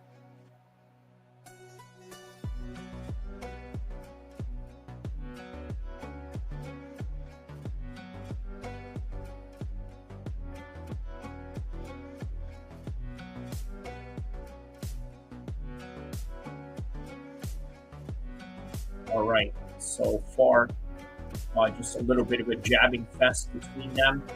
And Belal Muhammad has so far kept his end of the bargain and promise when he said that he was not going to shoot in on Jack Della Maddalena. He looks like he's really trying to prove a point that, hey, you know what, I got hands. And I think that he's trying to prove it right now. He's going to try and oblige him in the stand-up department. But for how long, we'll find out. We'll find out how long this is going to last. If he's going to use this as some sort of strategic ploy to get him off his game or try to do something different. Okay, there's a hard right, or a hard left rather, switch left.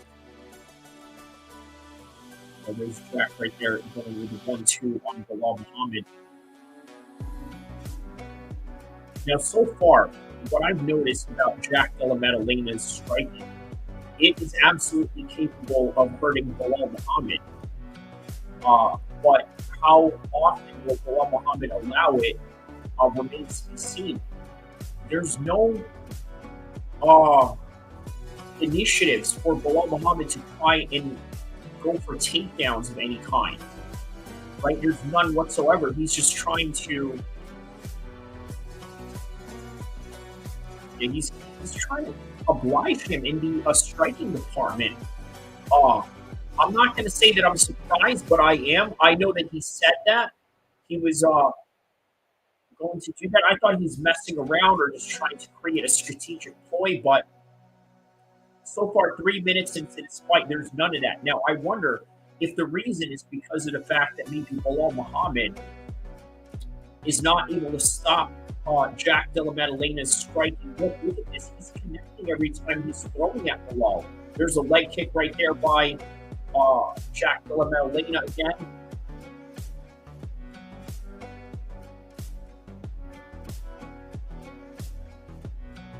Yeah, that's the strategy of Jack Della Maddalena, staying in kicking range. But here's Belal now. Wow, okay, now he's closing the distance. As he's closing the distance, getting a little bit rougher, and now he's switching stances as well as he's doing that.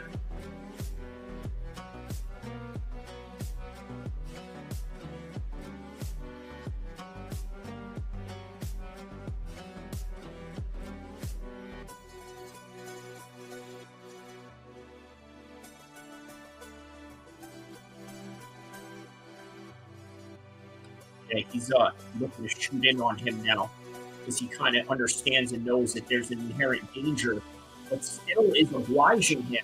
He's countering Jack Della Maddalena in these shots.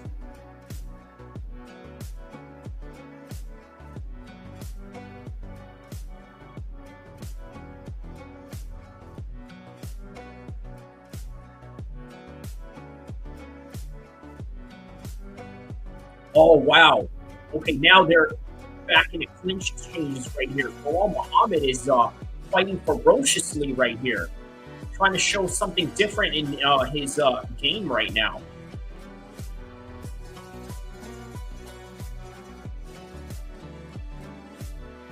All right, well, that's the end of the first round.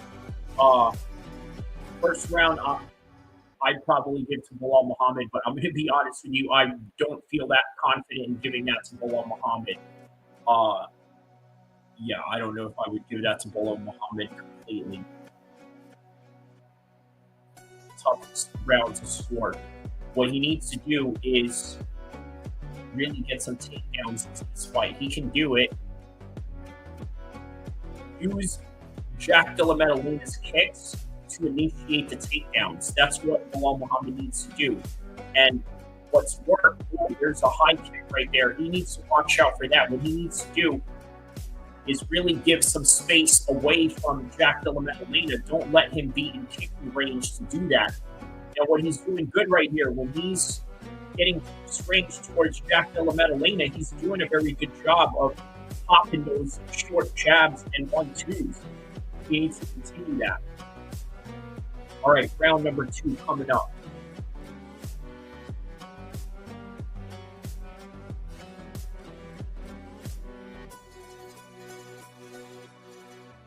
Yeah, the corner of Jack Della Maddalena was telling him he won that round.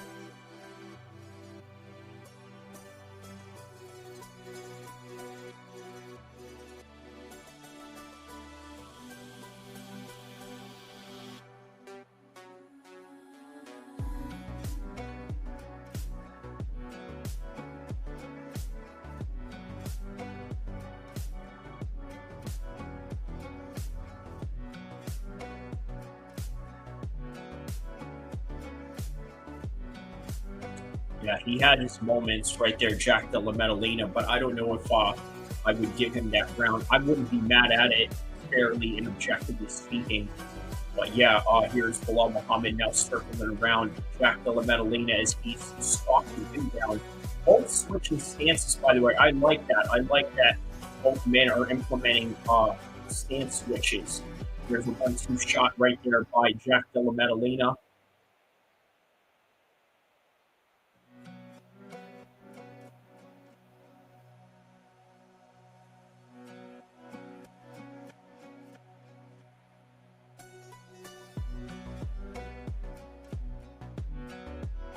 Yeah, they're trying to get one guy to flinch over the other, and that's sort of the name of the game right now with the striking exchanges that both Jack and Muhammad have going on.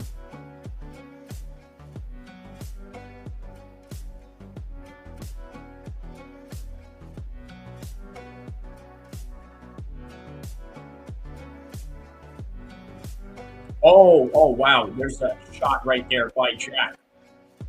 Remember, if Jack wins this is a fight for Islam Makhachev. But we'll see. Too soon. Don't speak too soon. Although, I'm not going to lie, I am worried about Bilal in these exchanges right now. I don't really know what to think. It seems that Jack is getting the best of these. And on top of that, you can't justify any grappling on the side of Bilal Muhammad because he hasn't initiated any thus far. Every time he did try to shoot in, Jack has so far stuffed it. Here it is. There's another stuff right there. Single leg attempt by Bilal Muhammad with 223, 220 left in the second round. There's some kicks right there by Jack and Maddalena.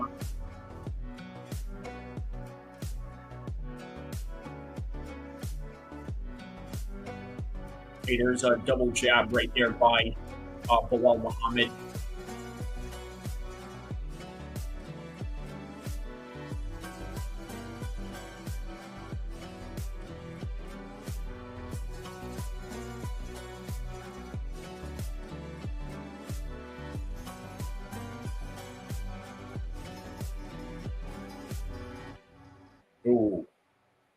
Oh, there's a good one right there.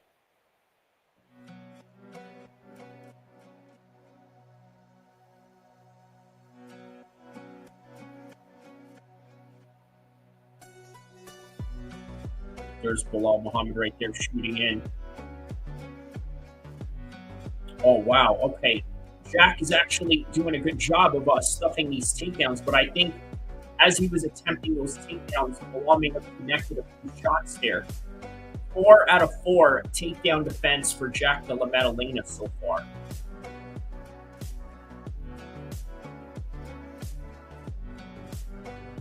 Yeah, the striking numbers between them are very close, though. Right, although Belal Muhammad was sort of headhunting a little bit more than on Jack Della Maddalena. Jack Della, I think he's got a few body jabs here. There's a low leg kick right there by Jack. Yeah, Jack is looking really smooth and slick in the way that he strikes. Now, I wonder if Belal Muhammad does have these types of training partners that can emulate that. I think Islam would probably be up there, right? The striking of JDM right now is kind of similar to that of Islam, right? Like he's got a very similar style in the way that he boxes and kickboxes. Oh, there's a spinning. Oh, what is that? There's a mocking spinning back kick by Jack, but then he comes back with a couple of spinning attacks right there. He's starting to look a lot more slicker as the rounds go on.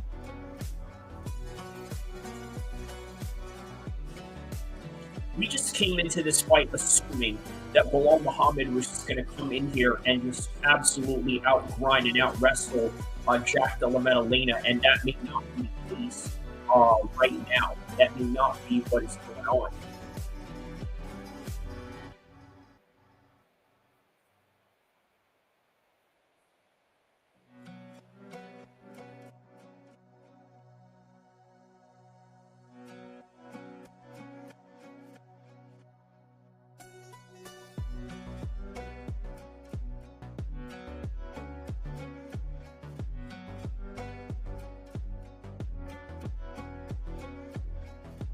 All right, so next round coming up.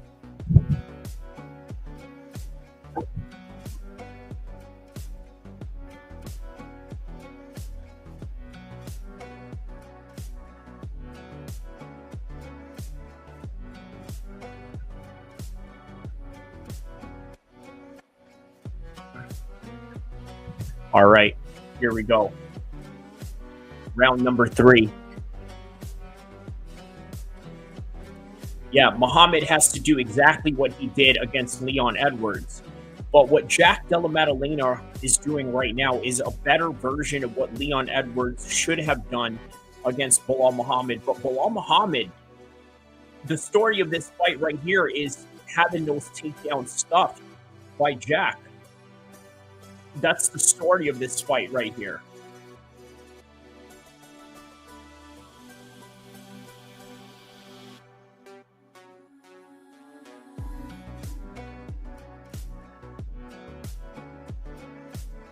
Yeah, Jack is looking pretty good in his head movements. He's looking really slick. I mean,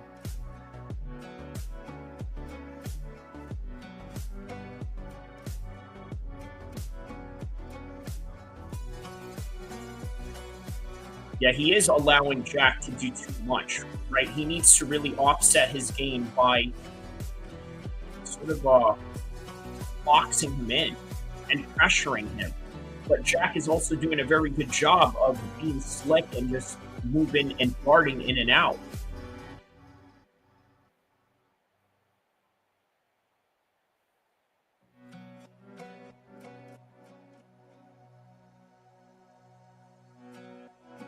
Yeah, now he's just copying Belal and everything that he does, right? If Belal decides to switch stances, he does. If Belal decides to spinning back fist, he's going to use that or sort of mock it while also faking it at the same time. There's a 1-2 shot right there by Belal Muhammad. Ooh, there's an up axe kick right there by Belal Muhammad. 3 minutes left in the third round right now. Regulation rounds going into the championship rounds of the 4th and 5th.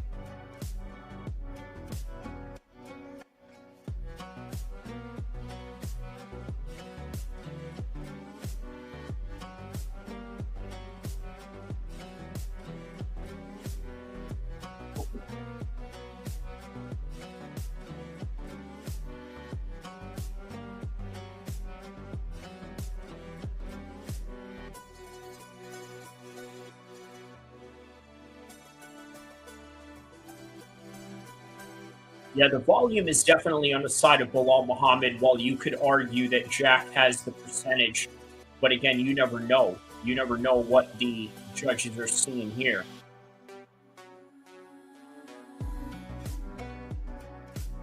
Because percentages and CompuBox stats, I mean, they don't win fights. So, sort of keep that in mind right there. They definitely do not win fights.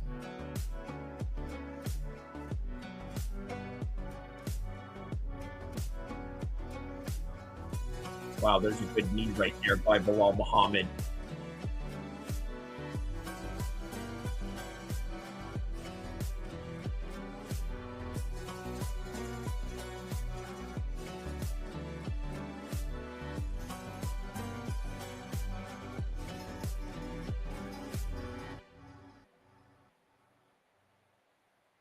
Yeah, so Bilal is having a little bit of a better round in this one. I don't know how much is that going to compensate for the coming two final championship rounds here.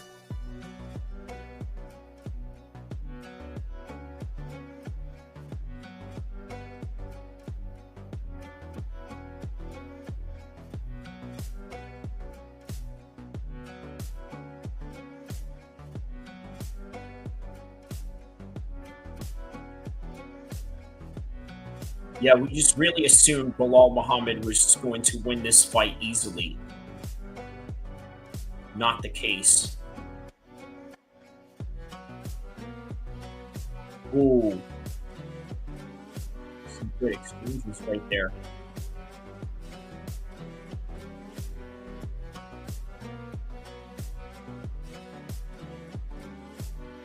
Okay, so now that Bilal has in close range, this is what he needs to do right here. Could it be a little too late?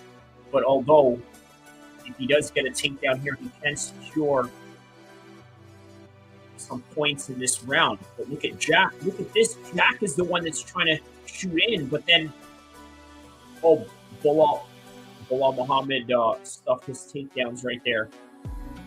So JDM, a much tougher fight than what I think Bilal Muhammad would have expected. A whole lot tougher than what I would have expected, quite honestly.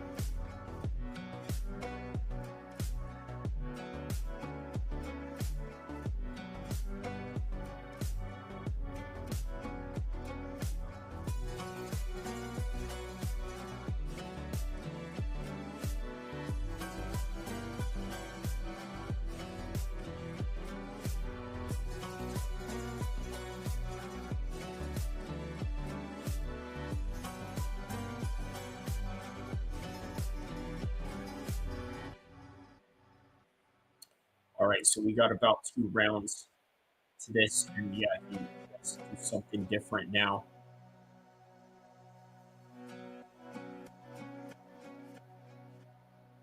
Yeah, 10 minutes.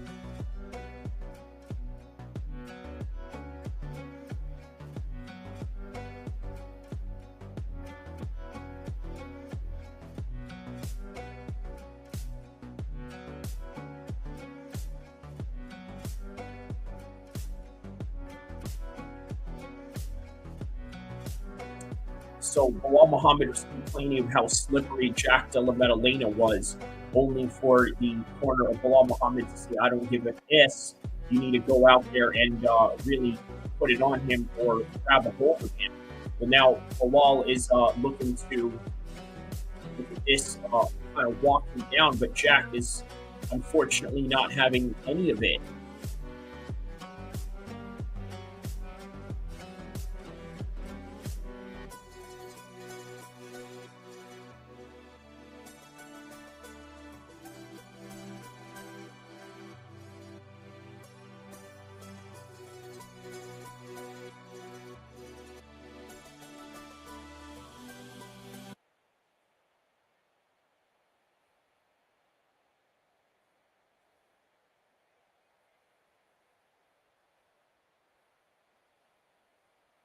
Oh, wow. Wow. Okay, you got hurt there for a little bit.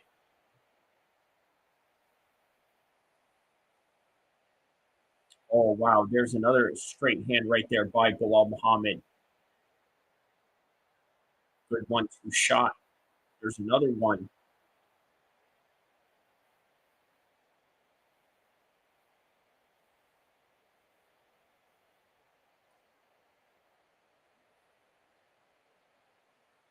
Yeah, man. Bilal's corner fired him up on this one. Look at this. Oh, wow. He's really trying to go for a finish here. Look at this. Yeah, man. Jack is really slippery, man. Yeah, he's trying to really turn it up on Jack Della Maddalena. You can't ever say that Belal Muhammad is a boring fighter now.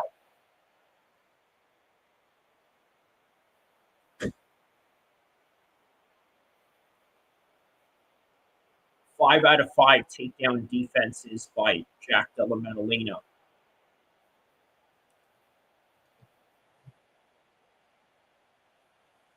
All right, now he's got the back.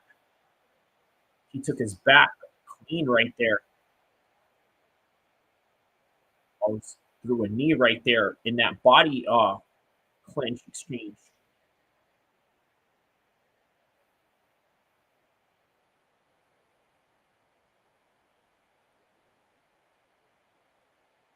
Hey, over under.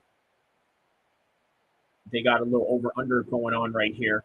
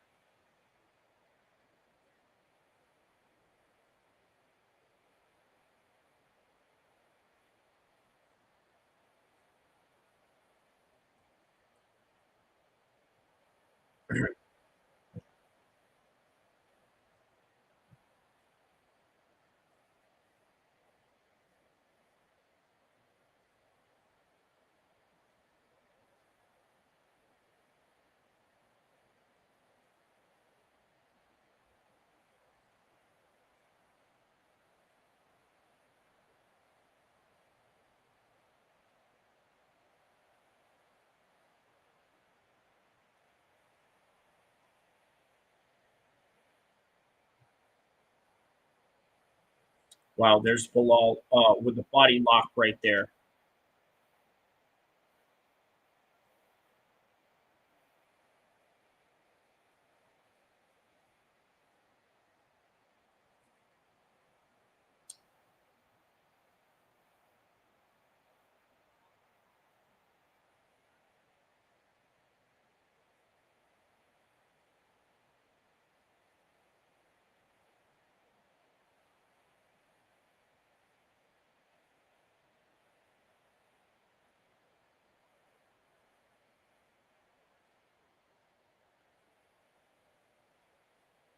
All right, that's 4 rounds down right there.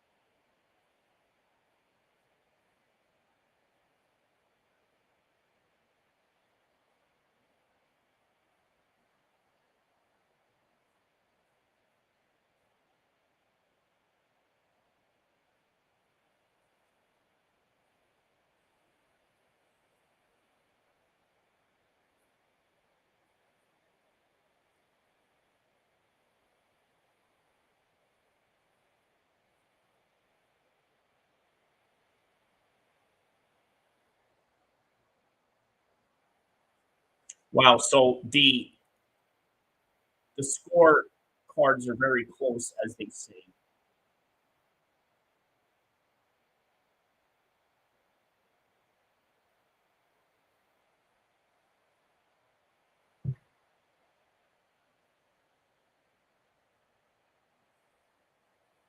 The corner below Muhammad is pleading them to do something different because they need this round.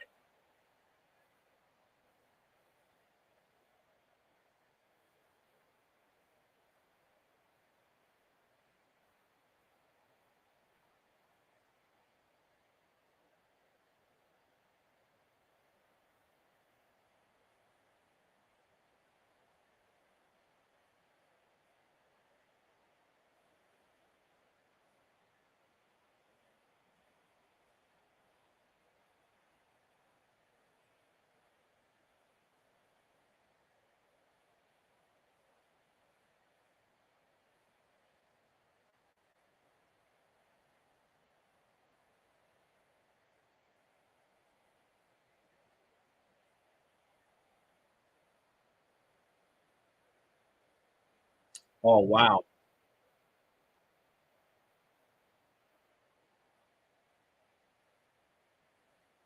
Wow. Okay, some good shots by Bilal Muhammad right there.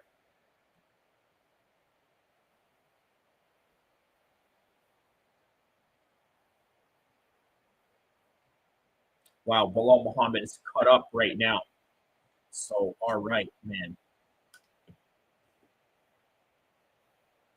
All right. So we are live simultaneously in the same channel while we are also watching live from one live stream. We are reviewing the fights of the entire night as we are about to dwindle down the last 3 minutes of this uh, main event right now, with now Bilal Muhammad on top. Now, this is where Bilal Muhammad should have wanted himself to be in this whole entire fight. Now, is this going to be enough for him? Muhammad's last 5 attempts.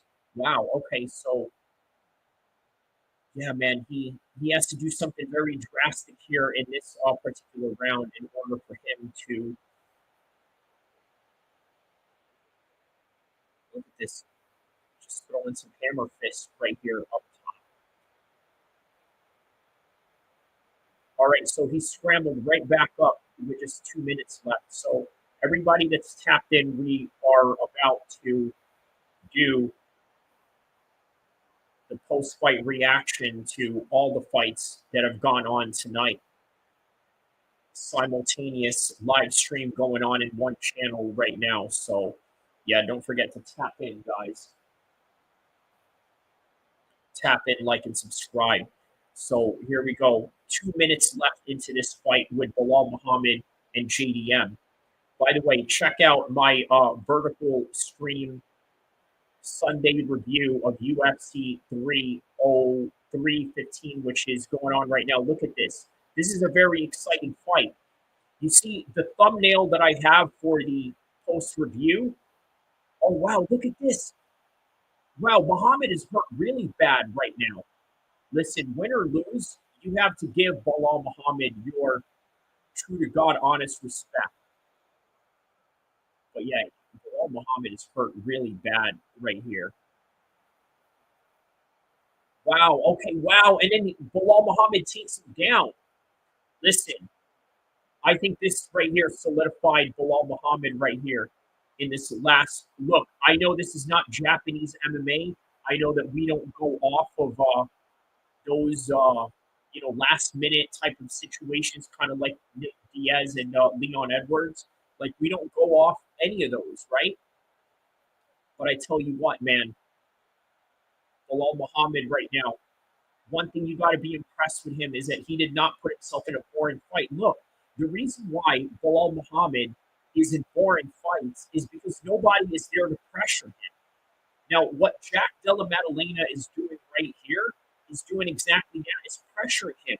If you don't want Bilal Muhammad to be in a boring fight, this is what you have to do. You have to put him in a non-boring situation. But man, let me tell you, man, Bilal Muhammad looks like he is dwindling down right here, but he is going to survive nonetheless. He is going to survive this fight, and that right there concludes the remaining of this fight. So now we go to the scorecards and find out who the winner is of this fight right here. We're gonna find out who the winner is of this epic clash that we have going on right here. Wow, man. Now, as I said earlier, Zahabi and Jose Aldo were supposed to be fight of the night, right? This could be the potential fight of the night right here, but we're going to find out. We're about to find out who the winner is of the main event of the evening right here. They both dealt with some hardships in this fight. Both came through, showed their hearts. This is the most that you can really ask for your fighters right here.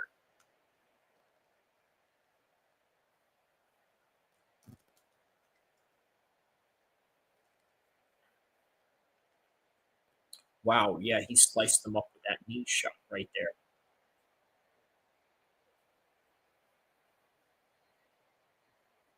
good scrambling on the part of Bilal Muhammad there. And JDM as well, man. Great scrambling on both of their parts. Look at this. Oh, wow. He drags him down on the ground with that last part right there. And then there's some good shots right there by JDM. It's obvious the striking of JDM is just a little bit a top notch higher than that of Bilal Muhammad. Right? When you agree? I mean,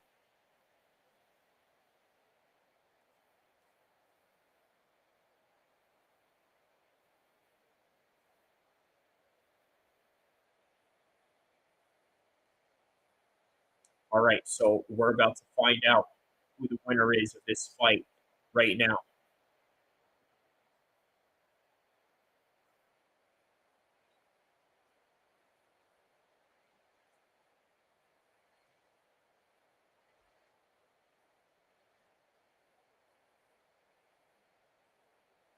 By unanimous decision. So who is the winner?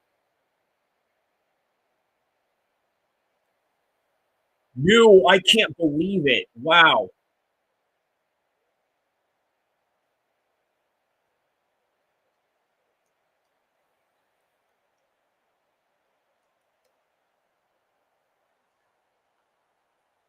Wow. Jack Della Maddalena won this one. You know what? I got to tell you, man, now he's going to go out there and face Islam. He's going to fight Islam next. That's who is next. But wow, man, JDM got the decision win on this one. Hey, listen, that was a well deserved win. The one thing that you have to give into consideration right now is that Bilal Muhammad gave you guys a hard fought fight, right? He gave you a fight that you needed to see, a fight where, you know what, he was going to go in here blood and guts and all, and that's exactly what he did.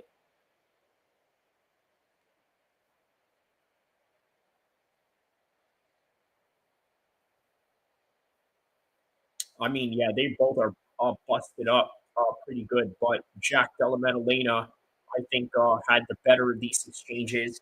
Even though Bilal had some good moments in the takedowns, that's, unfortunately not good enough. Danielle 218, shout out to you, my man. Obviously, I got two streams going on at once right now, but yeah,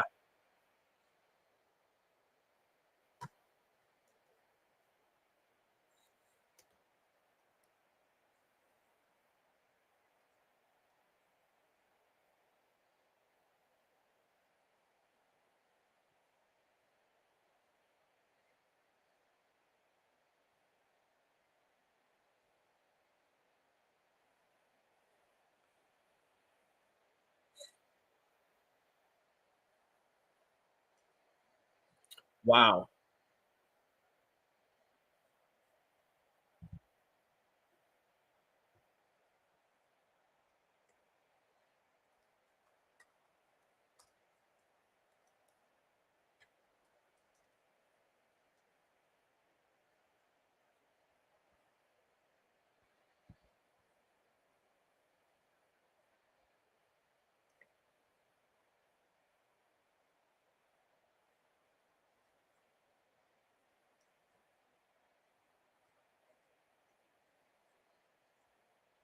wow.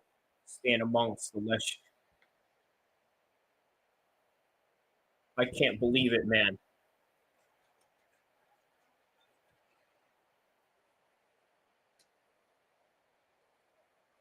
He says it's a great challenge. He accepts the fight with Islam Makhachev.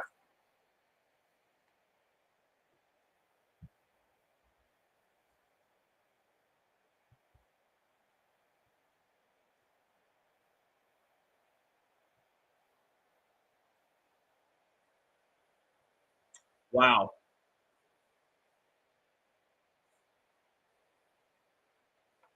Wow. Unbelievable. Unbelievable, man. Unbelievable. But let me tell you something, man. As sad as that is, this is what you live for when it comes to combat sports, right? The unexpected. JDM never expected this. At least I don't know, man. I think he expected this. Nobody else expected this. Every fighter that goes in there, they know that in the back of their mind, they are going to win at all costs, right? They are going to win. And not only are they going to win, they are also going to uh, believe in something that nobody else is going to believe, right? JDM believed in himself here, and nobody else did. Everybody was expecting Ilia Topuria to fight Islam Makhachev, and as a result, he came out here and did something completely different. He said, "Not so fast. You know what I'm going to do? I'm going to go and I'm going to fight uh,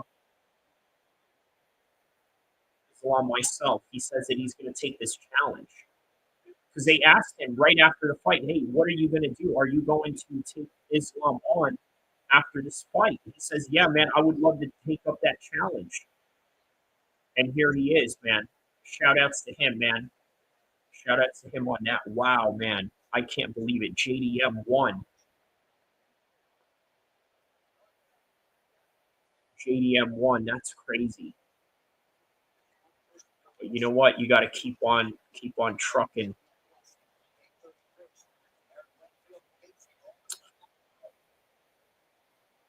Unbelievable. Unbelievable. JDM is the new champion. Can you guys believe it? Look, who here really believed that Jack was going to win, right?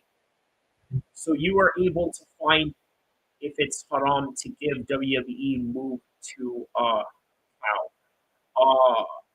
gamer. Yeah, I'm gonna have to remove that comment. I'm not gonna block you, but I'm gonna remove that comment. So there you go. Sorry, gamer, whatever your name is, but man, I'm shocked at the outcome of this fight. I'm absolutely shocked by the outcome of this fight. JDM deserves to win, no doubt about it. Look, this is not about religion. This is not about region. This is not about America versus Australia. This is not about Canada versus everybody else. This is just about two guys that have different set of skills, and as a result of those different sets of skills, they clashed tonight, and one guy just had the number over the other guy, and that's just what we saw. That's what we witnessed, and that is the reality of the situation that we have right now. I think JDM did a very good job of keeping the distance. Look, here's another thing I want to talk about, right? I think this has been a bad week for wrestlers. Would you agree? Would you agree that this has been a really bad week for wrestlers?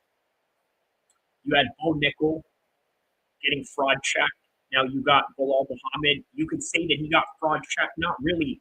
How can you say Bilal Muhammad has been fraud checked when he has been beaten very early in his career, only to come back and persevere again?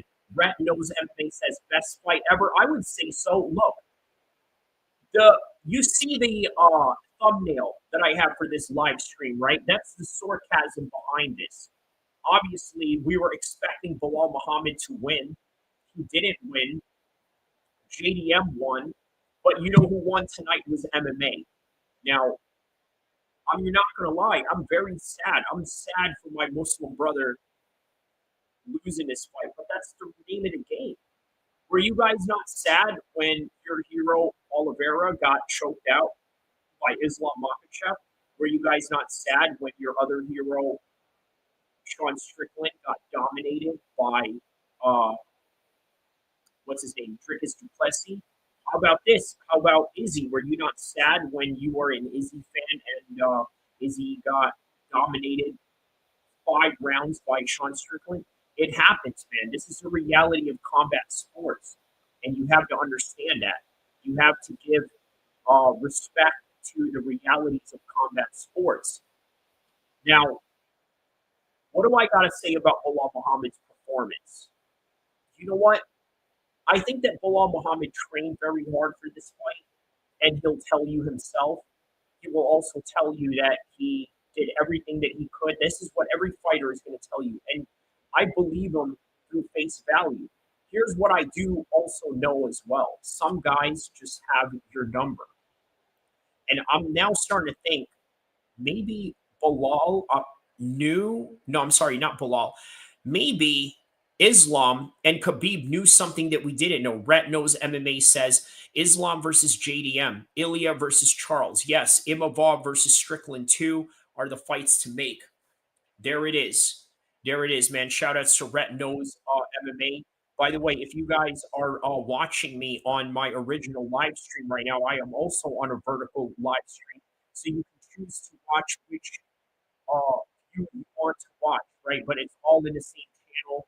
Obviously, this one is going to serve as the post-fight review Sunday version of this live stream. And that live stream that is going on right now is set to represent the entire live stream that I did for this event, but also a bonus content in what we are doing right now. So right now, JDM is the new undisputed world heavyweight champion. I'm sorry, the new undisputed welterweight champion of the UFC, the same lineage of George St. Pierre in the same city that we are now being hosted by this particular event. Yeah, a whole lot to talk about, right? Look, most fight nights, or I'm sorry, most championship nights where the champion defends his belt, usually you don't have this type of aura of excitement or this type of aura or of agony, because that's what's going on right now.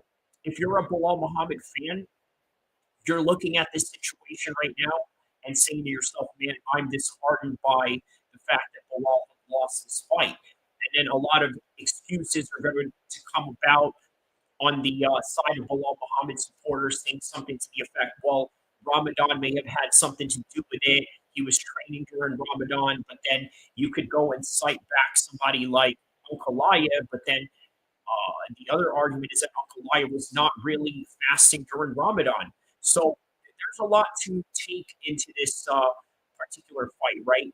But all in all, when you're trying to analyze everything and you're trying to look at what went wrong or what could have gone better, the best thing that you can really try and understand and cope with this is that sometimes some guys just have other people's number. And it may not be every night that Bilal Muhammad gets schooled by JDM, but tonight he certainly got schooled, at least on the striking department. And it leads me back into the question and to the conversation that I wanted to talk about earlier, dealing with wrestlers, right? Wrestlers right now in the game of MMA. Look, I think there was a point where wrestlers were dominant in the world of MMA, but then there was a point where wrestlers just became stale. And this is the quintessential example of it. Yeah, this is the quintessential example of wrestlers getting stale right now, where just you need just a whole different level of striking now in order to really, make it out here. Rhett Knows MMA, sorry, you had to redact that statement. You can write it again. Sorry, I just had to go on a bit of a tangent there to, Ari Edit says, hi, hey, how you doing? How are you? What part of the world you are from? Let me know. Everybody tap in from around the world that is onto this live stream right now, because we are about to review the whole entire card while simultaneously live streaming not only on my vertical, but also on my live stream reaction to the fight. So we're sort of double dipping here a little bit. Okay, so you're from Sydney. All right. Well, I'm sure this fight is something that you are excited to see. Maybe your fellow countrymen going in there to win the title. I'm sure you're pretty excited about that. Rhett Knows MMA says, it reminds me of Strickland versus Duplessis 1. It was in Canada too, and it was a very close war. Yeah, man. Canada seems to be the place where a lot of belts are changing, huh? Canada, yeah, does seem to have that reputation now. Arian Edit says yes. Okay, so you're pretty happy with the result, I'm assuming. Not gonna lie, I'm pretty bummed about it, but at the same time, it's bittersweet. I'm gonna tell you why. Because now you get to see Jack Della Maddalena defend his belt against Islam Makhachev. And now you get to see Ilia Topuria go up and wait. He doesn't have to go and fight Islam. Look, Islam does not want to fight Ilia Topuria, man. It's not his prerogative of wanting to fight him. This is the best case scenario. Maybe Khabib and Islam saw something that we never really saw coming. But for any event in any regard, man, let me tell you, JDM and Islam are going to be a good matchup. Now, here's the next question. How long and how fast are they going to turn it around? Are they going to turn it around straight away, right into a main event of International Fight Week, which is just right around the corner? June 28th. Maybe that's a little bit too soon. Who knows, man? Who knows? Jack might be crazy enough to take that fight. All you got to have is just a commission to sign off on him. It's not like he got knocked out or finished or anything like that. They will absolutely sign off on that fight. So, let's see what else here. Yeah, before we talk about the main event and all the intricacies that go into that, and also not just that, but the implications that come with this, right? Brett Knows MMA says, yeah, that would be insane. UFC 317, Jack versus Islam, Ilia versus Charles. Now, the only thing, though, is if the commissions will sign off on it. Now, obviously, he didn't get finished in his fight, but it's still a fast turnaround. Although one can argue and say, well, you're match fit, you're ready, you went 5 rounds. Maybe that's a good idea. Maybe it's not. Islam Makhachev, his last fight didn't really go that long, right? But it will be a disadvantage for Jack Della Maddalena, right? His face was pretty messed up. Yeah, Jack Della Maddalena, at this point, being that Islam is the next title contender at 170, I'm going to be honest with you. Jack Della Maddalena is playing the role of Eddie Alvarez right now. You remember when Eddie Alvarez was the champion, right? He was basically a champion sacrificed for Conor McGregor. Well, now Jack Della Maddalena seems like the Eddie Alvarez to where he is the champion right up top. Because remember, when Eddie Alvarez and Conor fought, he's saying, yeah, you have the little boy belt. I have the big boy belt, right? Well, the guy with the little boy belt at 155 wants the big man belt at 170.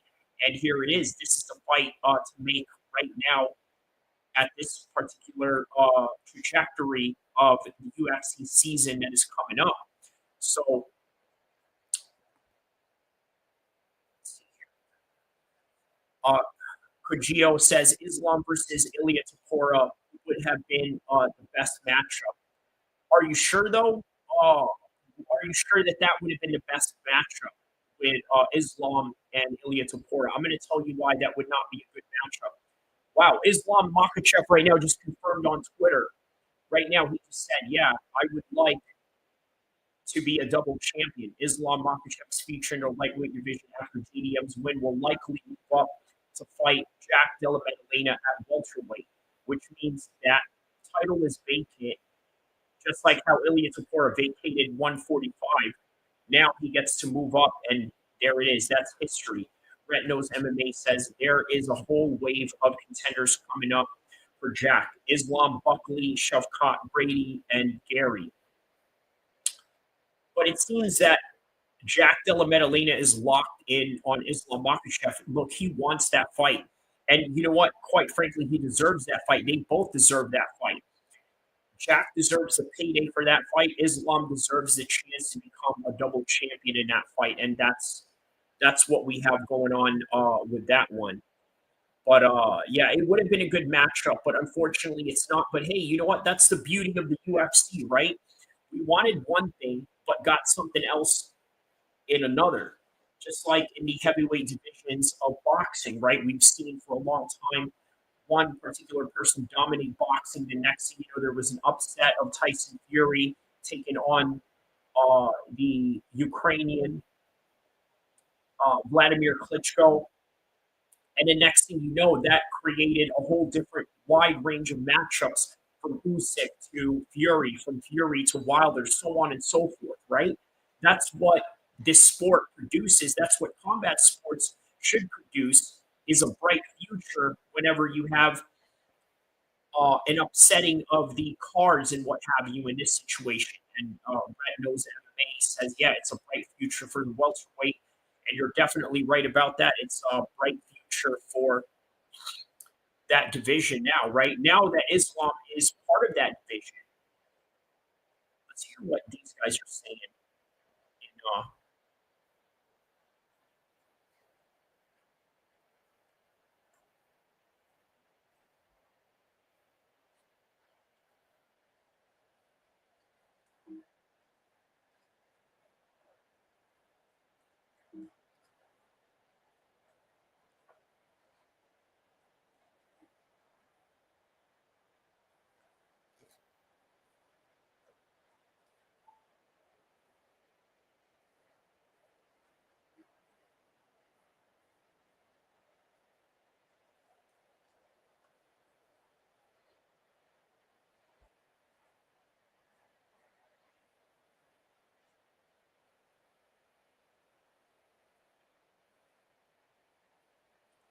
yeah, man. What is this? Red Nose MMA says, can't believe Cena hit R-Truth with the attitude adjustment. Sorry, a little off topic tonight was also a. Oh man, that's right. That's right.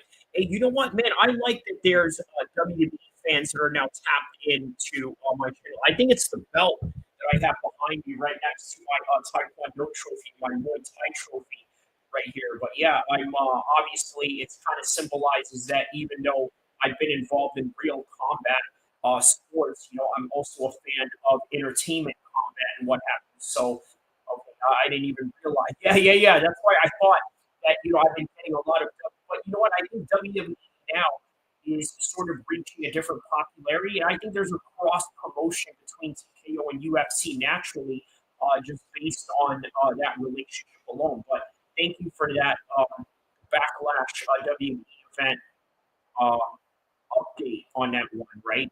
But sure, I'll definitely take a look into that. Now, I've done a few wrestling videos in this channel before, but obviously I'm geared more towards MMA and boxing and whatnot. But yeah,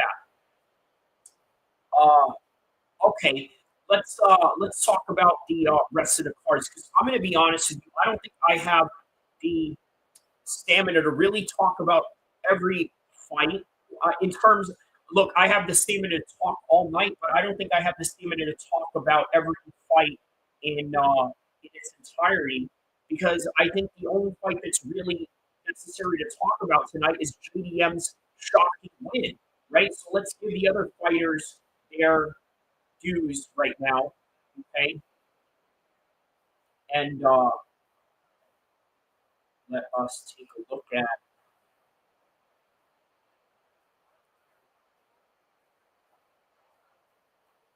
All right, let's take a look at UFC. Okay, so early prelims. Oh yeah, Jose Aldo sold the fight away.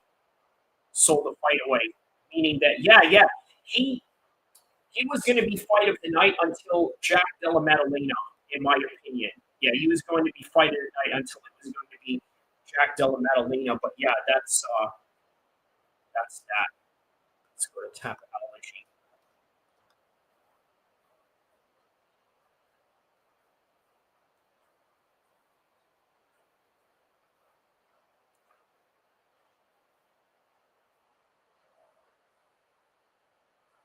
All right, so there's still waiting on Dana White. Lawler couldn't takedown. Yeah, he couldn't get a takedown, Dingleberry. That's true, man. I was very surprised of the way that he had a very difficult time of doing so. So, all right, let's go with the first fight of the evening. Let's go with the first fight all the way to the main event, and then just talk about the main event all night long. So, Vezgat Alamakan knocks out Brad Katona early, first round, with an uppercut, puts him to sleep. Ret Nose MMA says Bully B was struggling but showed a great chin. He did. Okay, so the next fight after that, Daniel Santos and Yong Lee. Daniel Santos wins that fight, beat cornered by Ian Gary. Obviously, this guy right here came in at short notice, looked fresher between the two, got the win. Malott taking on Bruno Silva, knocks Bruno Silva out brutally. Okay, right up into clinch positions with some elbows and then follows it up with some punches right afterwards. He was hospitalized right after that fight, Bruno Silva, right? They had to get CAT scans and they were updated. You can check out on the timestamps of the live stream that I did for the fight. And yeah, see the updates as I was putting it on the timestamp. You can check it out right there. So Paulo Souza says UFC. Yes, that is what we are covering. Navajo Sterling gets a decision win over Yvonne Sterling, shows that striking pedigree that they have in city kickboxing. Modestus Bukaukus gets a split decision against Leon Cutelaba. I mean, very close fight. That split decision was absolutely warranted. Rear naked choke by Jasmine Jas against Jessica Andrade. I mean, takes her down in the first round, and then after that, gets her back, gets her rear naked choke, and it was all she wrote. Like Malott. Ground and pound. Second round against Charles Radkic. Great win for the hometown guy. Vs.Valentina gets an arm triangle on Kyle Propelec. Okay, so in the second round, he takes him down. As soon as he takes him down, he gets that arm triangle choke, and that was all she wrote from there. Natalia Silva against Alexa Grasso. Look, biggest win of Natalia Silva's career, obviously, against a former champion. This should absolutely put her right up there in title contendership. But we'll see. We'll see how that goes for Natalia Silva. Still a big win. Biggest win of her career. Let's never forget that. Speaking of biggest win of her career, Aieman Zahabi gets a win from Jose Aldo. By the way, this was fight of the night right here. They went back and forth. The speed of Jose Aldo was insane. But you know what? This was Jose Aldo's retirement fight. He made a good account of himself. He hurt Aieman Zahabi a few times, but by the end of it, Aieman Zahabi got him hurt just right in the nick of time of the last round. Very similar to that of Mark Hobbit, if you guys remember. Rhett knows MMA, says Jack Della Maddalena showed up his Diddy Man's boxing, getting up in Bully B's grill and bullying him. Yes. Who do you think wins, Islam versus Jack? Well, Dingleberry, I'm going to go with Islam on that one. I can see some skill discrepancy that Islam has displayed tonight that I don't think Islam would show. And I think that coming from a weight class of 155 with fighters with, in my opinion, a lot more elite skills, I think that Islam, I think that there's a lot of danger that Islam is going to present to top 170 fighters, and that includes Jack Della Maddalena as well. So, yeah, that is Jose Aldo's retirement fight. It's a great way to go out. Look, sometimes most guys in their retirement fight, they go out bad. I mean, bad in ways where, like, oh, that dude just got laid out, and it's over for that. But not Jose Aldo tonight. He went the full distance and gave a good account of himself, and that was that. Speaking of good account of himself, Manon Walks gave a good account of herself as well. But Valentina Shevchenko is a legend for a reason, gets a 5-round decision. And of course, here we are with the main event with Jack Della Maddalena, Belal Muhammad, the talk of the night, which is going to be the talk of the entire week, to be quite honest with you, when it comes to these fights, because, hey, these fights were exciting way more than what was expected.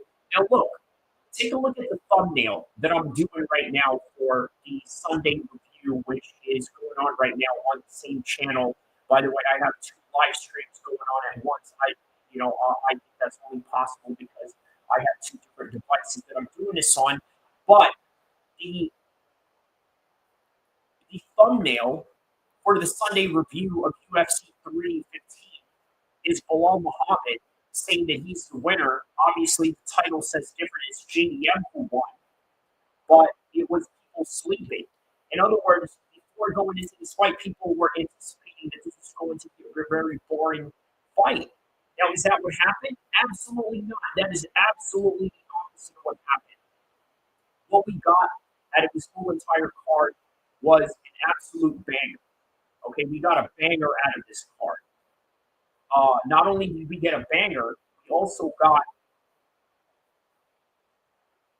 an exciting fight, 2 exciting fights. Jose Aldo, Aieman Zahabi, Jack, and Bilal. Those were the exciting fights.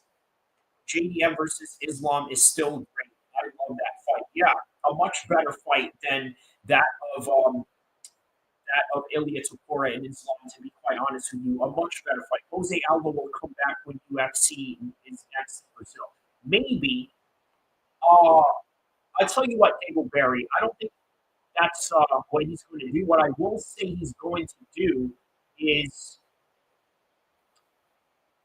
become an ambassador of some sort, have like this ambassador role and what have you. Right? That's ultimately what is going to happen. Yeah, he's going to have an ambassador role of some sort when he shows up to UFC Brazil. I don't think he's going to fight. It's not going to be a capacity where he fights. But it knows that makes sense. I gotta go, but thanks for reading my comments, loving the channel. Thank you so much, Fred MMA. And by the way, don't forget to like and subscribe, my man. Also tell everybody around the world that you are tapped into to like and subscribe. Everybody in the chat, stay. We are going to continue to talk about the shocking results that we had just witnessed tonight. So let's see if we can find the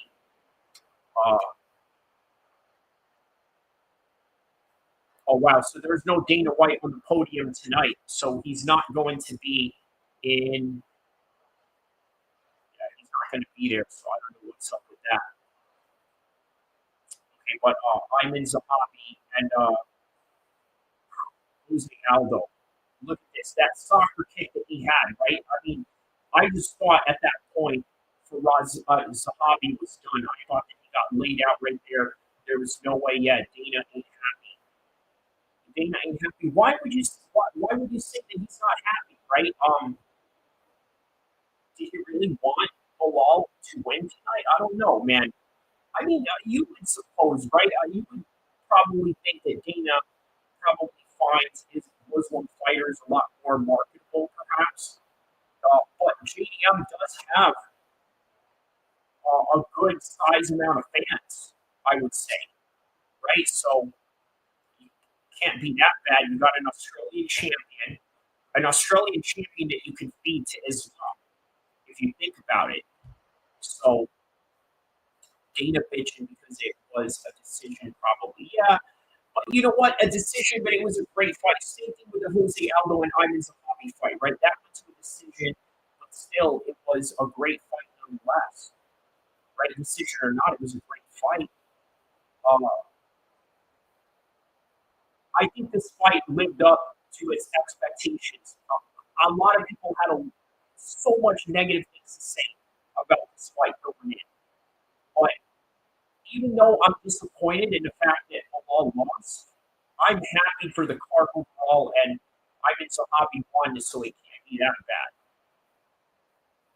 But yeah, man, this is a lot to digest, to be quite honest with you. But again, it's just combat sports in general.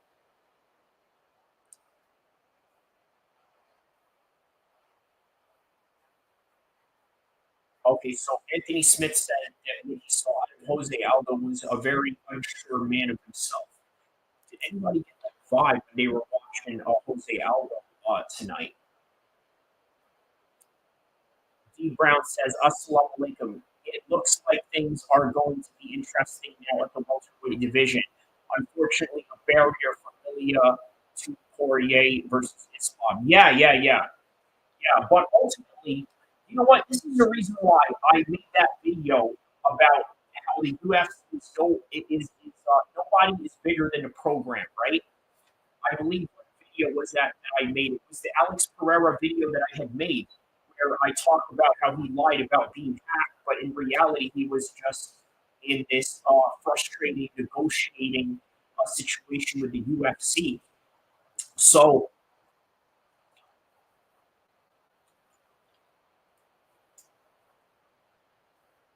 Yeah, Jose Aldo retires after third loss in the last 4 fights. Yeah, yeah. I mean, you got to know when to retire. Right?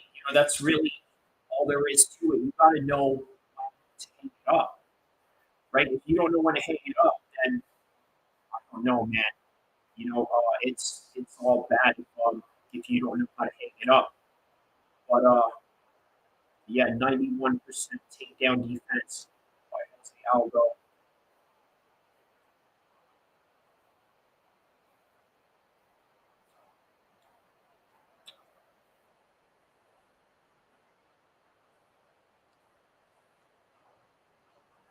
All right. So I'm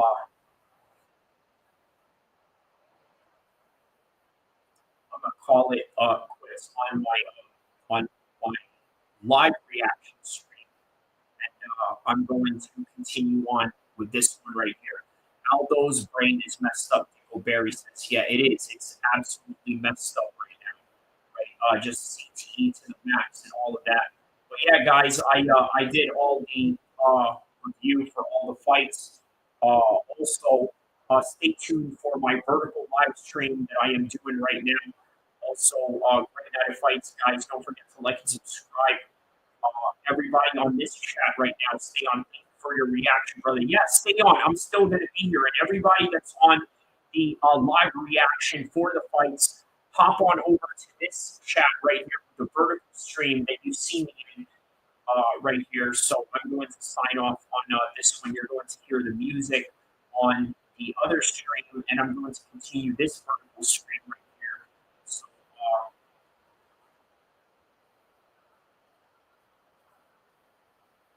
here we go. All right, guys.